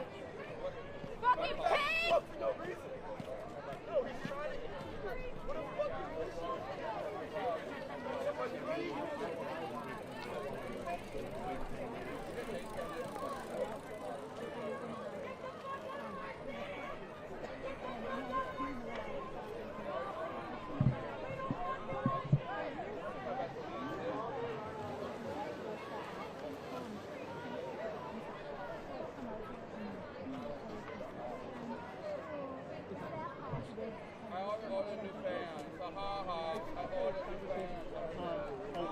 I am getting a little cold. I'm going to have to swap out a live feed here in probably the next 10 to 15 minutes.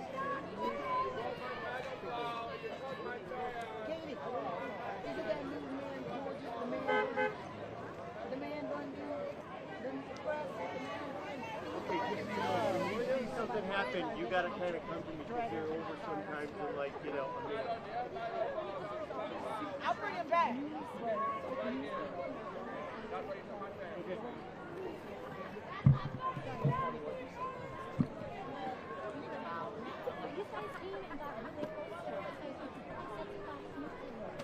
You guys, how close were you?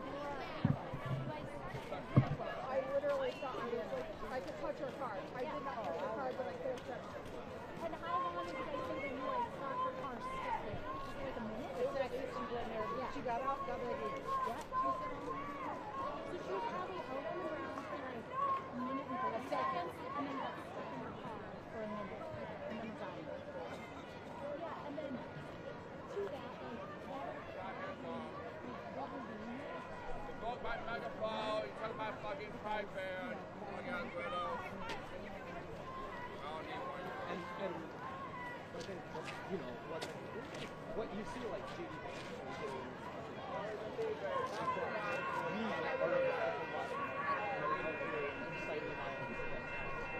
and so they wanted that narrative first to then be able to say, oh, there's an insurrection, we need to like help and bring more from it. So yeah, I think like in some respects as well, some things you said is don't take the don't believe the story we're hearing. We need to find some real constructive way to fight the battle, not fire, but to fight a good. We need to mount.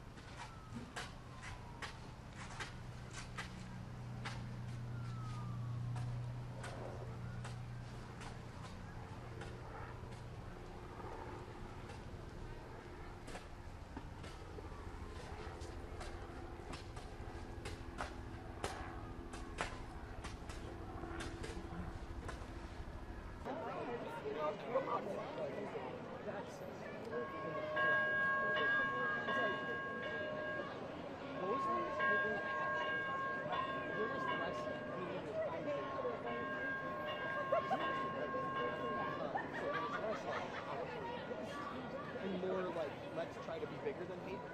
But right now, everybody's sucked down into fire.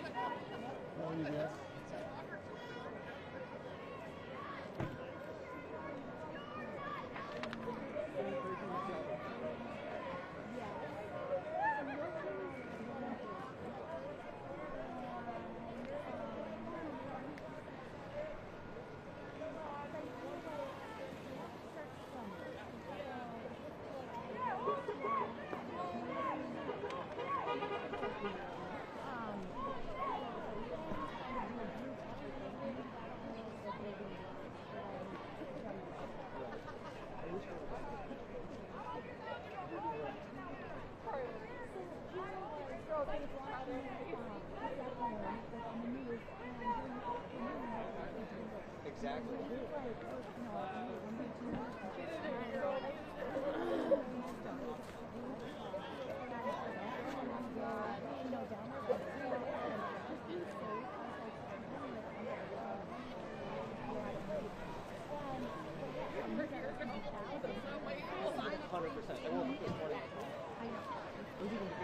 Hours after, still going.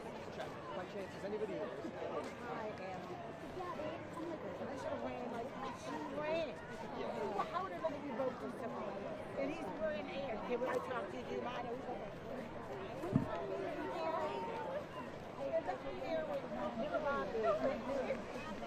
and I'm like, a deer headline.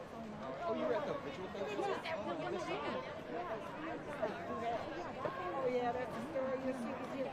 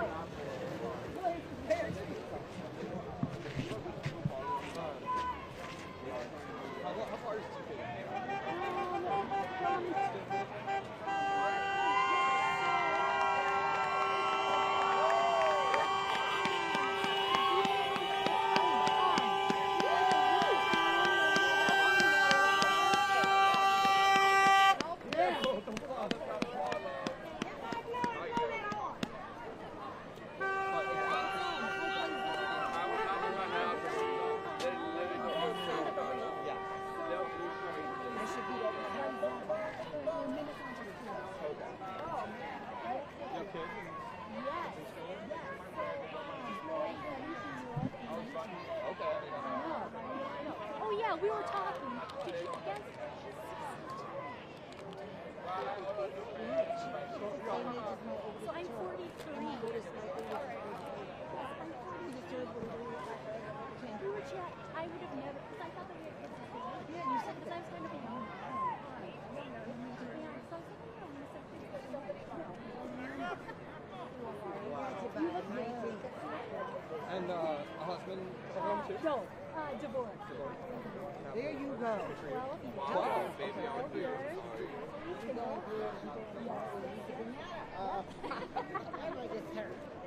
I'm 41. You're 41. You look young for your age.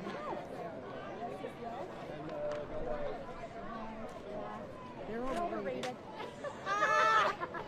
Just like you guys.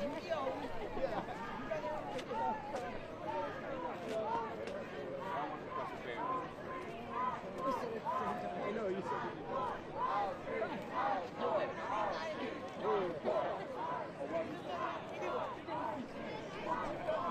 this is the best ice cream I've been.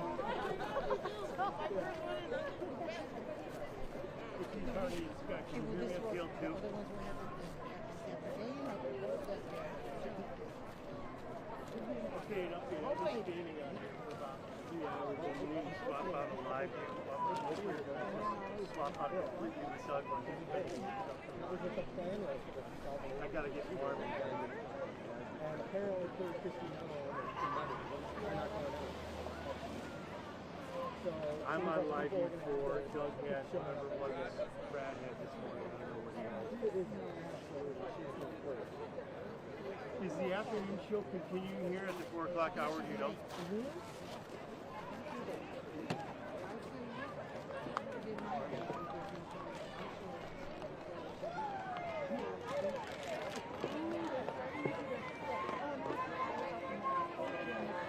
Yeah, I'm here for now. Like I said, I've got another probably 20, 25 minutes on the line. But take it and then we can swap out.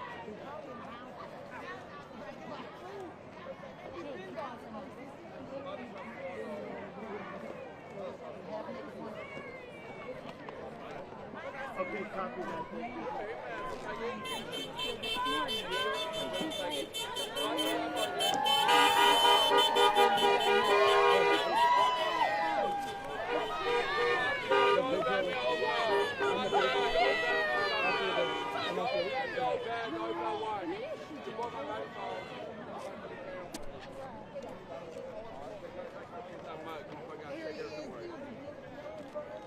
I'm a faggot, ICE.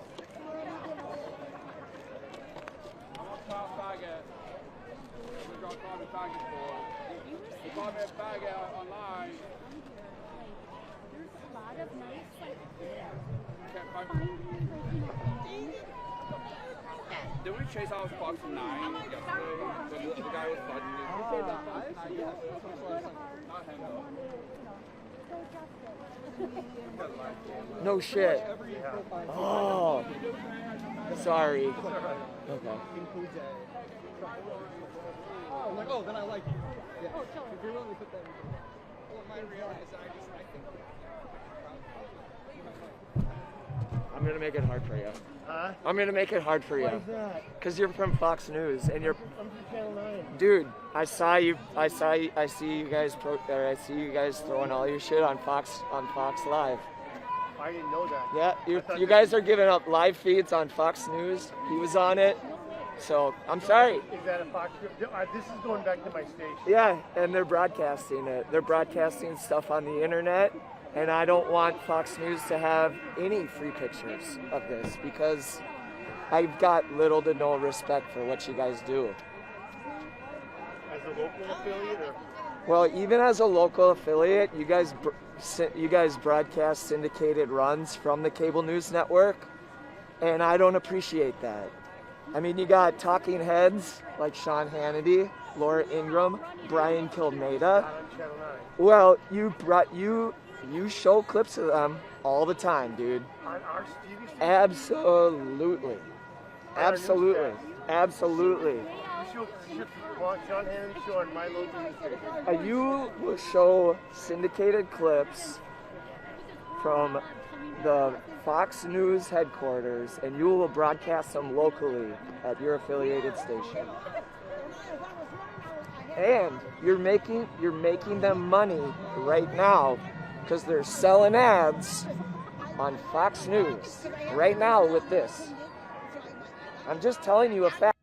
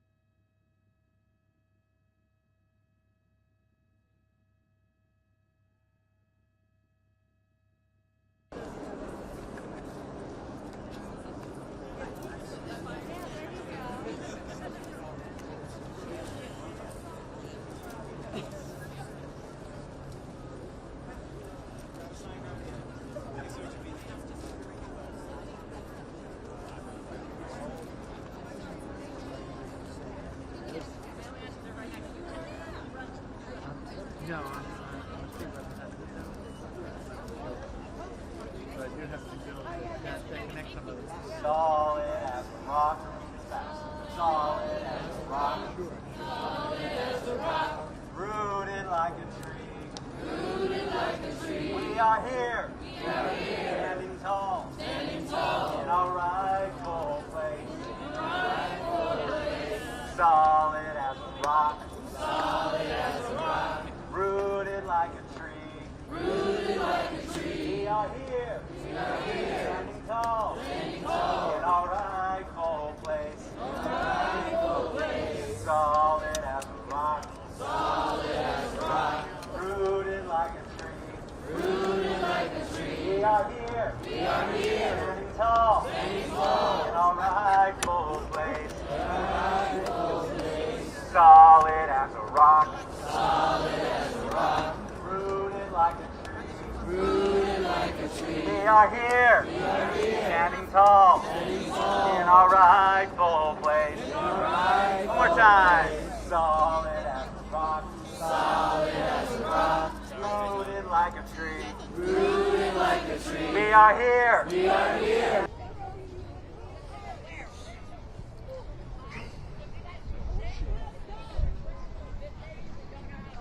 That's perfect. Yeah, there are already more than 2,000 federal agents here in Minnesota, but earlier today, Homeland Security Secretary Kristi Noem said that she isn't ruling out the possibility of sending even more federal agents here if it's going to help keep federal agents as well as this. He's just going to walk in front of you.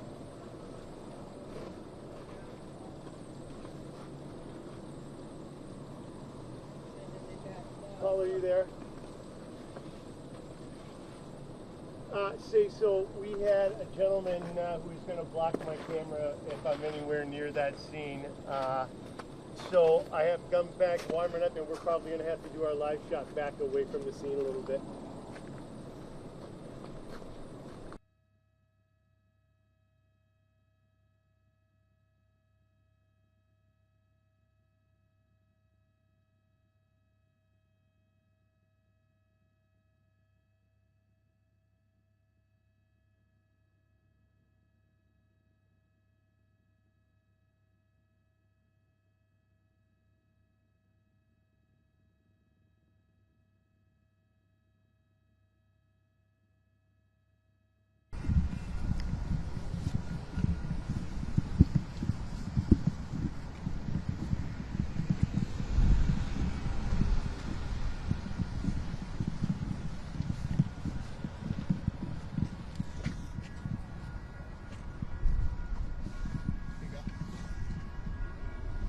I gotta switch so I can at least just leave it from over here. You know what I mean?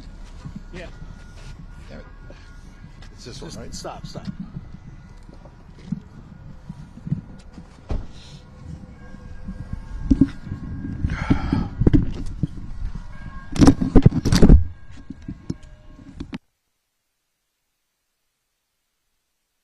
I am here because I am tired of watching armed state actors murder people. Whether it is murdering people in ICE detention, murdering people on the streets, murdering people in prisons, murdering people by deporting them. I am tired of state murder. As a Christian, as a person of faith and conscience, I stand opposed to any injustice, any time that violence is used, any violence used to oppress people, to tear us apart. And so I'm here because my heart is breaking. I'm here because ICE decided they can kill people just for trying to document, just for being present on the street. And that is impunity. I don't necessarily want to open this way. I'm going to say this. That is impunity that we have given them because we have not yet stood up in large enough groups and non-cooperative and bold enough ways to shut down this system.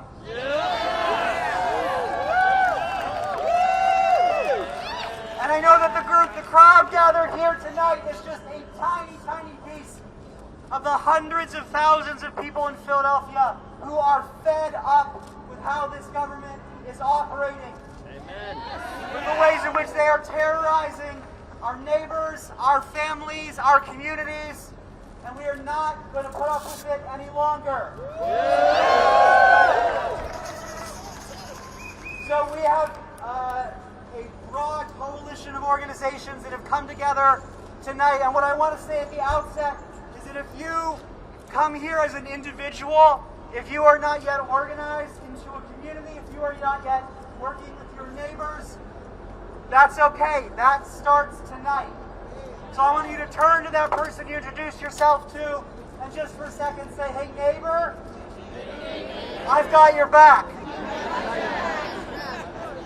Say, hey neighbor, I will love and protect you. All right. Yeah. Sound system. All right. I know we've all been absorbing a lot of really horrible news in the last 24 hours, the last year, the last 10 years, the last few centuries. So I want you to take a second and just take a deep breath in. If you're on your phone right now, as I sort of am, take a second and look around at the people around you. Ground yourself in the power of gathering together in community. Take a second to appreciate every face here. We are far stronger together than we ever can be apart. Yep. Thank you all for being here tonight.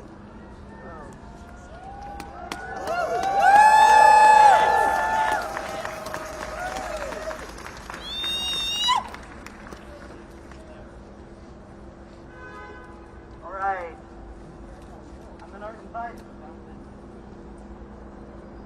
I'm going to invite up our first speaker tonight.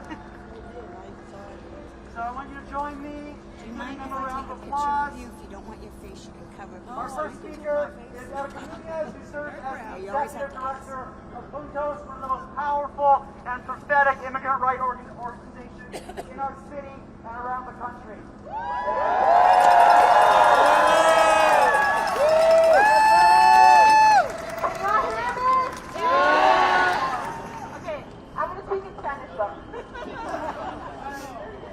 Pues buenas tardes a todos. Mi nombre es Erika Guadalupe, soy migrante de México y estoy aquí en representación de Juntos, una organización comunitaria de migrantes latines basados aquí en Filadelfia. Nos organizamos contra la detención, la deportación y la criminalización. Can y'all hear me? Yes. ¡Viva el pueblo! ¡Viva el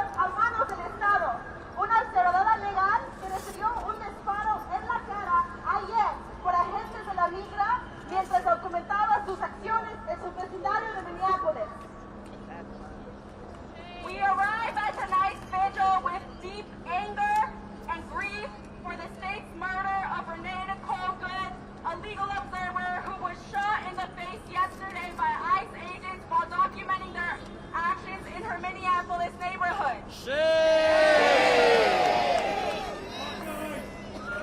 Quiero ser muy clara. Cuando una institución fundada en el control y la deshumanización provoca la pérdida de vidas, no debería sorprendernos. La migra nunca ha existido para proteger a nuestras comunidades. Existe como un agente de violencia respaldado por el Estado que separa a las personas de sus familias mediante la detención, la deportación y la muerte. I want to be abundantly clear. When an institution founded on control and human disposability results in loss of life, it should not surprise us. ICE has never existed to keep communities safe. Period. It exists as a state-sanctioned actor of violence, ripping people from their families through detention, deportation, and death. Para quienes llevamos años organizándonos en defensa de los derechos de los inmigrantes, conocemos esta cruda realidad. La migra y caberla a la muerte. Es la muerte de la familia, la muerte de la conexión y la muerte del amor. For those of us who have organized around immigrant rights for years, we know this truth intimately. ICE equals death. It is the death of family, the death of connection, and the death of love. La rabia que muchos de ustedes sienten esta noche es algo con lo que algunos de nosotros nacimos. Es una rabia heredada. La llevamos en nuestros cuerpos mientras vivimos bajo la constante amenaza de la vigilancia, las redadas, las jaulas y la lenta normalización del fascismo contra las comunidades negras, latinas y inmigrantes. The anger many of you are feeling tonight is something some of us were born into. It is inherited, it is carried in our bodies as we live under constant threat, under surveillance, raids, cages, and the slow normalization of fascism against Black, brown, and immigrant communities.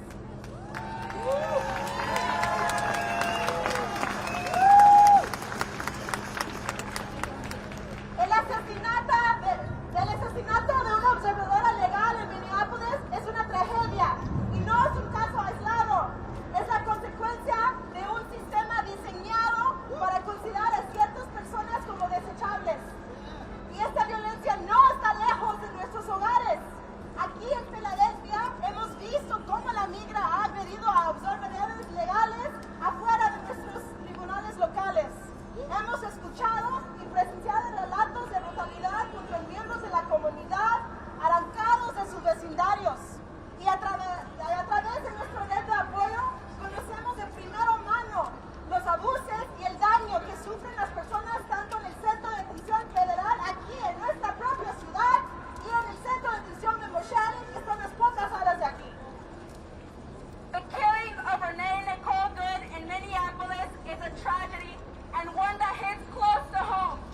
Unfortunately, as we have seen, it is not an isolated case of state-sanctioned violence carried out by ICE. It is a predictable outcome of a system designed to mark certain people as disposable. And this violence is not far from home. In Philadelphia, we have seen ICE verbally threaten and physically assault legal observers outside our local courthouse. We have heard and seen accounts of brutalization of community members as they are ripped from their neighborhoods. And through our support network, we hear firsthand of the abuse and harm people face both inside the federal detention center here in our own city and Moshanen Valley Detention Center just a few hours away. Hace 2 años trabajé con la familia de Frey, uno de los primeros fallecimientos reportados en el centro de detención de Moshanen Valley. Franklin falleció solo, en circunstancias pocas claras, en confinamiento solitario. Su familia nunca obtuvo respuestas, solo silencio, rabia y dolor. Desde entonces se han producido más muertes en el centro de Moshanen, incluido el supuesto suicidio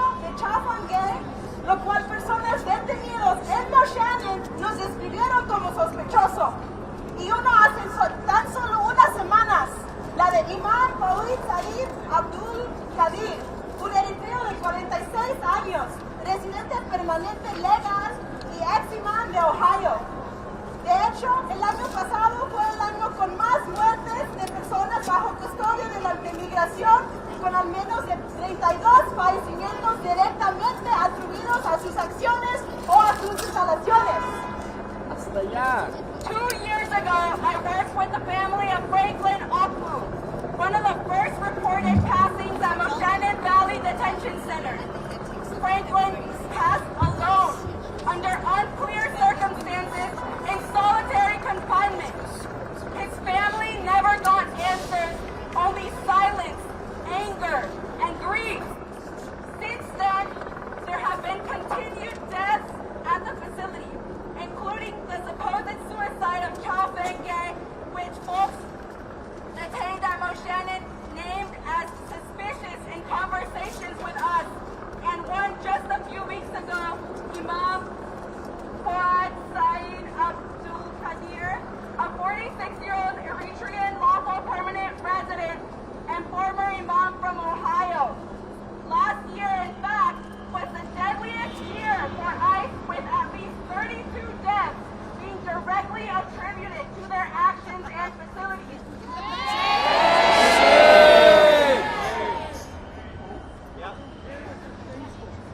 And let us be, seamos sinceros.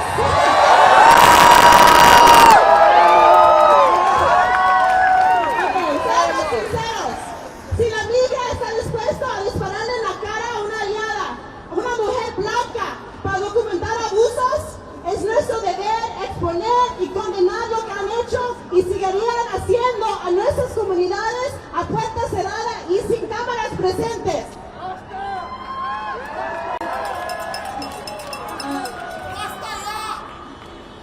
And let us be honest, if ICE is willing to shoot an ally, a white woman, in the face for documenting abuse, it is our duty to expose and condemn what they have done and will continue to do to black and brown people behind closed doors and out of the sight of people.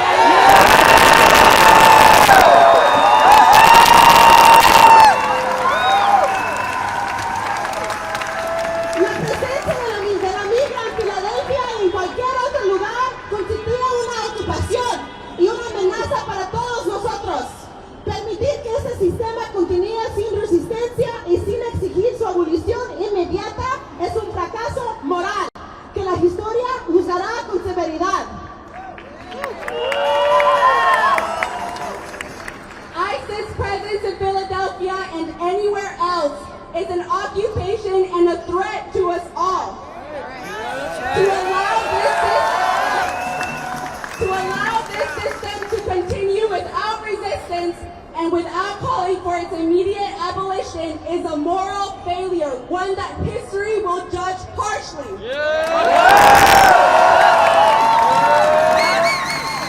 Ya hemos acabado con sistemas opresivos antes. La migra no existía cuando yo era niña. Creo firmemente que dejará de existir. Y creo en lo que nuestras comunidades pueden lograr cuando luchamos juntos. We have ended oppressive systems before. ICE did not exist when I was a child. I believe it will not exist again. I believe in what our communities can build when we fight together.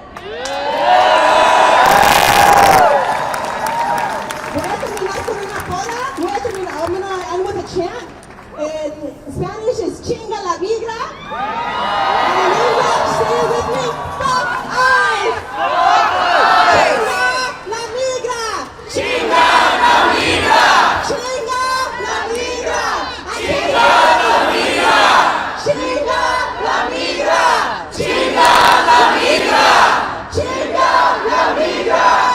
Chinga la migra!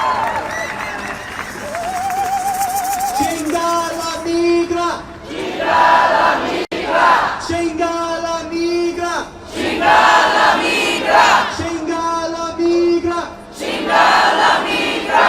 Chinga la migra!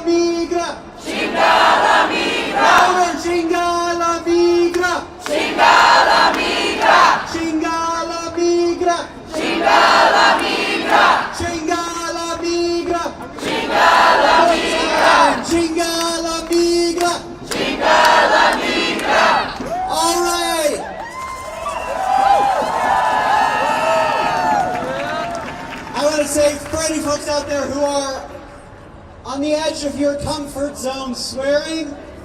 As a pastor, I get you. I see you. And I want to say sometimes we have to condemn what needs to be condemned. And sometimes what needs to be said from the bottom of our souls is fuck ICE.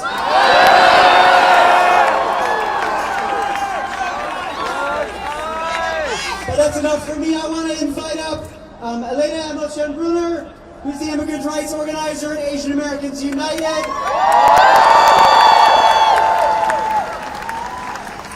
That wasn't a good round of applause. You could do better than that. Let's hear it.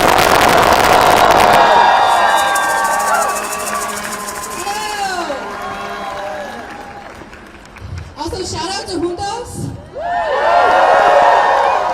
They're our little sisters. We love them. And they are also the ones who are leading a lot of the rapid response networks across the city. They need that support right now. Okay. Also, Erica and one more. Pretty much covered a lot. So, they got it. But I'm going to upload some of the other things. And also some of the things that they said. So my name is Elena Emochan-Bruner. I am representing Asian Americans United, along with all these lovely people. And we are representing some of the communities we come from, were raised by, loved by, and continue to support. I am here because a woman, Renee Good, was shot in the face and killed by ICE in front of her wife while driving away. She was defending homes and families, being the kind of neighbor every one of us would be lucky to have. The agent who shot her was able to simply turn his back and walk away.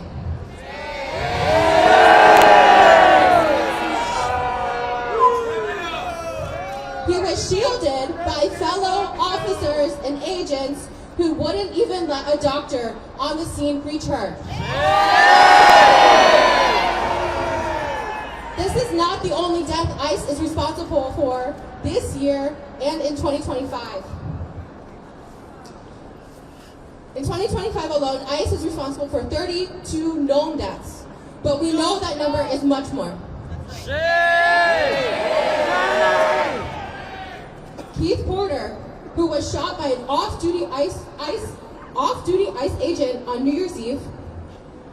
3 recent deaths in our local detention centers, Moshannon Valley and Delaney Hall. And people like those in my Kalmyk community who are literally facing persecution when denied ICE asylum protections in the United States. And ICE and our administration are not only okay with that, but they play an active role.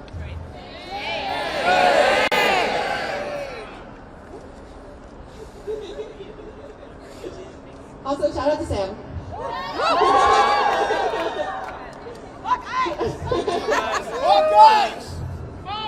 ICE is functioning exactly as designed. We know that terror from the state allowed against one eventually reaches all.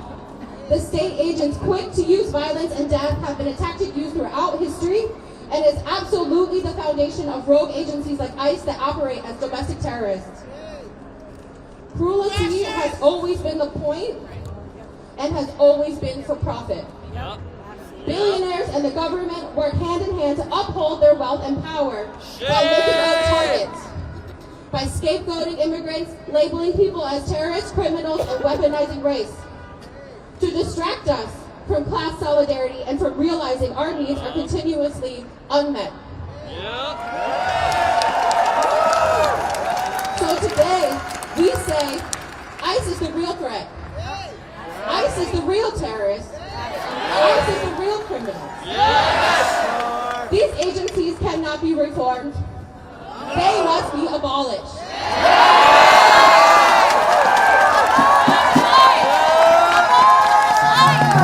And we call on our city leadership. Demand that ICE leave our cities.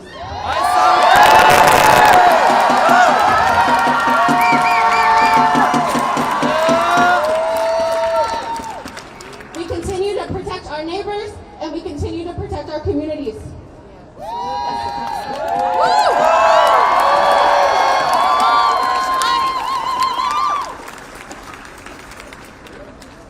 Let's give another round of applause to everyone for being here.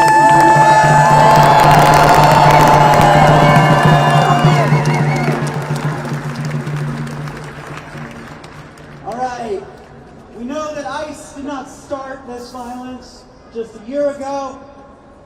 That this is, well, it is a newish organization. Their terror is not new, but we also know that our resistance is not new. And I see so many familiar faces here, people who have been active in the resistance for years beyond that. So if you've been involved in rapid response groups to ICE, can I hear a round of applause? If you've gone to a training about keeping your workplace safe, your coworkers safe, your family safe, a Know Your Rights training, can I hear a round of applause?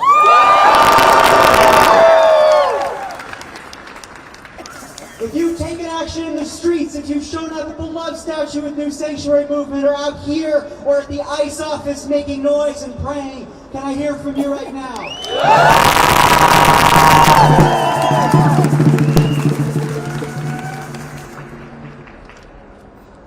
And if this is the first thing that you have done, and you want to commit to doing more right now, can I hear from you right now?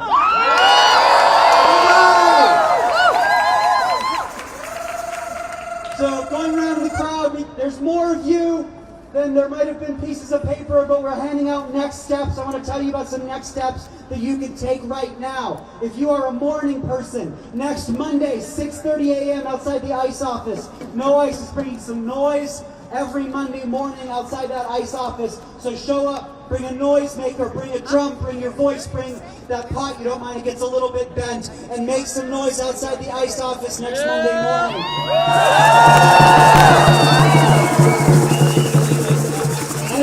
And if you are a praying person, and you can be a noise-making person and a praying person, you can do both. But if you're also a praying person, you can join New Sanctuary Movement outside the ICE office every Wednesday at noon to pray with their clergy, with their community members, to transform that space, to bring some healing to the folks who are going into check-ins. That's at the ICE office. Both of these, the ICE office is at 8th and Cherry. And finally, if you're looking to plug into more campaigns, take more action, next Tuesday evening, is that right? Next Monday evening, 6 p.m. at Facts Charter School, Asian Americans United has their volunteer orientation. And then on Wednesday, January 21st, at the Friends Center just down the street, No ICE Philly is going to have our general meeting as we continue to organize to kick ICE out of Philadelphia.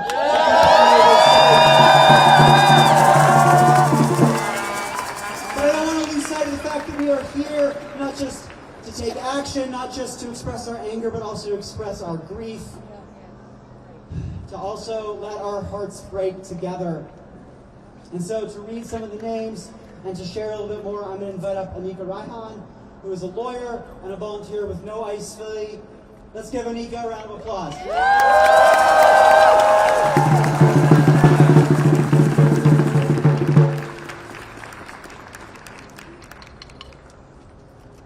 Renee Good was 37 years old when she was murdered by ICE. Henry Guyen was 29. Sarawet Dejane, 45. Maxim Cherniak, 44. Juan Tineo Martinez, 44. Brian Garzon Rayo, 27. Nan Win, 55. Marie Blaze, 44. Abelardo Delgado, 68. Jesus Molina Vea, 45. Johnny Noviello, 49. Isidro Perez, 75. Tien Xuan Fan, 55. Chao Feng Gay, 32. Lorenzo Antonio Batrez Vargas, 32. Oscar Duarte, 58. Santos Vanegas Reyes, 42. Ismael Ayala Uribe, 39. Norlan Guzman Fuentes, 37. Miguel Angel Garcia Medina, 31. Kwa Bing Zi, whose age we do not know. Leo Cruz Silva, 34. Hassan Ali Saleh, 67. Josue Rivera, 25. Gabriel Aviles, 54. Kai Yen Wong, 63. Francisco Gaspar Andres, 48. Pete Sumalo Montejo, 72. Shiraz Fatahali Satwani, 48. Jean Wilson Brutus, 41. Sheikh Fuad Saeed Abdul Qadir, 46. Delvin Rodriguez, 39. Nenko Ganchev, 56. Silverio Gonzalez, 38. And Renee Good, 37. These are just some of the people whose lives have been stolen by ICE violence since the start of this administration.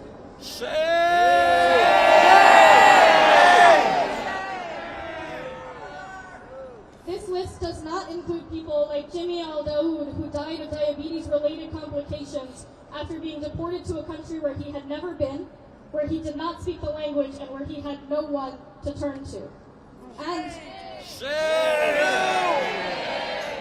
And this list does not include all of those who have been disappeared, tortured, abused, and ripped from their homes by this fascist, racist administration.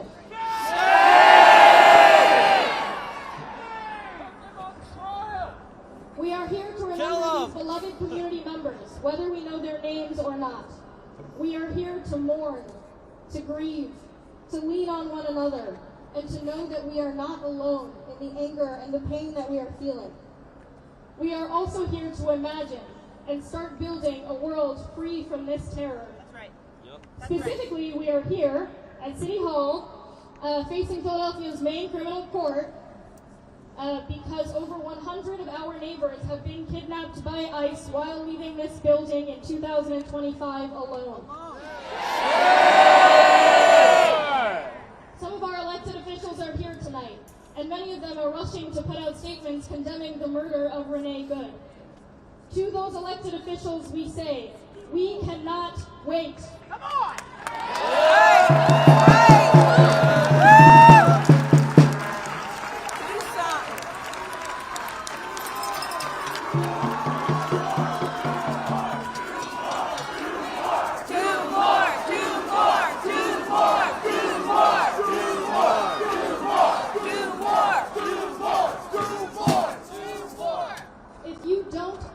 Renee Good will not be the last person murdered with impunity. If you do not act, it will happen here. And if you do not act, ICE will continue to kidnap and disappear members of our community every single day. We've heard a lot of talk, promises that the Sheriff's Office doesn't collaborate with ICE, threats to arrest and prosecute ICE officers. But we're standing here today because talk is not good enough. That's right.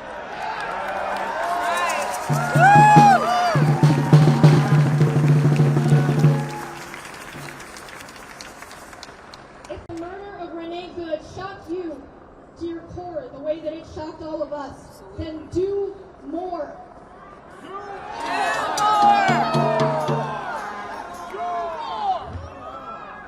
Be brave and know that we will not let up until every single ICE agent is out of our city.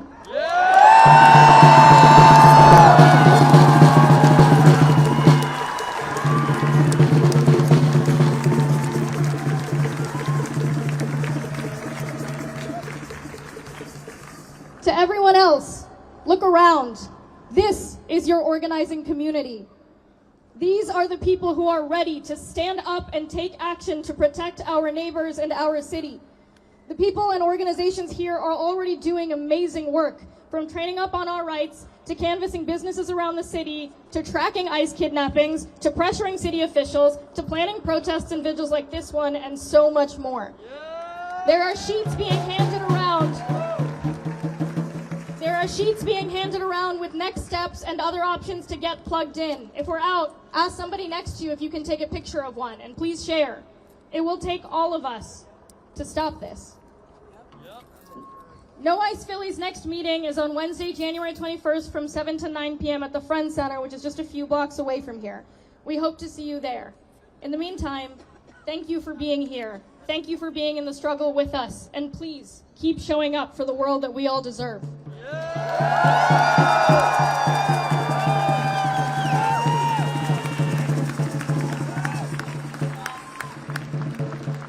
Next, I want to invite up Asia Jones, the Advocacy Projects Director for CARE Philly. Careful. And for folks who are trying to use the stage as a place to cross, there's not really a better option, I'll be honest, but go ahead, Asia. Thank you. Good evening, everyone, and assalamu alaikum. My name is Asia Jones. I am the Advocacy Projects Director at the Council on American Islamic Relations, better known as CARE Philadelphia. We are gathered here tonight in grief, but also in shared responsibility, because lives have been lost and because silence has never protected our communities. Tonight, we mourn people killed by ICE violence, violence that is systematic, preventable, and ongoing.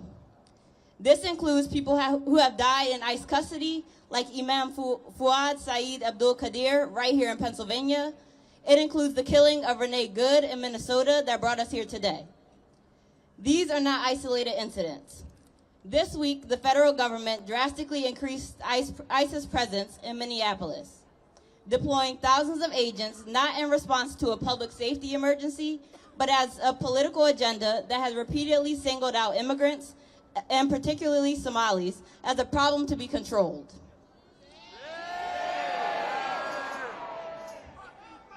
That escalation didn't target just one community. It destabilized an entire city.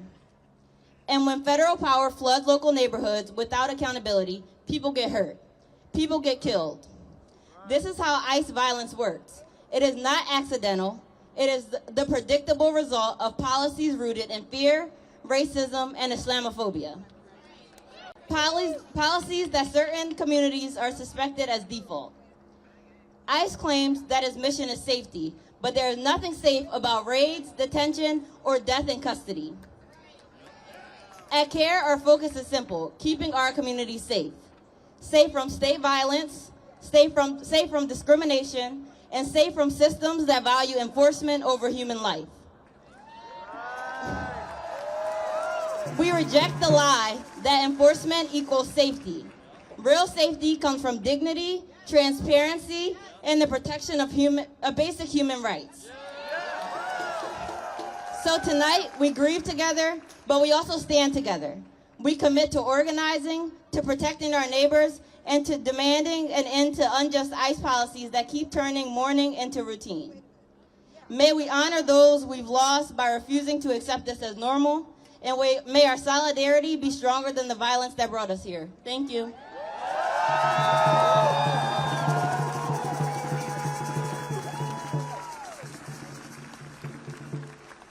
Thank you so much, Asia. Thank you to everyone at CARE.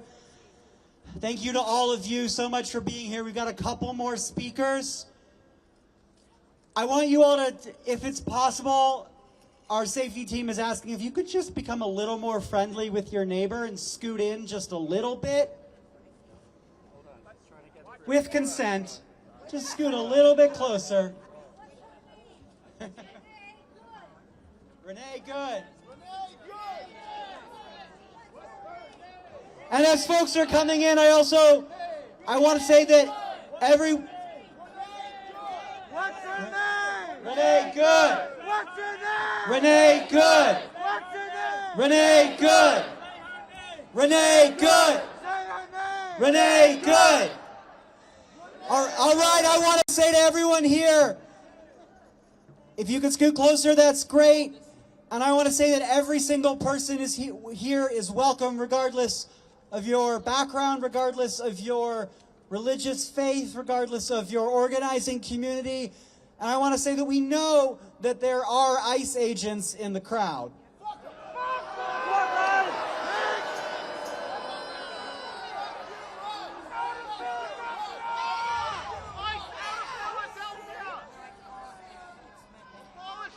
And I want to say, I don't care if you're here, because we're not scared of you.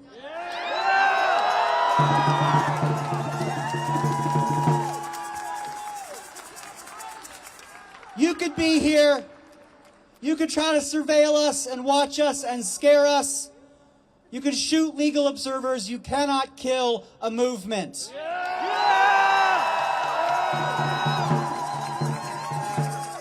And finally, I want to say to the lovely, we called out the elected officials earlier, many of them are standing right behind me. I want you to take a look at this crowd and say that when you do act, when you do take action to protect us, this is the crowd that will have your back.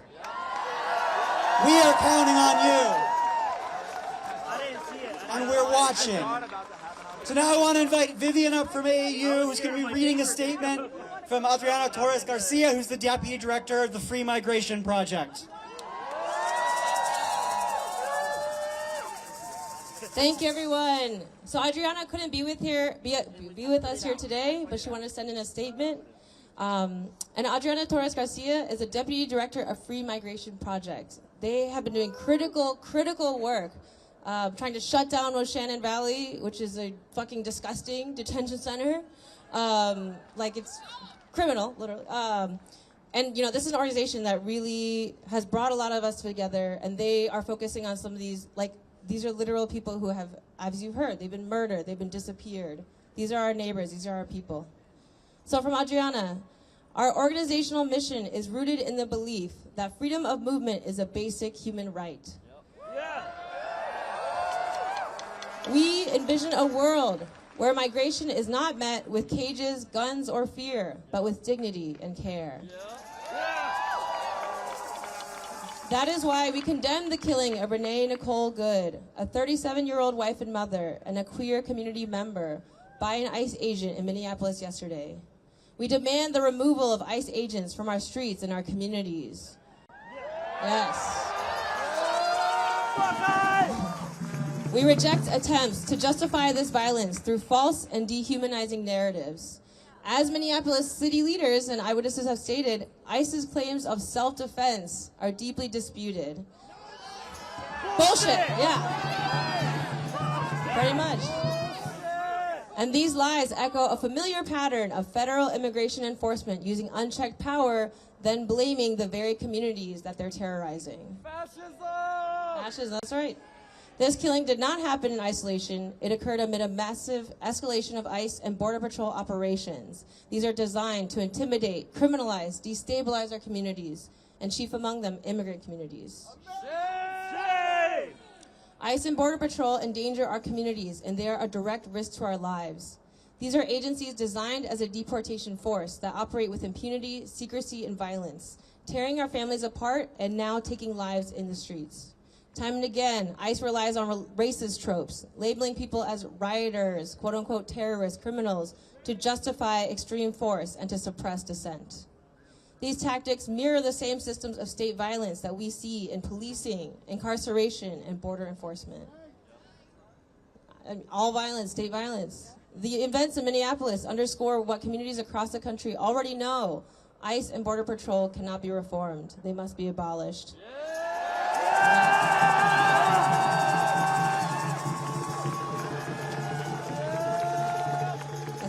This is me adding. It's not just fuck ICE, it's abolish ICE.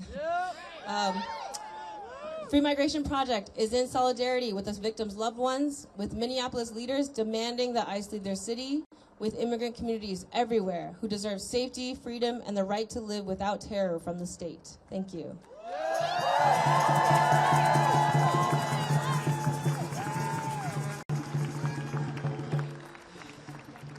All right. You want it? Renee Good! Renee Good! One more. Say her name. Renee Good! Say her name. Renee Good!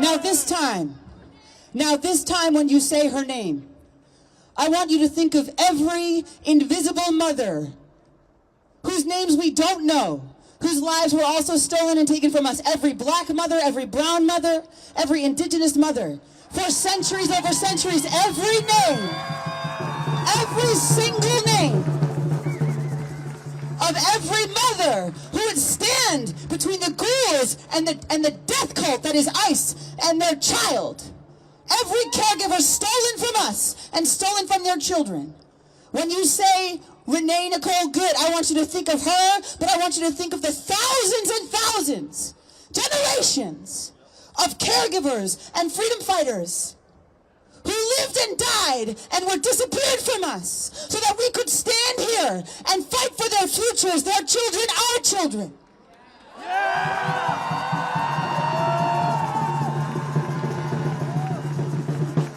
It is not lost on me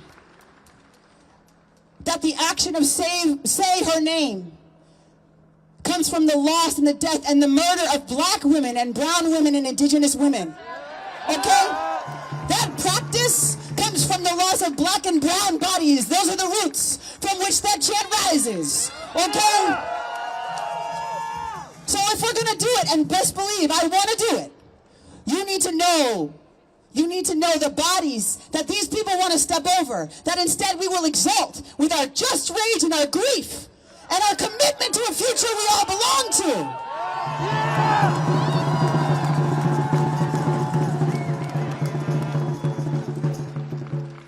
Because Renee Nicole Good did not mean to stare her death in the face when that man shot through her windshield and stole her from her children. That was not her plan that day. But I know she would have done it for her 3 children, and I know the thousands upon thousands, the generations of women and parents and caregivers who would have done the same. So we chant for them, and we fight for them, and we move for them, and we get braver for them. Yes?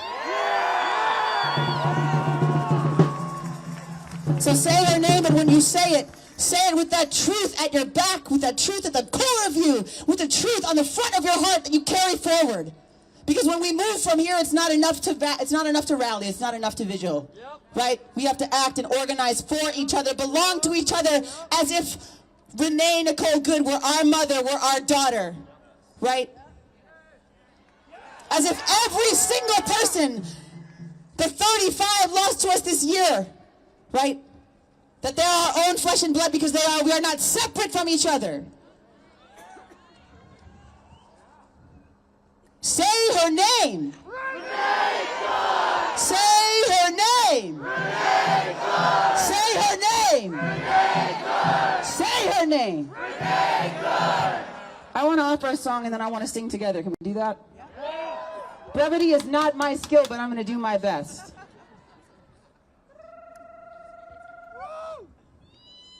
For those children who are without their mother tonight and last night. For all children torn from the arms of their loving parents by these institutions that do not need to exist, should not exist, and will not exist, inshallah, because we will tear them down.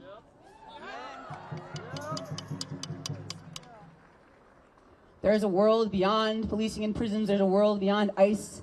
There's a world beyond fascism, terrorism. It's a world that we belong to because we belong to each other. But it's hard to believe that on days like today and yesterday. It's hard to believe that when you feel helpless as your community is torn from you. Sometimes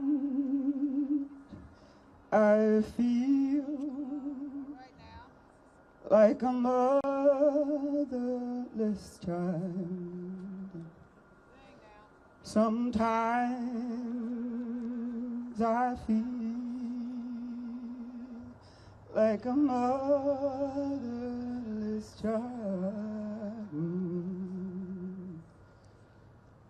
Sometimes I feel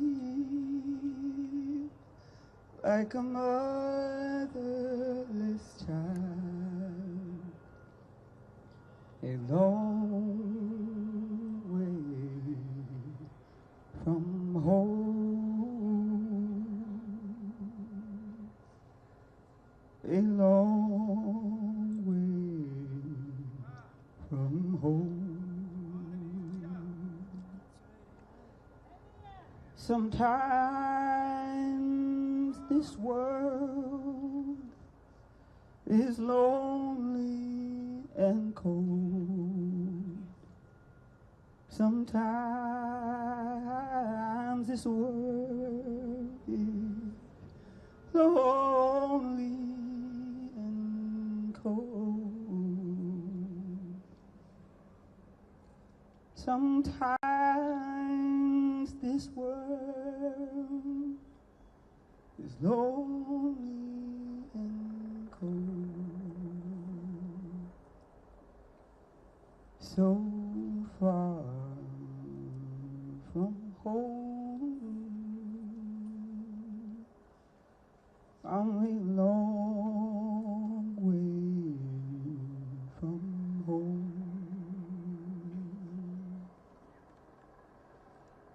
Sometimes I feel like a motherless, fatherless child. Sometimes my suffering's so great, I am a motherless child. Sometimes we all feel like motherless child. A long way from home, that may be your home. A long way from home.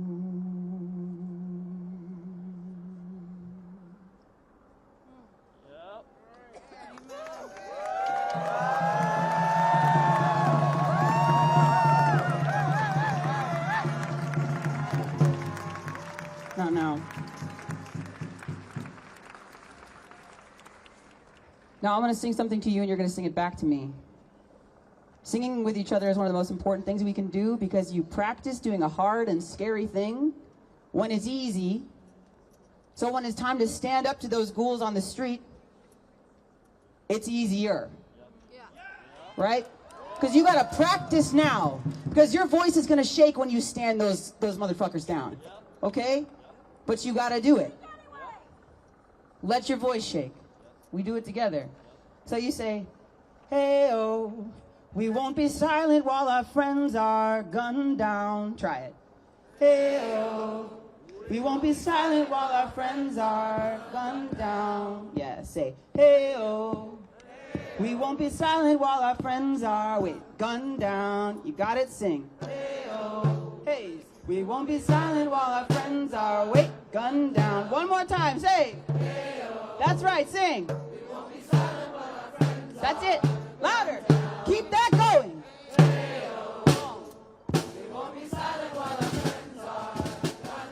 Little faster. Won't be silent while our friends are gunned down. That's it. Say. You keep that going. I am a sleeping giant.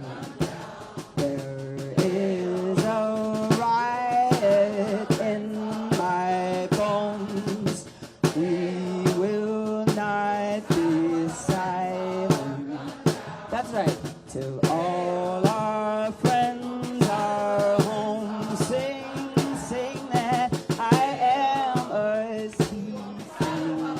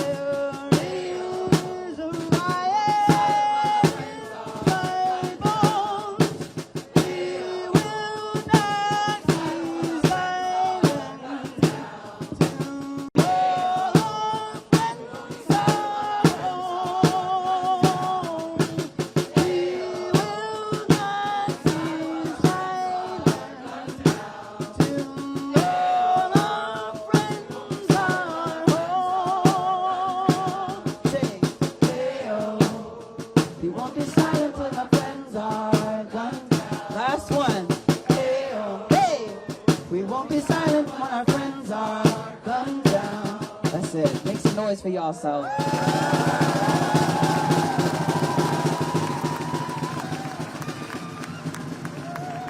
Thank you, Sam. I want to invite up Rufina, who's going to be reading a statement from Claudia. This is our last speaker. Claudia is a domestic worker and member of the National Domestic Workers Alliance here in Philadelphia. So give them a round of applause.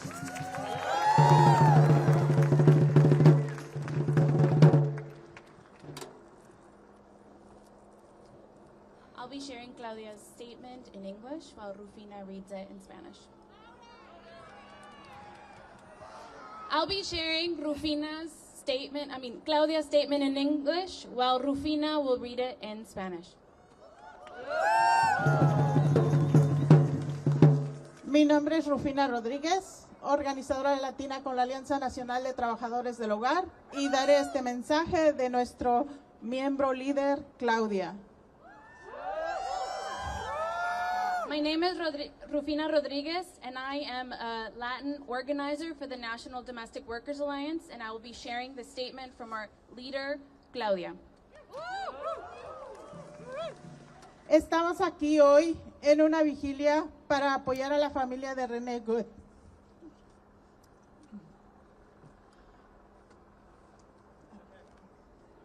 Estamos con ellos en su dolor.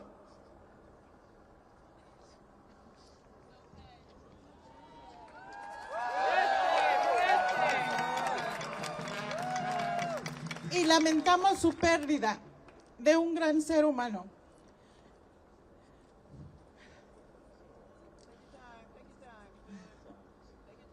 Lamentamos su muerte y rogamos por ella. We are here today at the vigil to support the family of Renee Good. We stand with them in their grief over the loss of a great human being. We mourn her death and pray for her. Renee Nicole Good era voluntaria de la comunidad, apoyaba a sus vecinos, pero ayer su vida fue arrebatada a tiros por un agente de ICE que realizaba una redada, quien disparó quitándole la vida a Good. Renee Nicole Good was a community volunteer supporting her neighbors, but yesterday her life was taken by gunfire from an ICE agent conducting a raid and shot and killed Good. Estamos viviendo la violencia y la destrucción que ICE comete diariamente en el país, en todas nuestras comunidades, y nos estamos aterrorizando. Nuestra tranquilidad en la vida cotidiana no existe más porque tenemos miedo a salir de casa y no regresar y llevar a nuestros hijos a la escuela y no volverlos a ver, de ir a realizar las compras básicas a los supermercados. We are witnessing the violence and destruction that ICE commits daily in our country, in all our communities, and they are terrorizing us. Our peace of mind in everyday life no longer exists because we are afraid to leave home we could not return, or to take care of our children to school and never see them again, to do our basic shopping in supermarkets and be detained, or to go to work in fear of being arrested at any moment and not returning home to our families.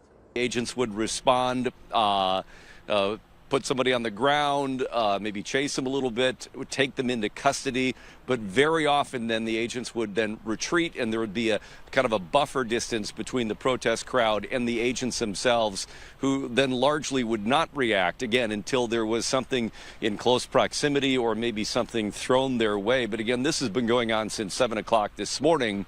So again, those instances are periodic for the most part, not eventful, but very much still very tense out here.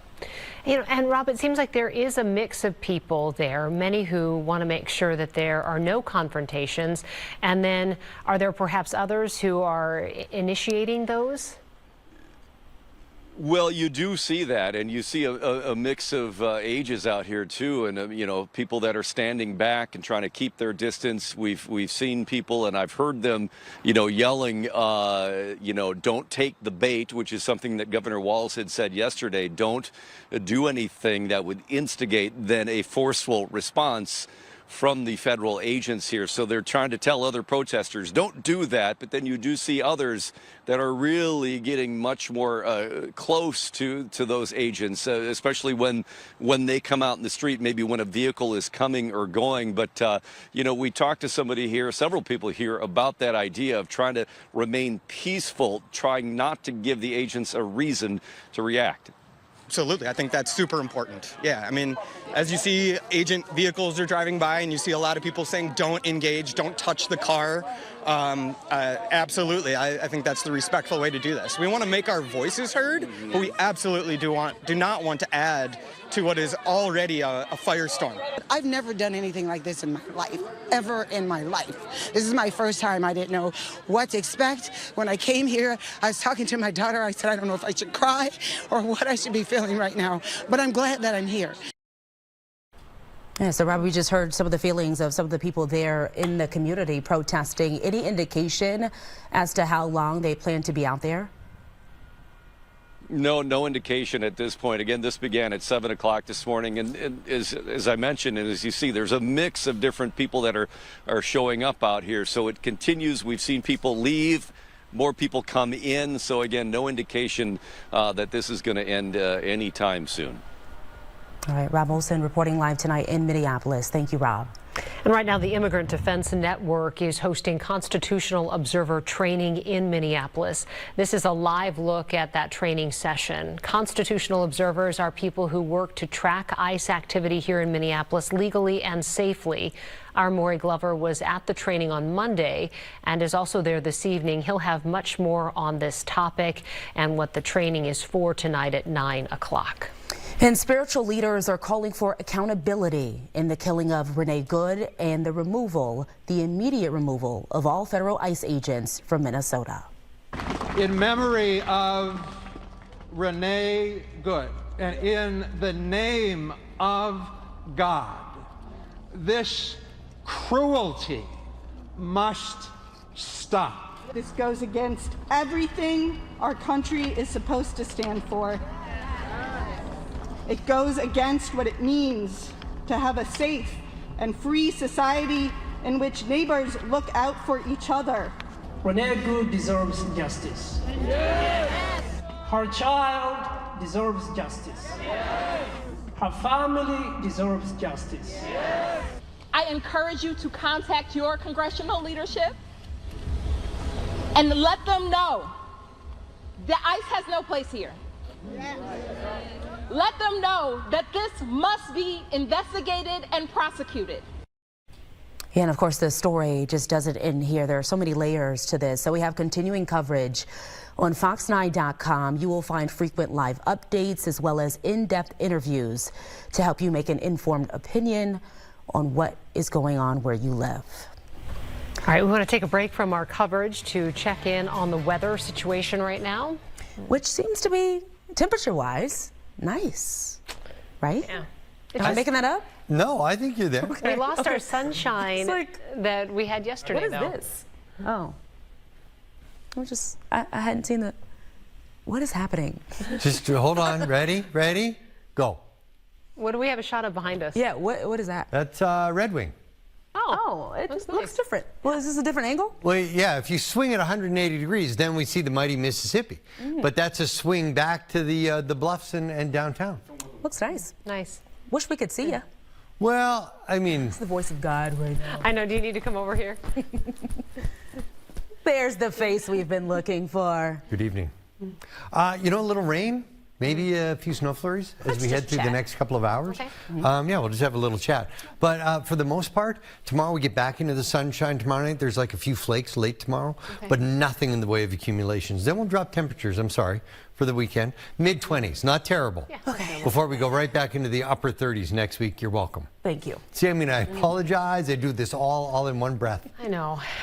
nice. It's kind of fun back here. Yeah, just hang out. You know, if you want to just grab a seat and hang out for a little bit. If Pop a things squat. are not working over there. Oh, no, there they are. There you go. There they are. Oh, hey. Hey. I don't know how much time you want me to take up right now, Natalie, but you know, the colors on the map. Obviously, the blue is the rain, the white is snow, and the pink is a wintry mix. So I'll stop it all here so you get an idea. There's one color on the map that is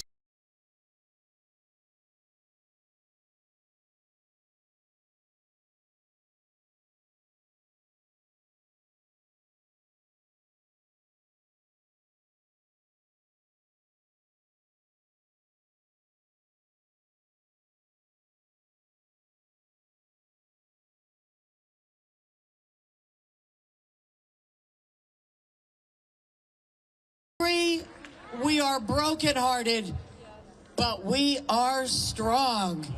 And we have a vision for the future. Take a moment. Breathe. Yeah. We're staying still. We're standing still. And together we sing because we rise. Repeat after me. We rise ourselves here. Try that. In hope, in prayer, we find ourselves here. And in hope, in prayer, we're right here. In hope, in prayer, we're right here. In hope, in prayer, we find ourselves here. In hope, in prayer, we're right here. In hope, in prayer, we find ourselves here. In hope, in prayer, we're right here. We rise, all of the children rise, elders with wisdom rise, ancestors surround us rise. In hope and prayer, in hope and prayer, we find ourselves here. In hope and prayer, we're right here. We're not going anywhere. In hope and prayer, we find ourselves here. In hope and prayer, we're right here. We rise up from the wreckage. Rise with tears and with courage. Rise fighting for life. We rise together in hope and prayer. We find ourselves here. In hope and prayer, we're right here. In hope and prayer, we find ourselves here. In hope and prayer, we're right here. We rise, a fully hearted rise. We won't be divided. Rise with spirits to guide us. Rise one more time. In hope and prayer, we find ourselves here. In hope and prayer, we're right here. In hope and prayer, we find ourselves here. In hope and prayer, we're right here. Thank you. Go in peace. Get home safely. Take care of your neighbors. Thank you all. Thank you, Jay.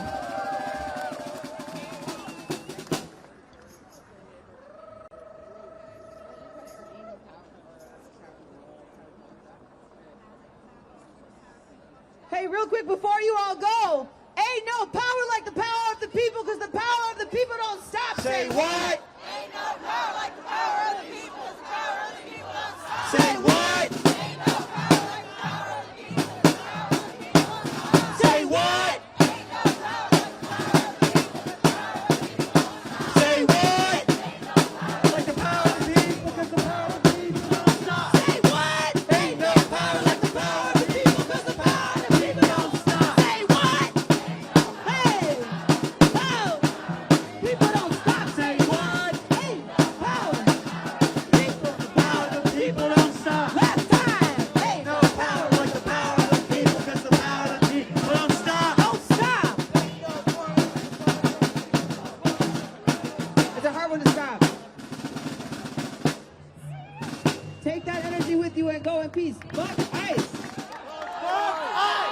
Acknowledge, note, sublimate, ICE.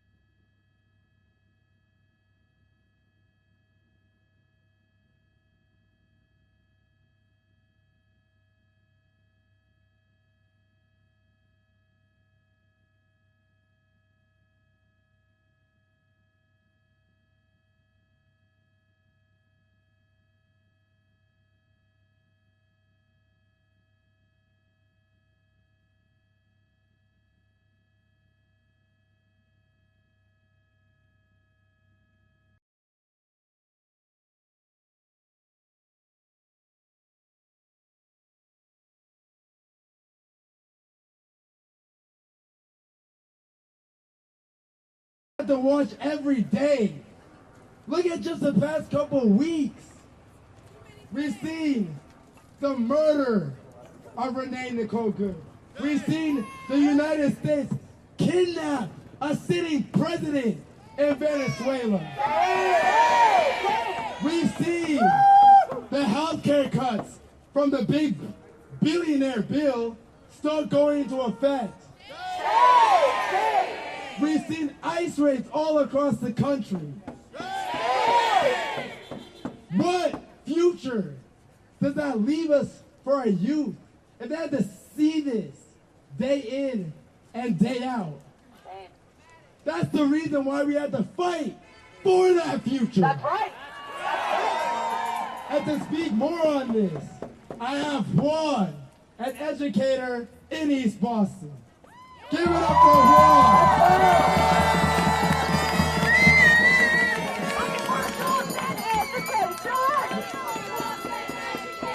Not for war and deportation. Money for jobs and education. Not for war and deportation.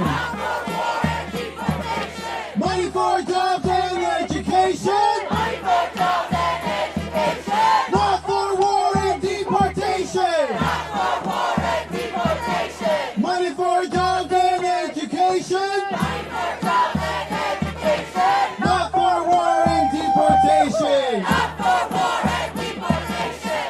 Hello everyone, my name is Juan Gutierrez and I'm a lifelong resident of East Boston. I'm a son of immigrants from El Salvador and I'm an educator of immigrant students in East Boston. And what we're seeing now is a shame. They're attacking our people, they're attacking our students, and they're attacking their families. It is such a shame. Today in East Boston, those racist ICE agents came into our community to terrorize our people. They came in to our community expecting no resistance. But look at us here today. Are we going to stand for their attacks on our immigrant brothers and sisters? Are we going to stand for their attacks on our students? Are we going to stand for their attacks on our families? That's right. We saw the other day that they murdered Renee Nicole in Minneapolis. They murdered Silverio in Chicago. And not too long ago, they murdered Jaime from Ventura County in California. This is a violent system. That's right. Every day when I go to work, working with my immigrant students, it's a difficult time because the fear is palpable. Every day they ask questions about their safety. They worry if their family is going to be at home when they get out of school. They're worried that they're going to be taken away when they get out of school.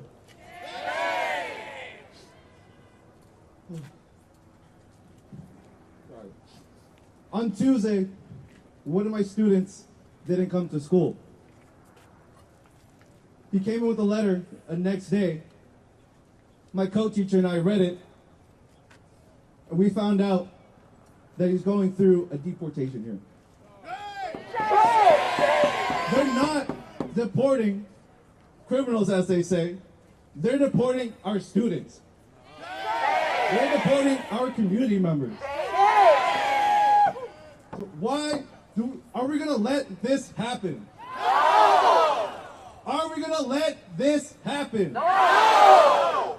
I want to thank everyone for coming out, for standing in hundreds against this racist, violent system that would rather fund war and fund the deportation of our people rather than fund our schools. And we're here to show them that we're not going to take it anymore, and that we're going to stand up, and that we're going to fight back. Because we know when we fight, when we fight, when we fight, when we fight, thank you.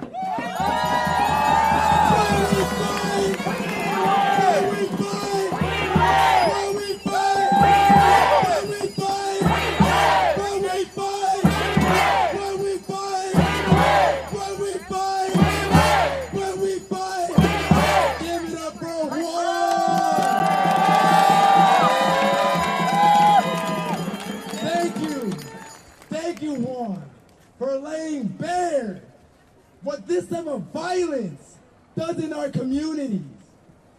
Like I was saying before, it's not enough. It's not enough for us to simply be spectators.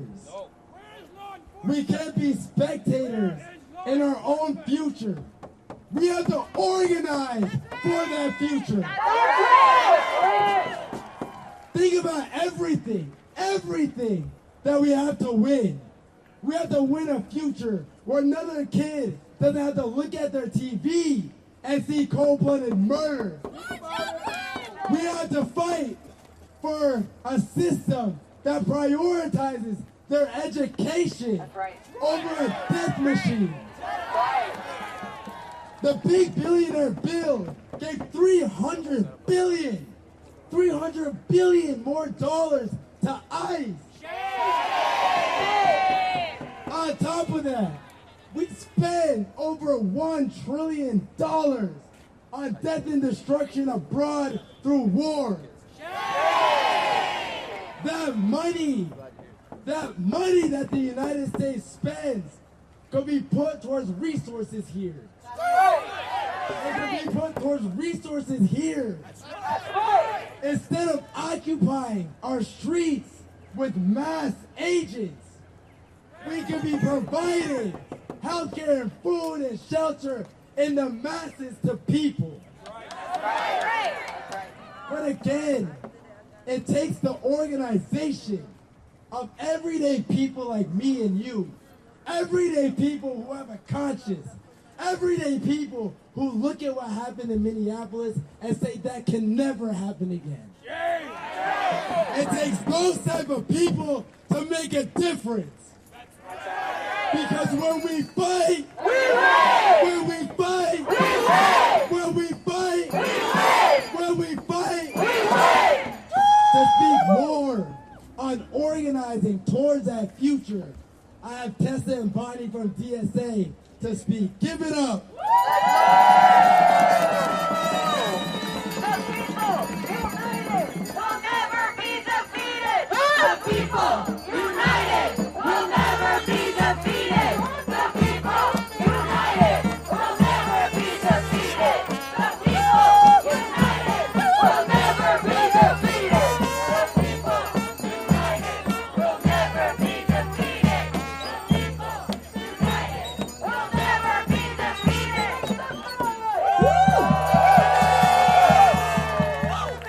Make some noise for yourselves and every single member that has been organizing in this community for years to fight back. Since 1620. My name is Estefania Galvis. I go by Tepa, and I'm one of the co-chairs of Boston DSA. And my name is Bonnie, and I'm the other co-chair of Boston DSA. Amigas, amigos, vecinos y camaradas. Estamos aquí hoy porque el 7 de enero, apenas luz del día, agentes de ICE asesinaron a Renee Nicole Good, una ciudadana estadounidense, en las calles de Minneapolis. Friends and neighbors and comrades, we are here today because on January 7th in broad daylight, ICE agents murdered Renee Nicole Good, a U.S. citizen, on the streets of Minneapolis. Nicole solo estaba haciendo lo que tantas personas comunes del día a día hacen, lo que muchos y muchas de nosotros hemos hecho. Cuando el poder aparece acompañado de la violencia, se detuvo. Fue testigo, grabó, se negó a mirar hacia el otro lado y por eso fue asesinada. Nicole was only doing what so many ordinary people do, what so many of us have done when power shows up with violence. She stopped, witnessed, and recorded. She refused to look away, and for that, she was killed. Testigos dicen que ella ya estaba retirándose del lugar y con su automóvil cuando el agente de ICE le disparó muchas veces. Se le negó atención médica. Ahora, mientras los videos de su asesinato se difunden por todo el mundo, mientras la verdad es evidente para cualquiera que la ve, el Departamento de Seguridad Nacional miente sin vergüenza. Lo llaman defensa propia. Manchan el nombre de una mujer que murió protegiendo la libertad de todas las personas. Witnesses say she was already leaving the scene in her car when an ICE agent shot her multiple times. Medical aid was denied, and now, as videos of her murder spread across the world, the truth is plain for all to see. The Department of Homeland Security lies without shame. They call it self-defense. They smear the name of a woman who died protecting the freedoms of others. Ayer la secretaria del DHS, Kristen Noem, estuvo en los Twin Cities. Se presentó respaldada por un presupuesto grotesco inflado de $18.7 mil millones de dólares. Presumió la mayor operación de control inmigratorio jamás realizada. 2,000 agentes federales desplegados para acosar, hacer perfiles raciales, arrestar y ahora a matar a nuestras personas y nuestros vecinos. Y por eso estamos aquí. Just yesterday, DHS Secretary Kristi Noem stood in the Twin Cities and boasted. She stood there backed by a grotesquely bloated budget of $18.7 billion. She bragged about the largest immigration enforcement operation ever carried out, 2,000 federal agents dispatched to harass, racially profile, arrest, and now kill our neighbors. This is why we are here. Para muchos y muchas de nosotras, ICE ha existido durante toda nuestra vida. Pero ICE solo existe desde el 2003. En poco más de 2 décadas, bajo la administración tanto republicana como demócrata, ICE ha construido una maquinaria de miedo. Las separaciones comenzaron bajo Obama. Las palabras deportación masiva hoy son solo de uso cotidiano. Durante demasiado tiempo los políticos han vuelto la crueldad en lenguaje legal y trámites burocráticos.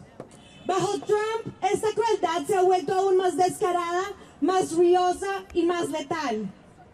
For many of us, we have known of the existence of ICE all of our lives, but ICE has only existed since 2003. In just over 2 decades, under both Republican and Democratic administrations, ICE has built a machinery of fear.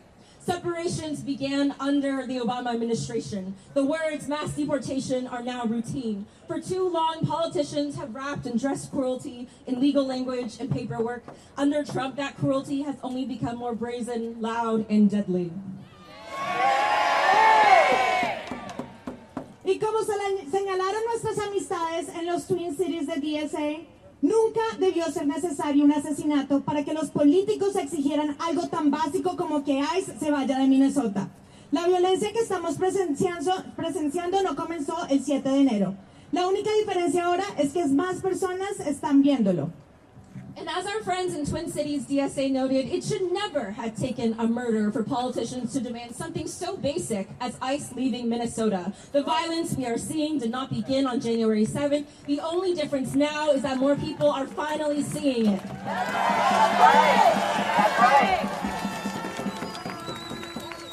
Si sientes enojo, es comprensible. Si sientes que te ha cruzado una línea, confía en ese sentimiento. No estás reaccionando a una violencia nueva, sino a una violencia que ahora se ha hecho visible. If you feel angry, you should. If you feel that a line has been crossed, trust that feeling. What you are reacting to is not new violence, but newly visible violence. Miles de personas ya han desaparecido en centros de detención. Familias han sido separadas. Cientos han muerto bajo custodia de ICE. Solo en el 2025, 32 personas murieron mientras estaban detenidas por ICE, convirtiéndolo en el año más violento de la creación de la agencia. Esto es un sistema corrupto y violento. Esto es un sistema funcionando exactamente como está diseñado. Thousands of people have already disappeared into detention. Families have been torn apart. Hundreds have died in ICE custody. In 2025 alone, 32 people died while being detained by ICE, making it the deadliest year since the creation of the agency. This is not a broken system. This is a system doing exactly what it was designed to do. That's right. Yes, hell yeah, down with the white supremacist system. Hemos convertido nuestro sistema legal en un arma contra comunidades enteras. Mientras tanto, miles y millones de dólares públicos fluyen hacia las corporaciones de prisioneros privadas, enriqueciendo a los donantes de Trump, mientras en la clase trabajadora se dice que no hay dinero para las viviendas, no hay dinero para la atención, no hay dinero para las escuelas. En otras palabras, lo que estamos presenciando es un desenmascaramiento del lenguaje legal que tantas veces oculta la crueldad de la violencia estatal. We have turned our legal system into a weapon against entire communities. All the while, billions of public dollars flow into private prison corporations, enriching Trump's donors, while working people are told there is no money for housing, healthcare, or schools. In other words, what we are bearing witness to is unmasking the legalese that so often hides the cruelty of state violence. Y ahora creen que el miedo nos va a silenciar. Creen que matar a uno de nosotros hará que retrocedamos, que el terror nos hará mirar hacia otro lado. Pues se equivocan.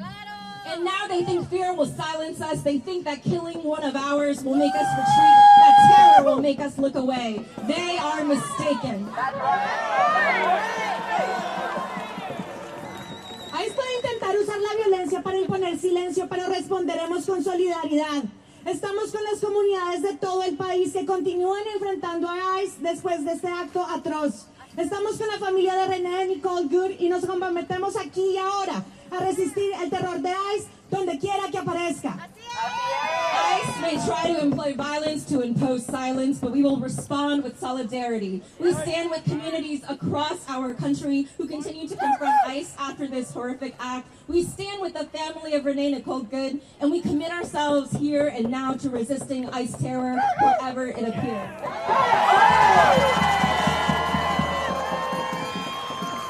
Porque el verdadero conflicto en este país nunca ha sido entre migrantes y ciudadanos. Nunca ha sido entre vecinas y vecinos. La verdadera lucha ha sido entre los ricos y la clase trabajadora. Durante décadas, quienes están en la cima han trabajado para mantenernos divididos, mientras nos arrebatan salarios, derechos y el futuro. Quieren que nos culpemos entre nosotros, mientras llenan sus propios bolsillos y alcanzan su control del poder. Because the real conflict in this country has never been between immigrant and citizen. It has never been between neighbor and neighbor. The real fight is between the rich and the working class. They've worked hard to keep us divided while they strip away our wages, our rights, and our futures. They want us to blame each other while they line their own pockets and tighten their grip on power. Pero sabemos más. Tefa y Bonnie somos las co-chairs de Boston DSA. Podemos venir de generaciones distintas, de estados distintos y de contextos distintos. Aún así, ambas recordamos algunas de nuestras primeras experiencias de organización en torno a Black Lives Matter y el asesinato de Trayvon Martin, hace más de 10 años. Lo que presenciamos ayer es una continuación de la violencia estatal que ya vivimos en aquellos años. But we know better.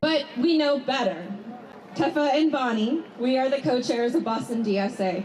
We may come from different generations, different states, and different backgrounds, yet both of us remember some of our earliest organizing experiences centered around Black Lives Matter and the death of Trayvon Martin more than 10 years ago. And what we witnessed yesterday is a continuation of the state violence we saw all those years ago. Durante los últimos 10 años hemos seguido organizando y en este momento de desesperanza queremos compartir que lo que nos han enseñado esos años de lucha sigue siendo cierto hoy. El poder se construye capa por capa, en las calles, en los lugares de trabajo, en los vecindarios. Hoy estamos construyendo poder no solo para defendernos, sino para decidir nuestro futuro, para proteger lo que queda y recuperar lo que nos han quitado. Over the past 10 years, we have continued to organize, and in this moment of despair, we want to share that what our years of organizing have taught us holds true today. Power is built layer by layer, in the streets, in the workplaces, in neighborhoods. Today, we are building power not only to defend ourselves, but to decide our future, to protect what remains, and to reclaim what has been taken. Right. Le exigimos a la gobernadora que adopte una postura pública para expulsar a ICE de Massachusetts y que exija a cada representante estatal que haga lo mismo. We call on our governor, Governor Maura Healey, to take a public stand to kick ICE out of Massachusetts and to demand that every state representative do the same.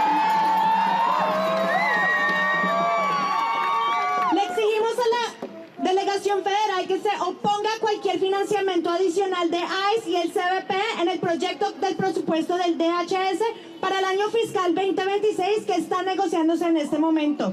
Cuando llames a tu representante, el mensaje es simple: ni un centavo más para encarcelar inmigrantes, ni un dólar más para el terror. We call on our federal delegation to oppose any additional funding for ICE and CBP in the FY26 DHS appropriations bill being negotiated as we speak. When you call your representative, the message is simple: not one more penny for jailing immigrants, not one more dollar for terror.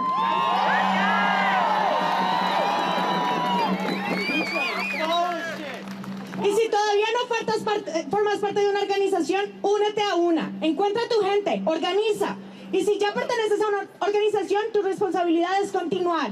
Habla con tus compañeros y compañeras de trabajo. Habla con tus vecinos, habla con tu familia. Sigue hasta que todos y todos sepan que tienen un papel que desempeñar en nuestro movimiento. Hará falta cada una y cada uno de nosotros. And if you are not yet part of an organization, join one. Find your people and organize. And if you already belong to one, your responsibility continues. Talk to your coworkers, talk to your neighbors, talk to your family. Keep going until everyone knows they have a role to play in our movement. It will take all of us. Como nos recordaron nuestras amistades en los Twin City GSA durante el levantamiento de 2020 tras los asesinatos de George Floyd y Breonna Taylor. Las ciudades gemelas nos demostraron al mundo cómo se ve el coraje. Nos lo mostraron entonces, como lo hacen ahora, al enfrentar a quienes buscan destruirnos. Y sabemos que cuando luchamos ganamos. Cada generación antes de la nuestra se ha enfrentado a injusticia y ha elegido cómo responder. Ahora nos toca a nosotros y nos toca destruir ICE. As our friends and for this stuff, I want to go put my kids to bed. I got. Shut it down. Shut it down. Is it Southwest? Shut it down. Shut it down. Shut it down. When I got here, they were like, "This is chill. It'll be over by 6:30."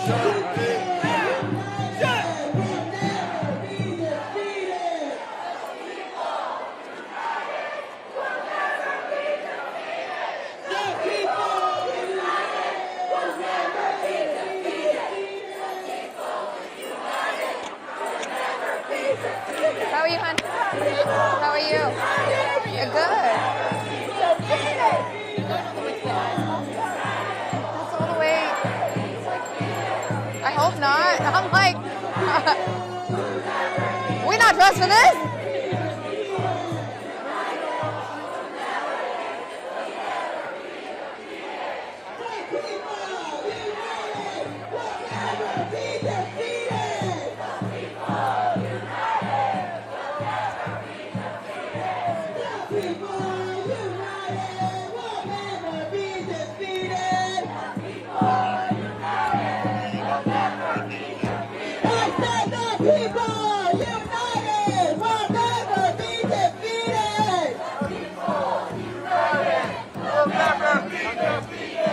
Al pueblo unido, jamás será vencido. Al pueblo unido, jamás será vencido. Al pueblo unido, jamás será vencido. Al pueblo unido, jamás será vencido. Al pueblo unido, jamás será vencido. Al pueblo unido, jamás será vencido. Al pueblo unido, jamás será vencido. Al pueblo Apparently they're walking to ICE headquarters. jamás será vencido. Okay.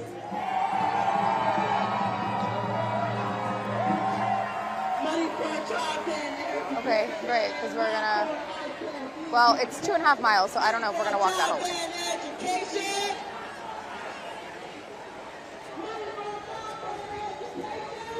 Okay, great. Yeah, sure. Money for jobs and education. Okay, somebody. Okay. Money for jobs and education. Money for jobs and education. Money for jobs and education. Money for jobs and education.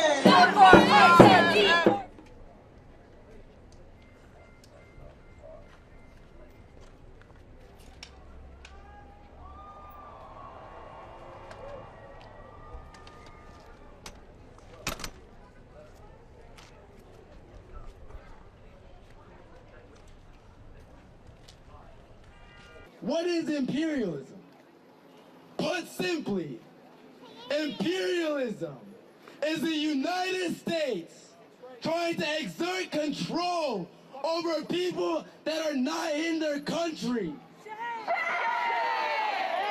They are trying to control the destiny of those who have a right to their own sovereignty. It's why they kidnapped Maduro. It's why they want to bomb Nigeria. It's why Trump has been threatening them.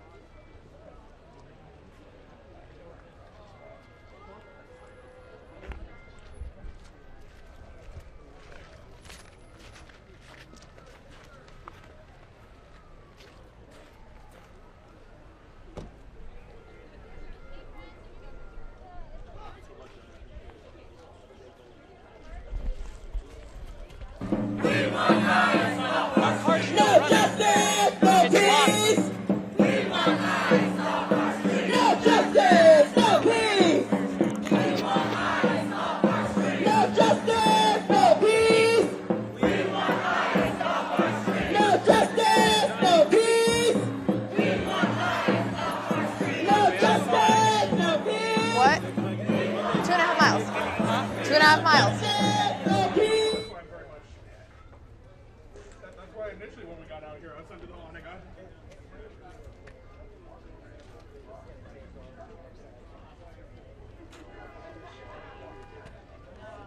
why I'm hoping.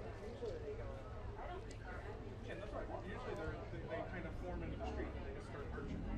That's why I feel like it's kind of weird that they're just stagnant. See, if you don't have your camera set up, yeah, we'll be the ones that don't have it.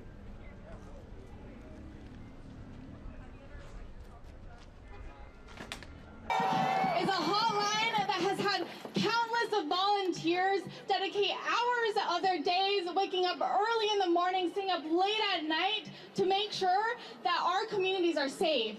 And we are training thousands of people on a regular basis to make sure that we're doing exactly what Renee Nicole Good did that day, and that is to bear witness to the violence of ICE and what the violence that they're inflicting on all of our communities. That's right. Everyday people are rising up and taking up the challenge of making sure that we are out there on the streets and that we're putting our bodies on the line to make sure that everyone feels safe and secure, but also that we are able to fight back in this moment. The volunteers in Luce have been able to set up a system of support and network across the entire state. This is a system of support that hasn't ever existed in Massachusetts before. This is something that we built up from the ground as soon as we saw these threats coming and reaching our footsteps. And so I think one of the really just gut-wrenching things about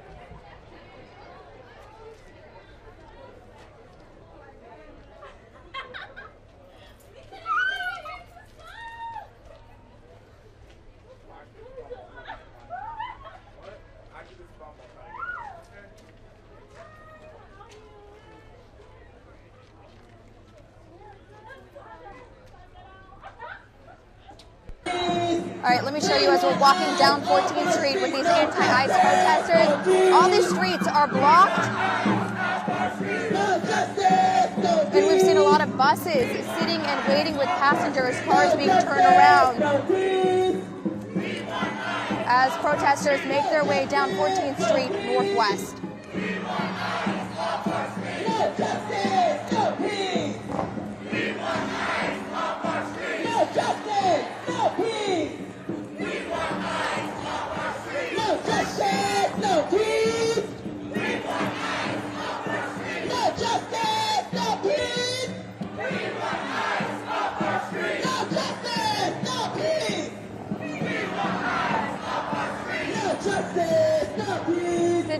Did not sign up for this. Did not sign up for this, Nick. But what do we want? What do we want? What do we want? What do we want? What do we want? What do we want? I don't think they can hear you. What do we want?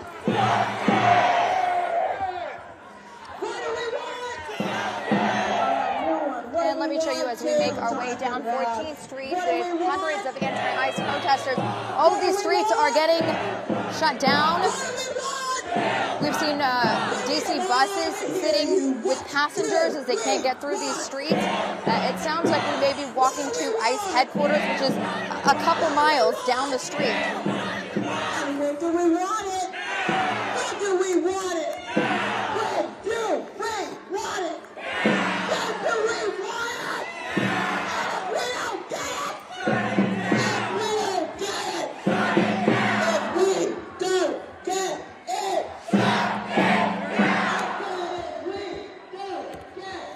At least they walk slow. They walk slow. Some protests fucking honk. Oh my God.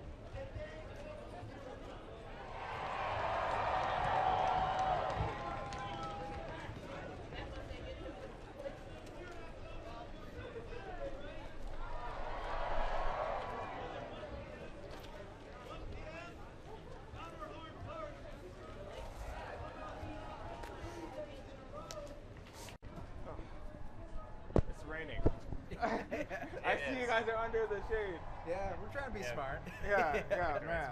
All right. Yeah. All right. First question is, Juan, tell me your first name, last name, and spell, please. Sure. Carl Sones, S-O-N-E-S. And Hugh Steer. And spell that, please. S-T-I-E-R, last name, first name H-U-G-H.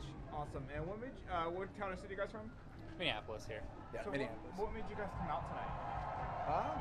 I was just feeling angsty tonight and just wanted a little bit of outlet and just being around people with similar mindset from what was going on. So yeah, just been kind of scrolling, seeing everything going on, and just, it's close to home.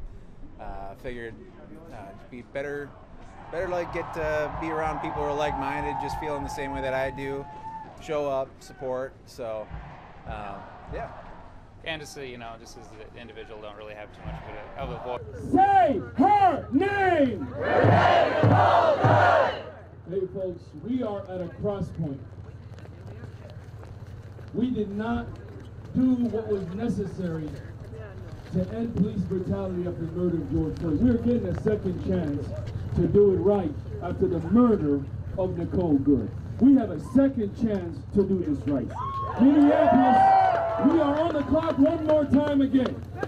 We are here at another moment to say to this nation that a human life is not disposable.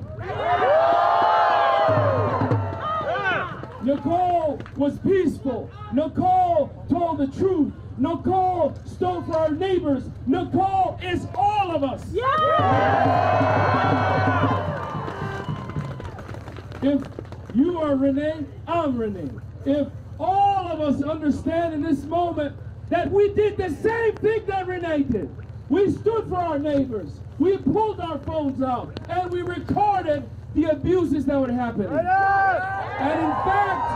And in fact, it is because we are standing up for each other, that we are standing for our neighbors, that we are holding our phones. They are not happy with the idea that all we want is accountability, that all we want is justice for people, that we will not let them take our neighbors in vain.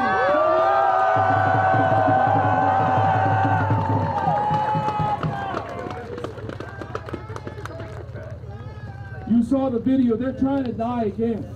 They're trying to recognize that we didn't see the same video. We saw the same video. And I want to tell you that video would not have happened if people were not out there recording it. To all those people that stood right next to Renee, I want to let you know, thank you for standing up for justice. Thank you for recording the brutal murder of that moment. Thank you for taking care of your neighbors, those who were inside the homes and recording it from far, and those that were nearby that were recording it from near. We have the evidence, we have the truth, and the truth is on our side, and what we saw was murder on Minneapolis streets. And so earlier today, we requested that the Minneapolis Police Department, the Hennepin County Sheriff, both begin an investigation on what happened to Renee. And if they say no, we know why. But I know for sure that if they hear from all of us, we will get justice for Renee. We will get justice for her. But in this moment right now, we need all of you to stand up. We need the people who are at home right now to stand up. We need you to flood the calls and call your legislators and call your leaders, both here and in Congress. Call your friends and colleagues from other states across this country. We need to rein ICE back in. We need ICE out of Minnesota. And we need to show exactly who they are.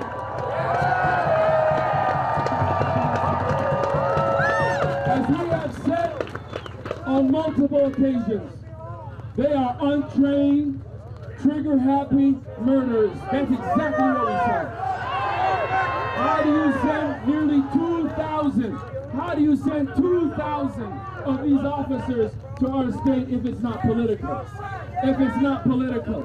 This is political violence because of who we are. They are coming for us here in Minneapolis because we have decided to stand up for each other, that we have decided that we're not going to be divided. That is why they're coming for us. But you know what? They have not known that we went through after the murder of George Floyd. We are more resilient than ever before. We are more united than ever before. And by God, if we have marched more than anybody else, and we are ready to march, we are ready to protest, we are ready to stand up and say, good job. We are here ready to stand. We will fight for justice of Renee by any means necessary.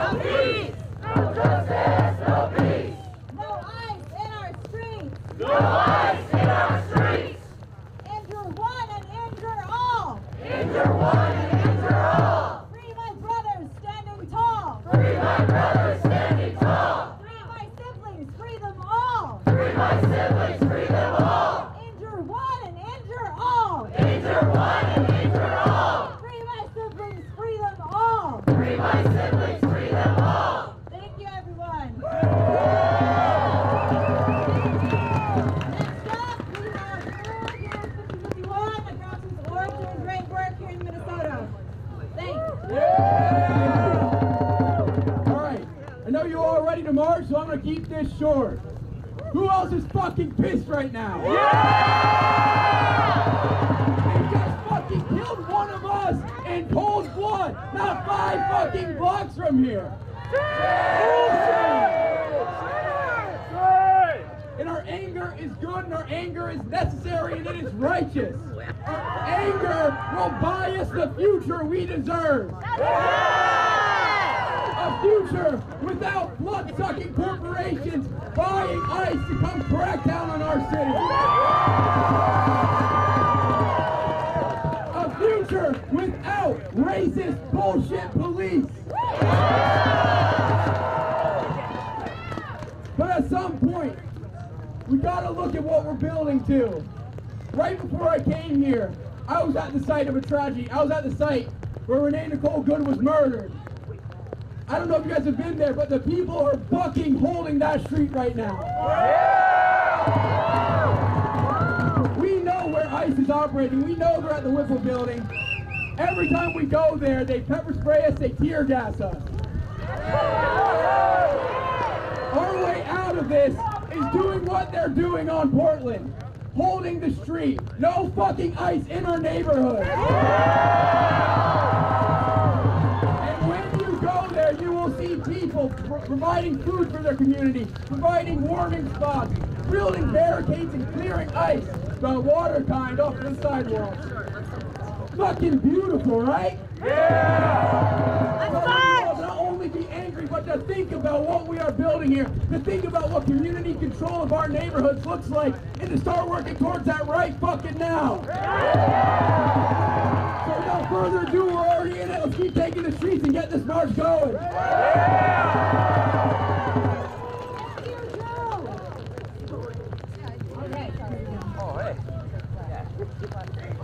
What do we want? ICE out!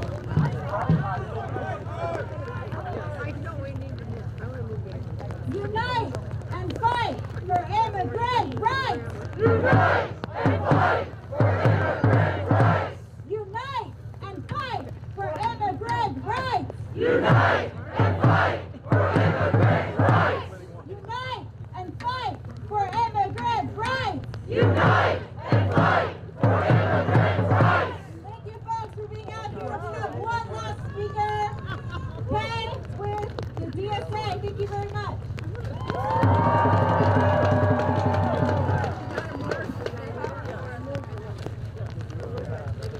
Hello, comrades. I'll be quick because I'm the last speaker. I want to thank everyone else for being out here tonight. I want to thank the other speakers. They fucking destroyed it. They got you riled up, ready to march. I'm with the Twin Cities Democratic Socialists in America, but I'm also a lifelong Southsider. I grew up alongside Hmong, Somali, and Hispanic neighbors. The same neighbors are being terrorized by a fascist occupier force right now. my friends I grew up with. They have families of their own now that are in school and college. Those families are being ripped apart by fascist fucking pigs. And now we have fascist murderers in our streets. They murdered Renee Nicole Good in broad daylight broad daylight yesterday. They continue to terrorize legal observers, drivers, and community members, including armed weapons being pulled on observers after they murder her in cold blood. Neither are we.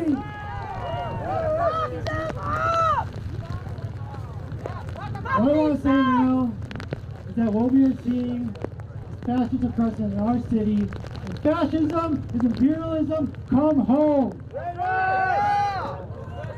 Many vulnerable and immigrant communities are here because of imperialist oppression applied for generations. Communities are displaced because white imperialist state consumes land and people for exploitation. The same state turns around and then displaces those communities from the people that welcome them, our city. We stand with oppressed brown and black people in our neighborhoods and across the world. We stand with the struggle of displaced communities. We have welcomed displaced neighbors in the sanctuary city, and we will never back down. The noise tonight needs to be heard, not just by our fascist occupiers, by imperialist occupiers everywhere, around the world. We need to be heard everywhere that no one is illegal. We need to be heard that the fascist occupiers need to get the fuck out. No! I want you to chant with me. All you gotta say is fuck ICE. It's pretty easy. In Minnesota, what do we say? Fuck ICE! In the Twin Cities, what do we say? Fuck ICE! In Southside, what do we say? Fuck ICE! What we've seen in the last 24 hours is unprecedented violence and occupation of federal agents. We have response numbers extensively across Minneapolis and St. Paul. We continue to building out the suburbs. We have shown our presence at the Whipple building, and we will continue until ICE is out. Right now, the blue line is a few blocks away. It's a direct line to Whipple. Tomorrow morning, I want all of you to show up at 7 a.m. and become a Whipple watcher with me.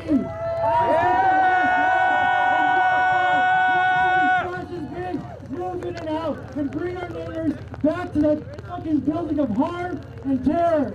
Fuck them! Fuck them! If you're now out at the Whipple building, get the fuck out of the streets! We want you at transit stations. We want you on Lake Street. We want you protecting our neighbors where they're vulnerable, where they're being taken. Get the fuck out there! Thank you.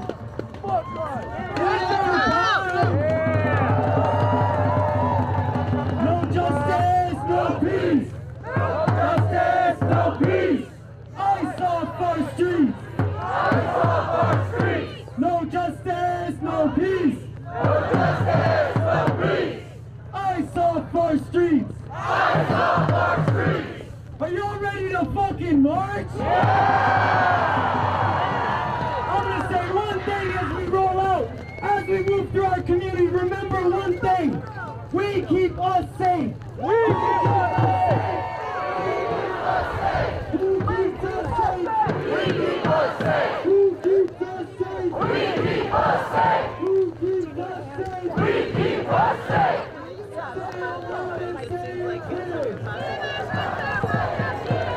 Immigrants are welcome here. Immigrants are welcome here.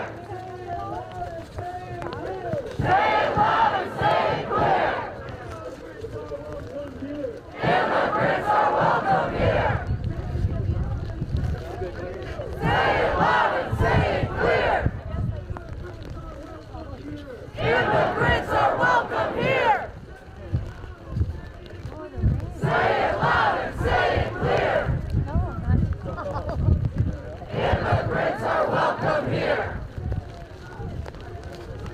Say it loud and say it clear. Immigrants are welcome here. Power to the people.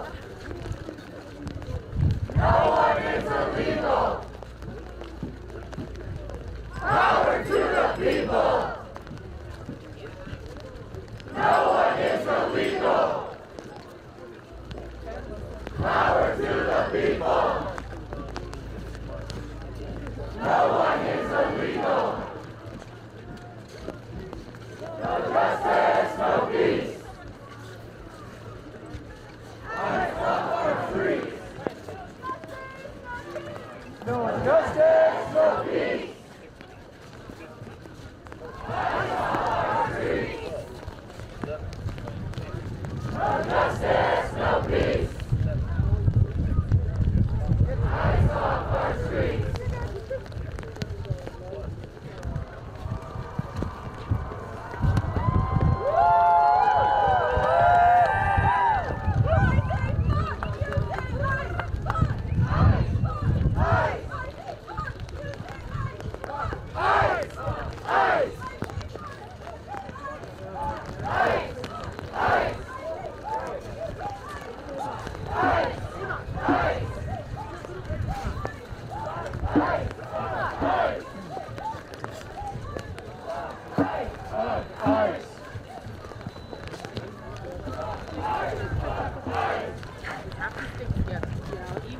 She's like here.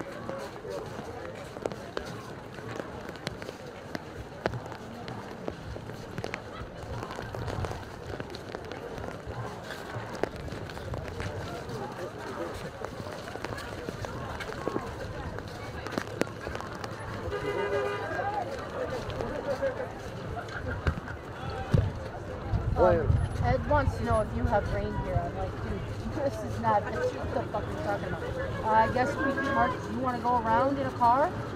Dude, that's the question. Do we want to march with them or get ahead of them? I think march with them. March with them? I think so. Okay. Yeah, just because they want the shot. But they want it this hour and next hour. So I don't know. Okay.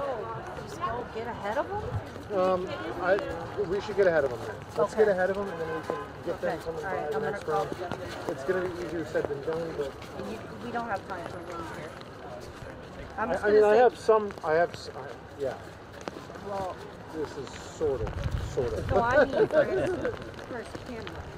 Well, I'm covered right now.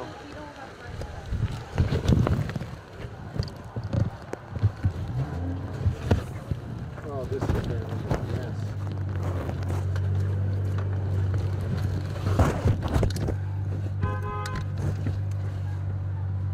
Okay, yeah, we need to get ahead of them. We'll never get through them. It'll take us forever.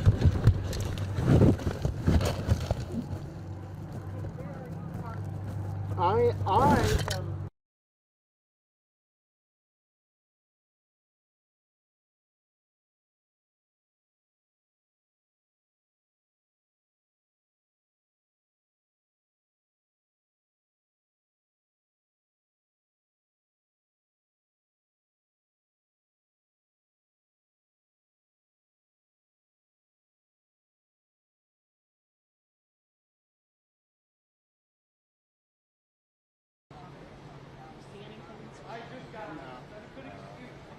Legal observers, tournament.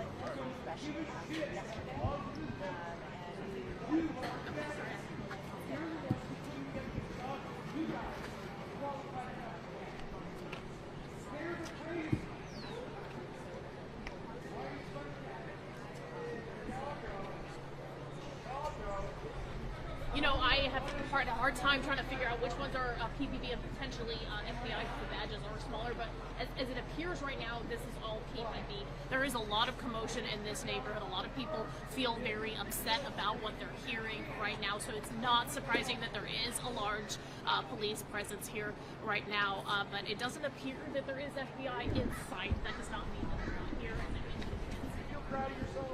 Keep an eye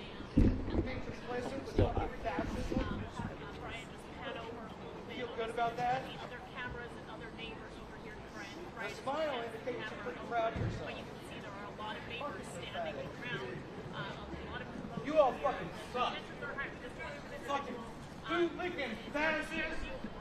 Probably hear a little bit of shouting or something very upset them off our police. So just the tensions are high here. And as you mentioned, Portland police are urging people to remain calm. Obviously, we're seeing protests in Minneapolis. High tension, high emotion,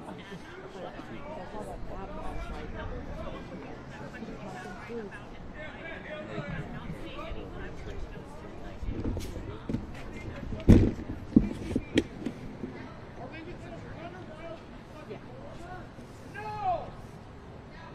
They have no right to be here!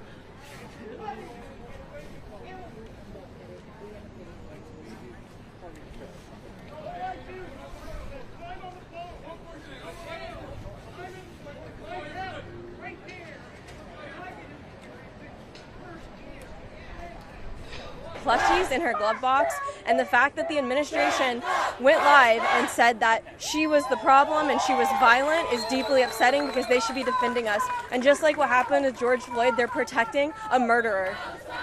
Exactly, same thing. It's just that it was so shocking to see, and just more and more we're seeing people get hurt by ICE. They're very untrained, they're violent. We're seeing messages of them talking about how they're excited to go out and shoot people, and this is not right. It was completely, he probably went out there trying to shoot something.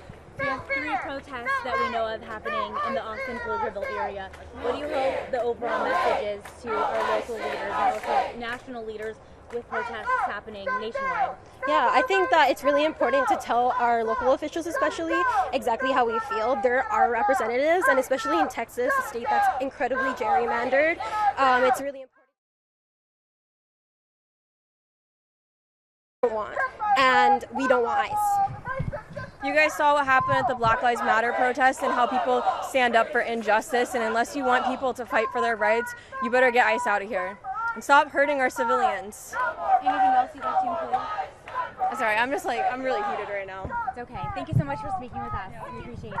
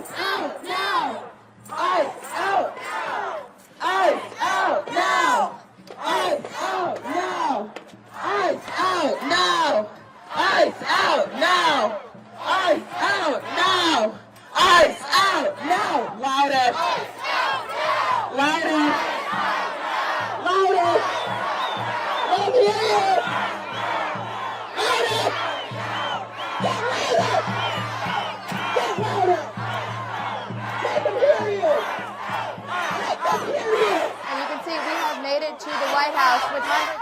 Say it once, say it twice, we will not put up with ICE. Not another nickel, not another dime, no more money for ICE's crime. Not another nickel, not another dime, no more money for ICE's crime. Not another nickel, not another dime, no more money for ICE's crime. Not another nickel, not another dime, no more money for ICE's crime. Say it loud, say it clear, immigrants are welcome here. Say it loud, say it clear, immigrants are welcome here. Say it loud, say it clear,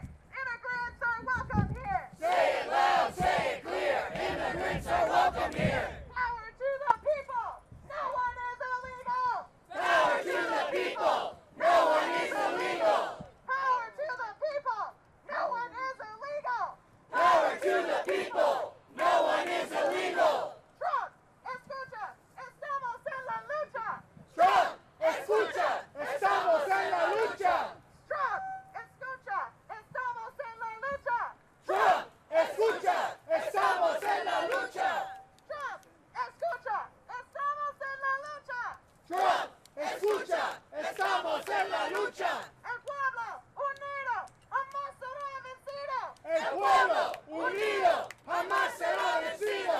From Palestine to Mexico, all the walls have got to go. From Palestine to Mexico, all the walls have got to go.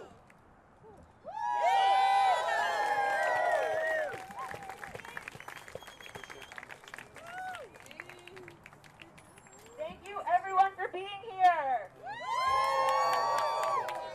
I'm Scarlett, I'm with the Party for Socialism and Liberation, and I will be your MC today.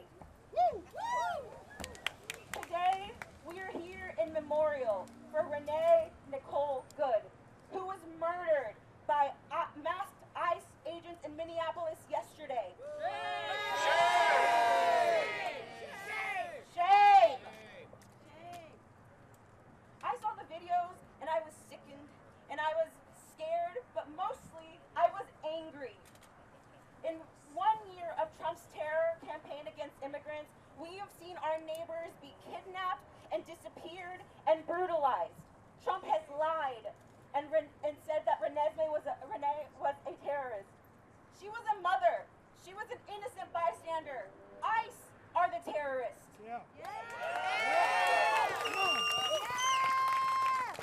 And this is not an issue just for Minneapolis.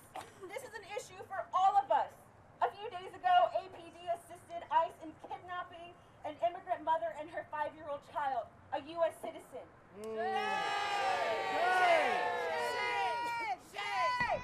Her name is Genesis Esther Gutierrez Castellano.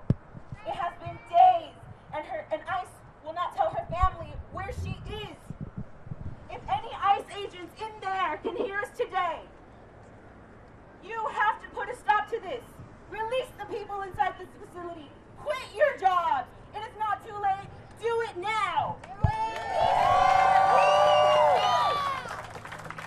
We stand outside of this detention center united in rage. We must channel these feelings so ICE never feels safe or welcome here ever again. They cover their faces because they're cowards, because they're afraid of us. And they should be. We must organize to stop these people from kidnapping and murdering. That's what we're here for today. And just a reminder for our people here today, do we interact with hecklers? No. Do we talk to police? No. Do we talk to counter-protesters? No. Exactly. So today we have a lot of speakers today. We have the Palestinian Youth Movement. Let's introduce Fatma.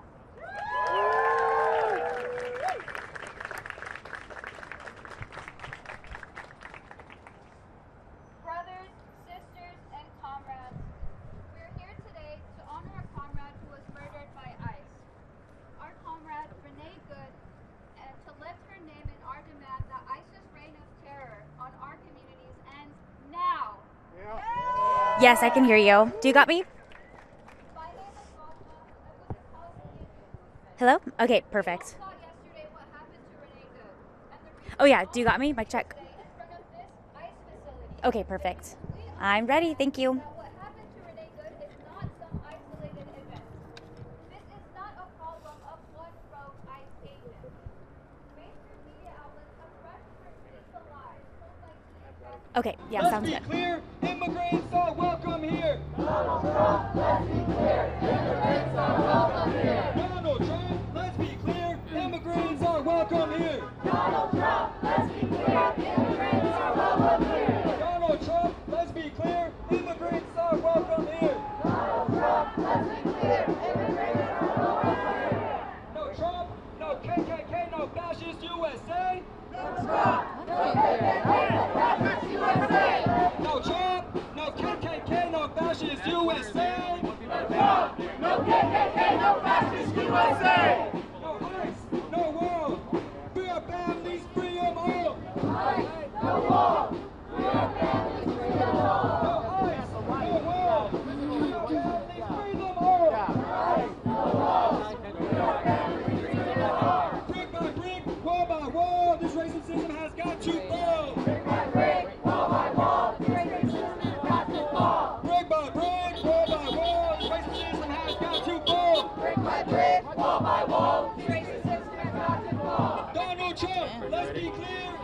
We're gonna start. I'm gonna start over here, explain it, and then I'll come to you. I'm just gonna ask what this means, why y'all are doing it, just kind of what we're all about. Okay. Just basically. Okay. Because of that. If we don't get no justice, then they don't get no peace. Okay. We don't get no justice, then they don't get no peace.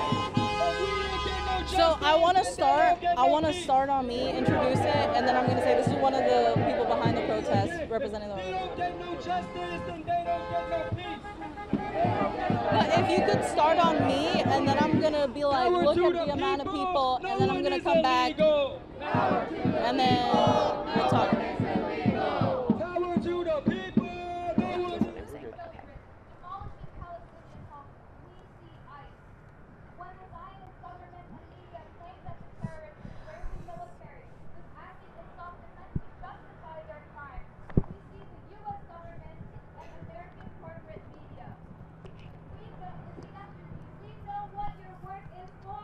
We know what your work is for. Occupation endless war. So we're We know what your work is for. I'll zoom in on the Deportation, endless war. And this way. Or do you want to walk this way? What was that? Do you want us to walk this way? I think first I'll be like, yes, there are dozens of people here protesting in Pflugerville, like they are protesting in front of the ICE and Department of Homeland Security facility in Pflugerville, so you can go over there, and then you can kind of pan back to me just a little bit, and then we'll be like, I'll get out of the way, and then you can just like zoom in on different signs or whatever, the speaker.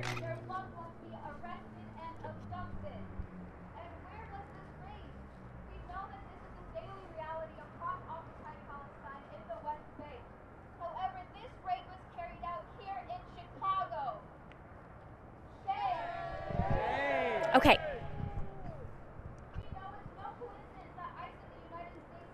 wish I could put you on the tripod because I'm a bit tall. Oh. Do I look funny? No,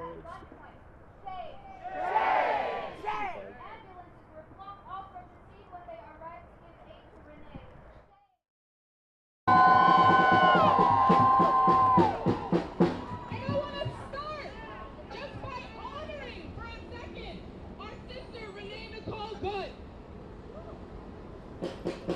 We refuse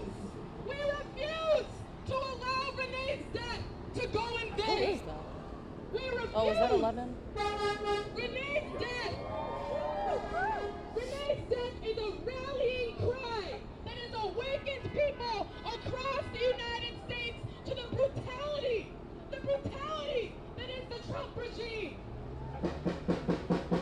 The brutality of a regime. So let's. They were all in the area. Who was your interview? Just a lady who was. They were inside. Okay. Hectic. Well, he was supposed to be a patient, and then. Did he hear the gunshot? She didn't say she heard it. She just said that they reacted and were like, everybody, situation here. Gotcha. That's intense. No, I appreciate it. Thank you. Background. I know about you.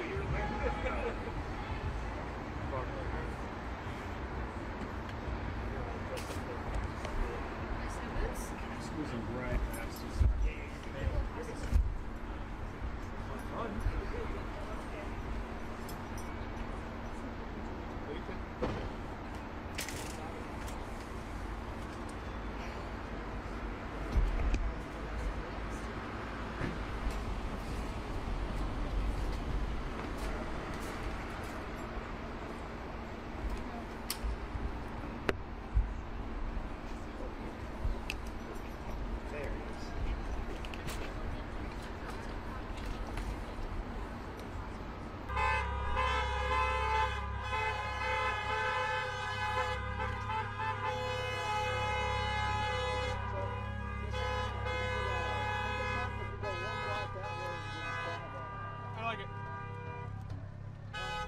We're gonna do one more block on Main Street.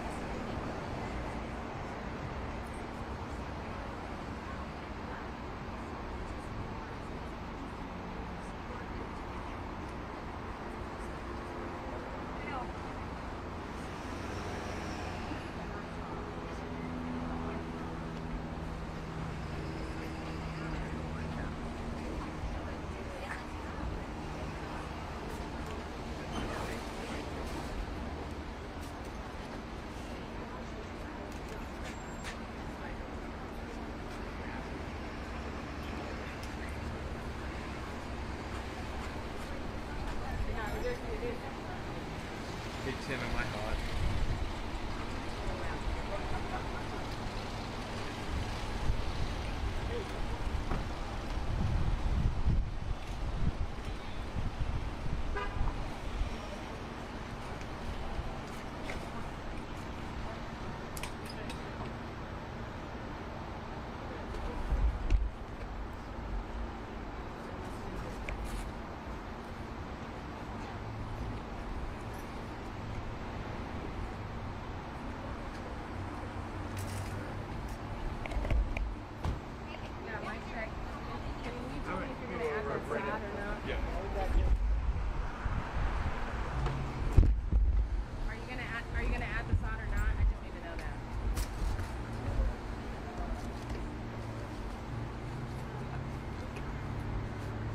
Okay, that's fine. I just need to know that. Okay.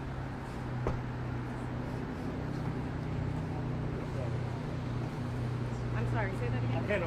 Oh, okay. Thanks. This one might just be like stay right there on camera. Visual.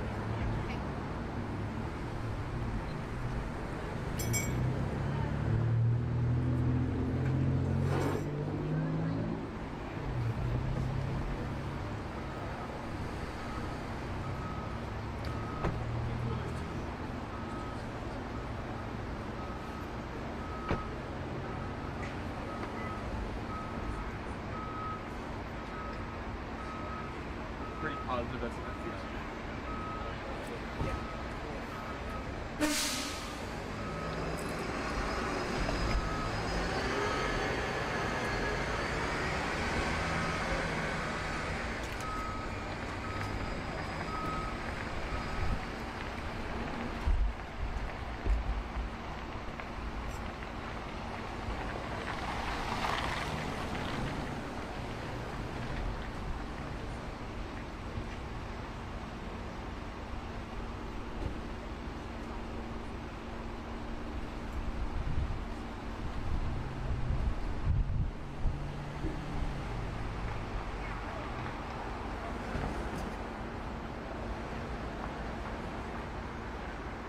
So you do want to take it?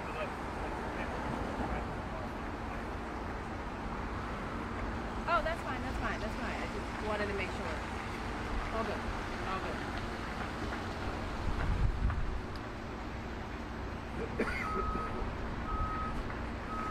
Hey Corey, am I hot?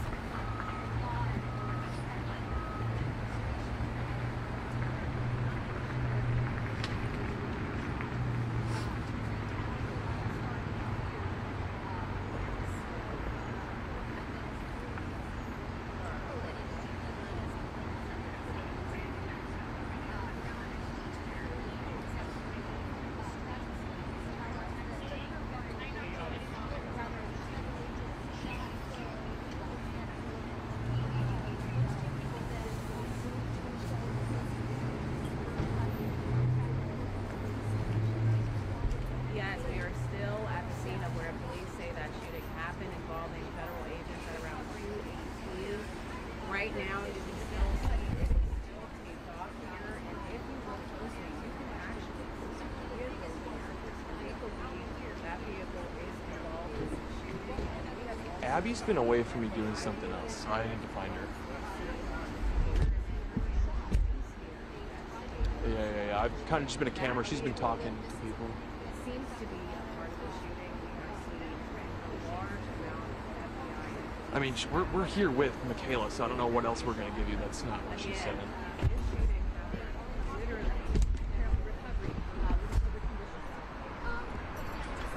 For sure. I'm going to go find her.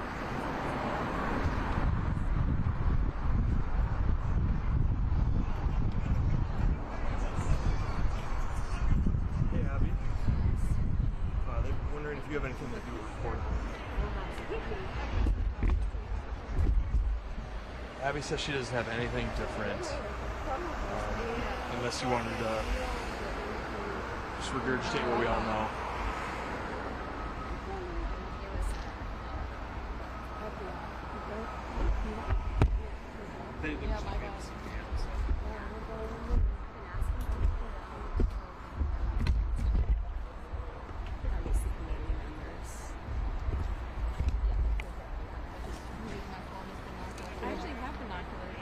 should you?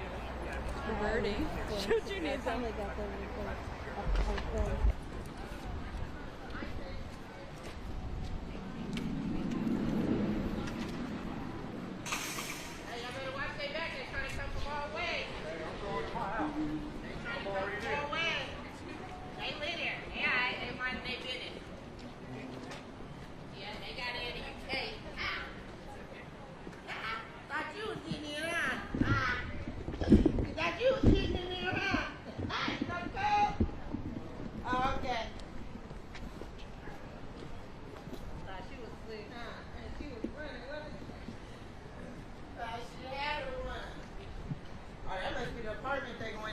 Right there.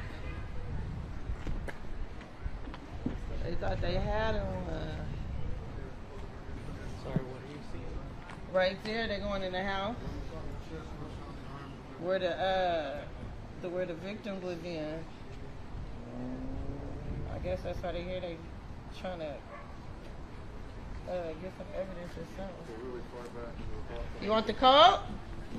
I can get the code for you for a small fee.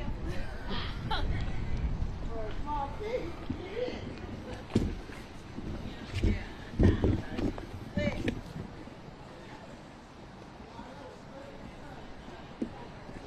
All right, Corey, I am back at the camera. I can talk about how police have pushed back the police tape. And there it looks like they are going into... Yeah, there's like a little scrimmage between a guy who apparently lives here and some officers. A red truck that people are describing with potentially some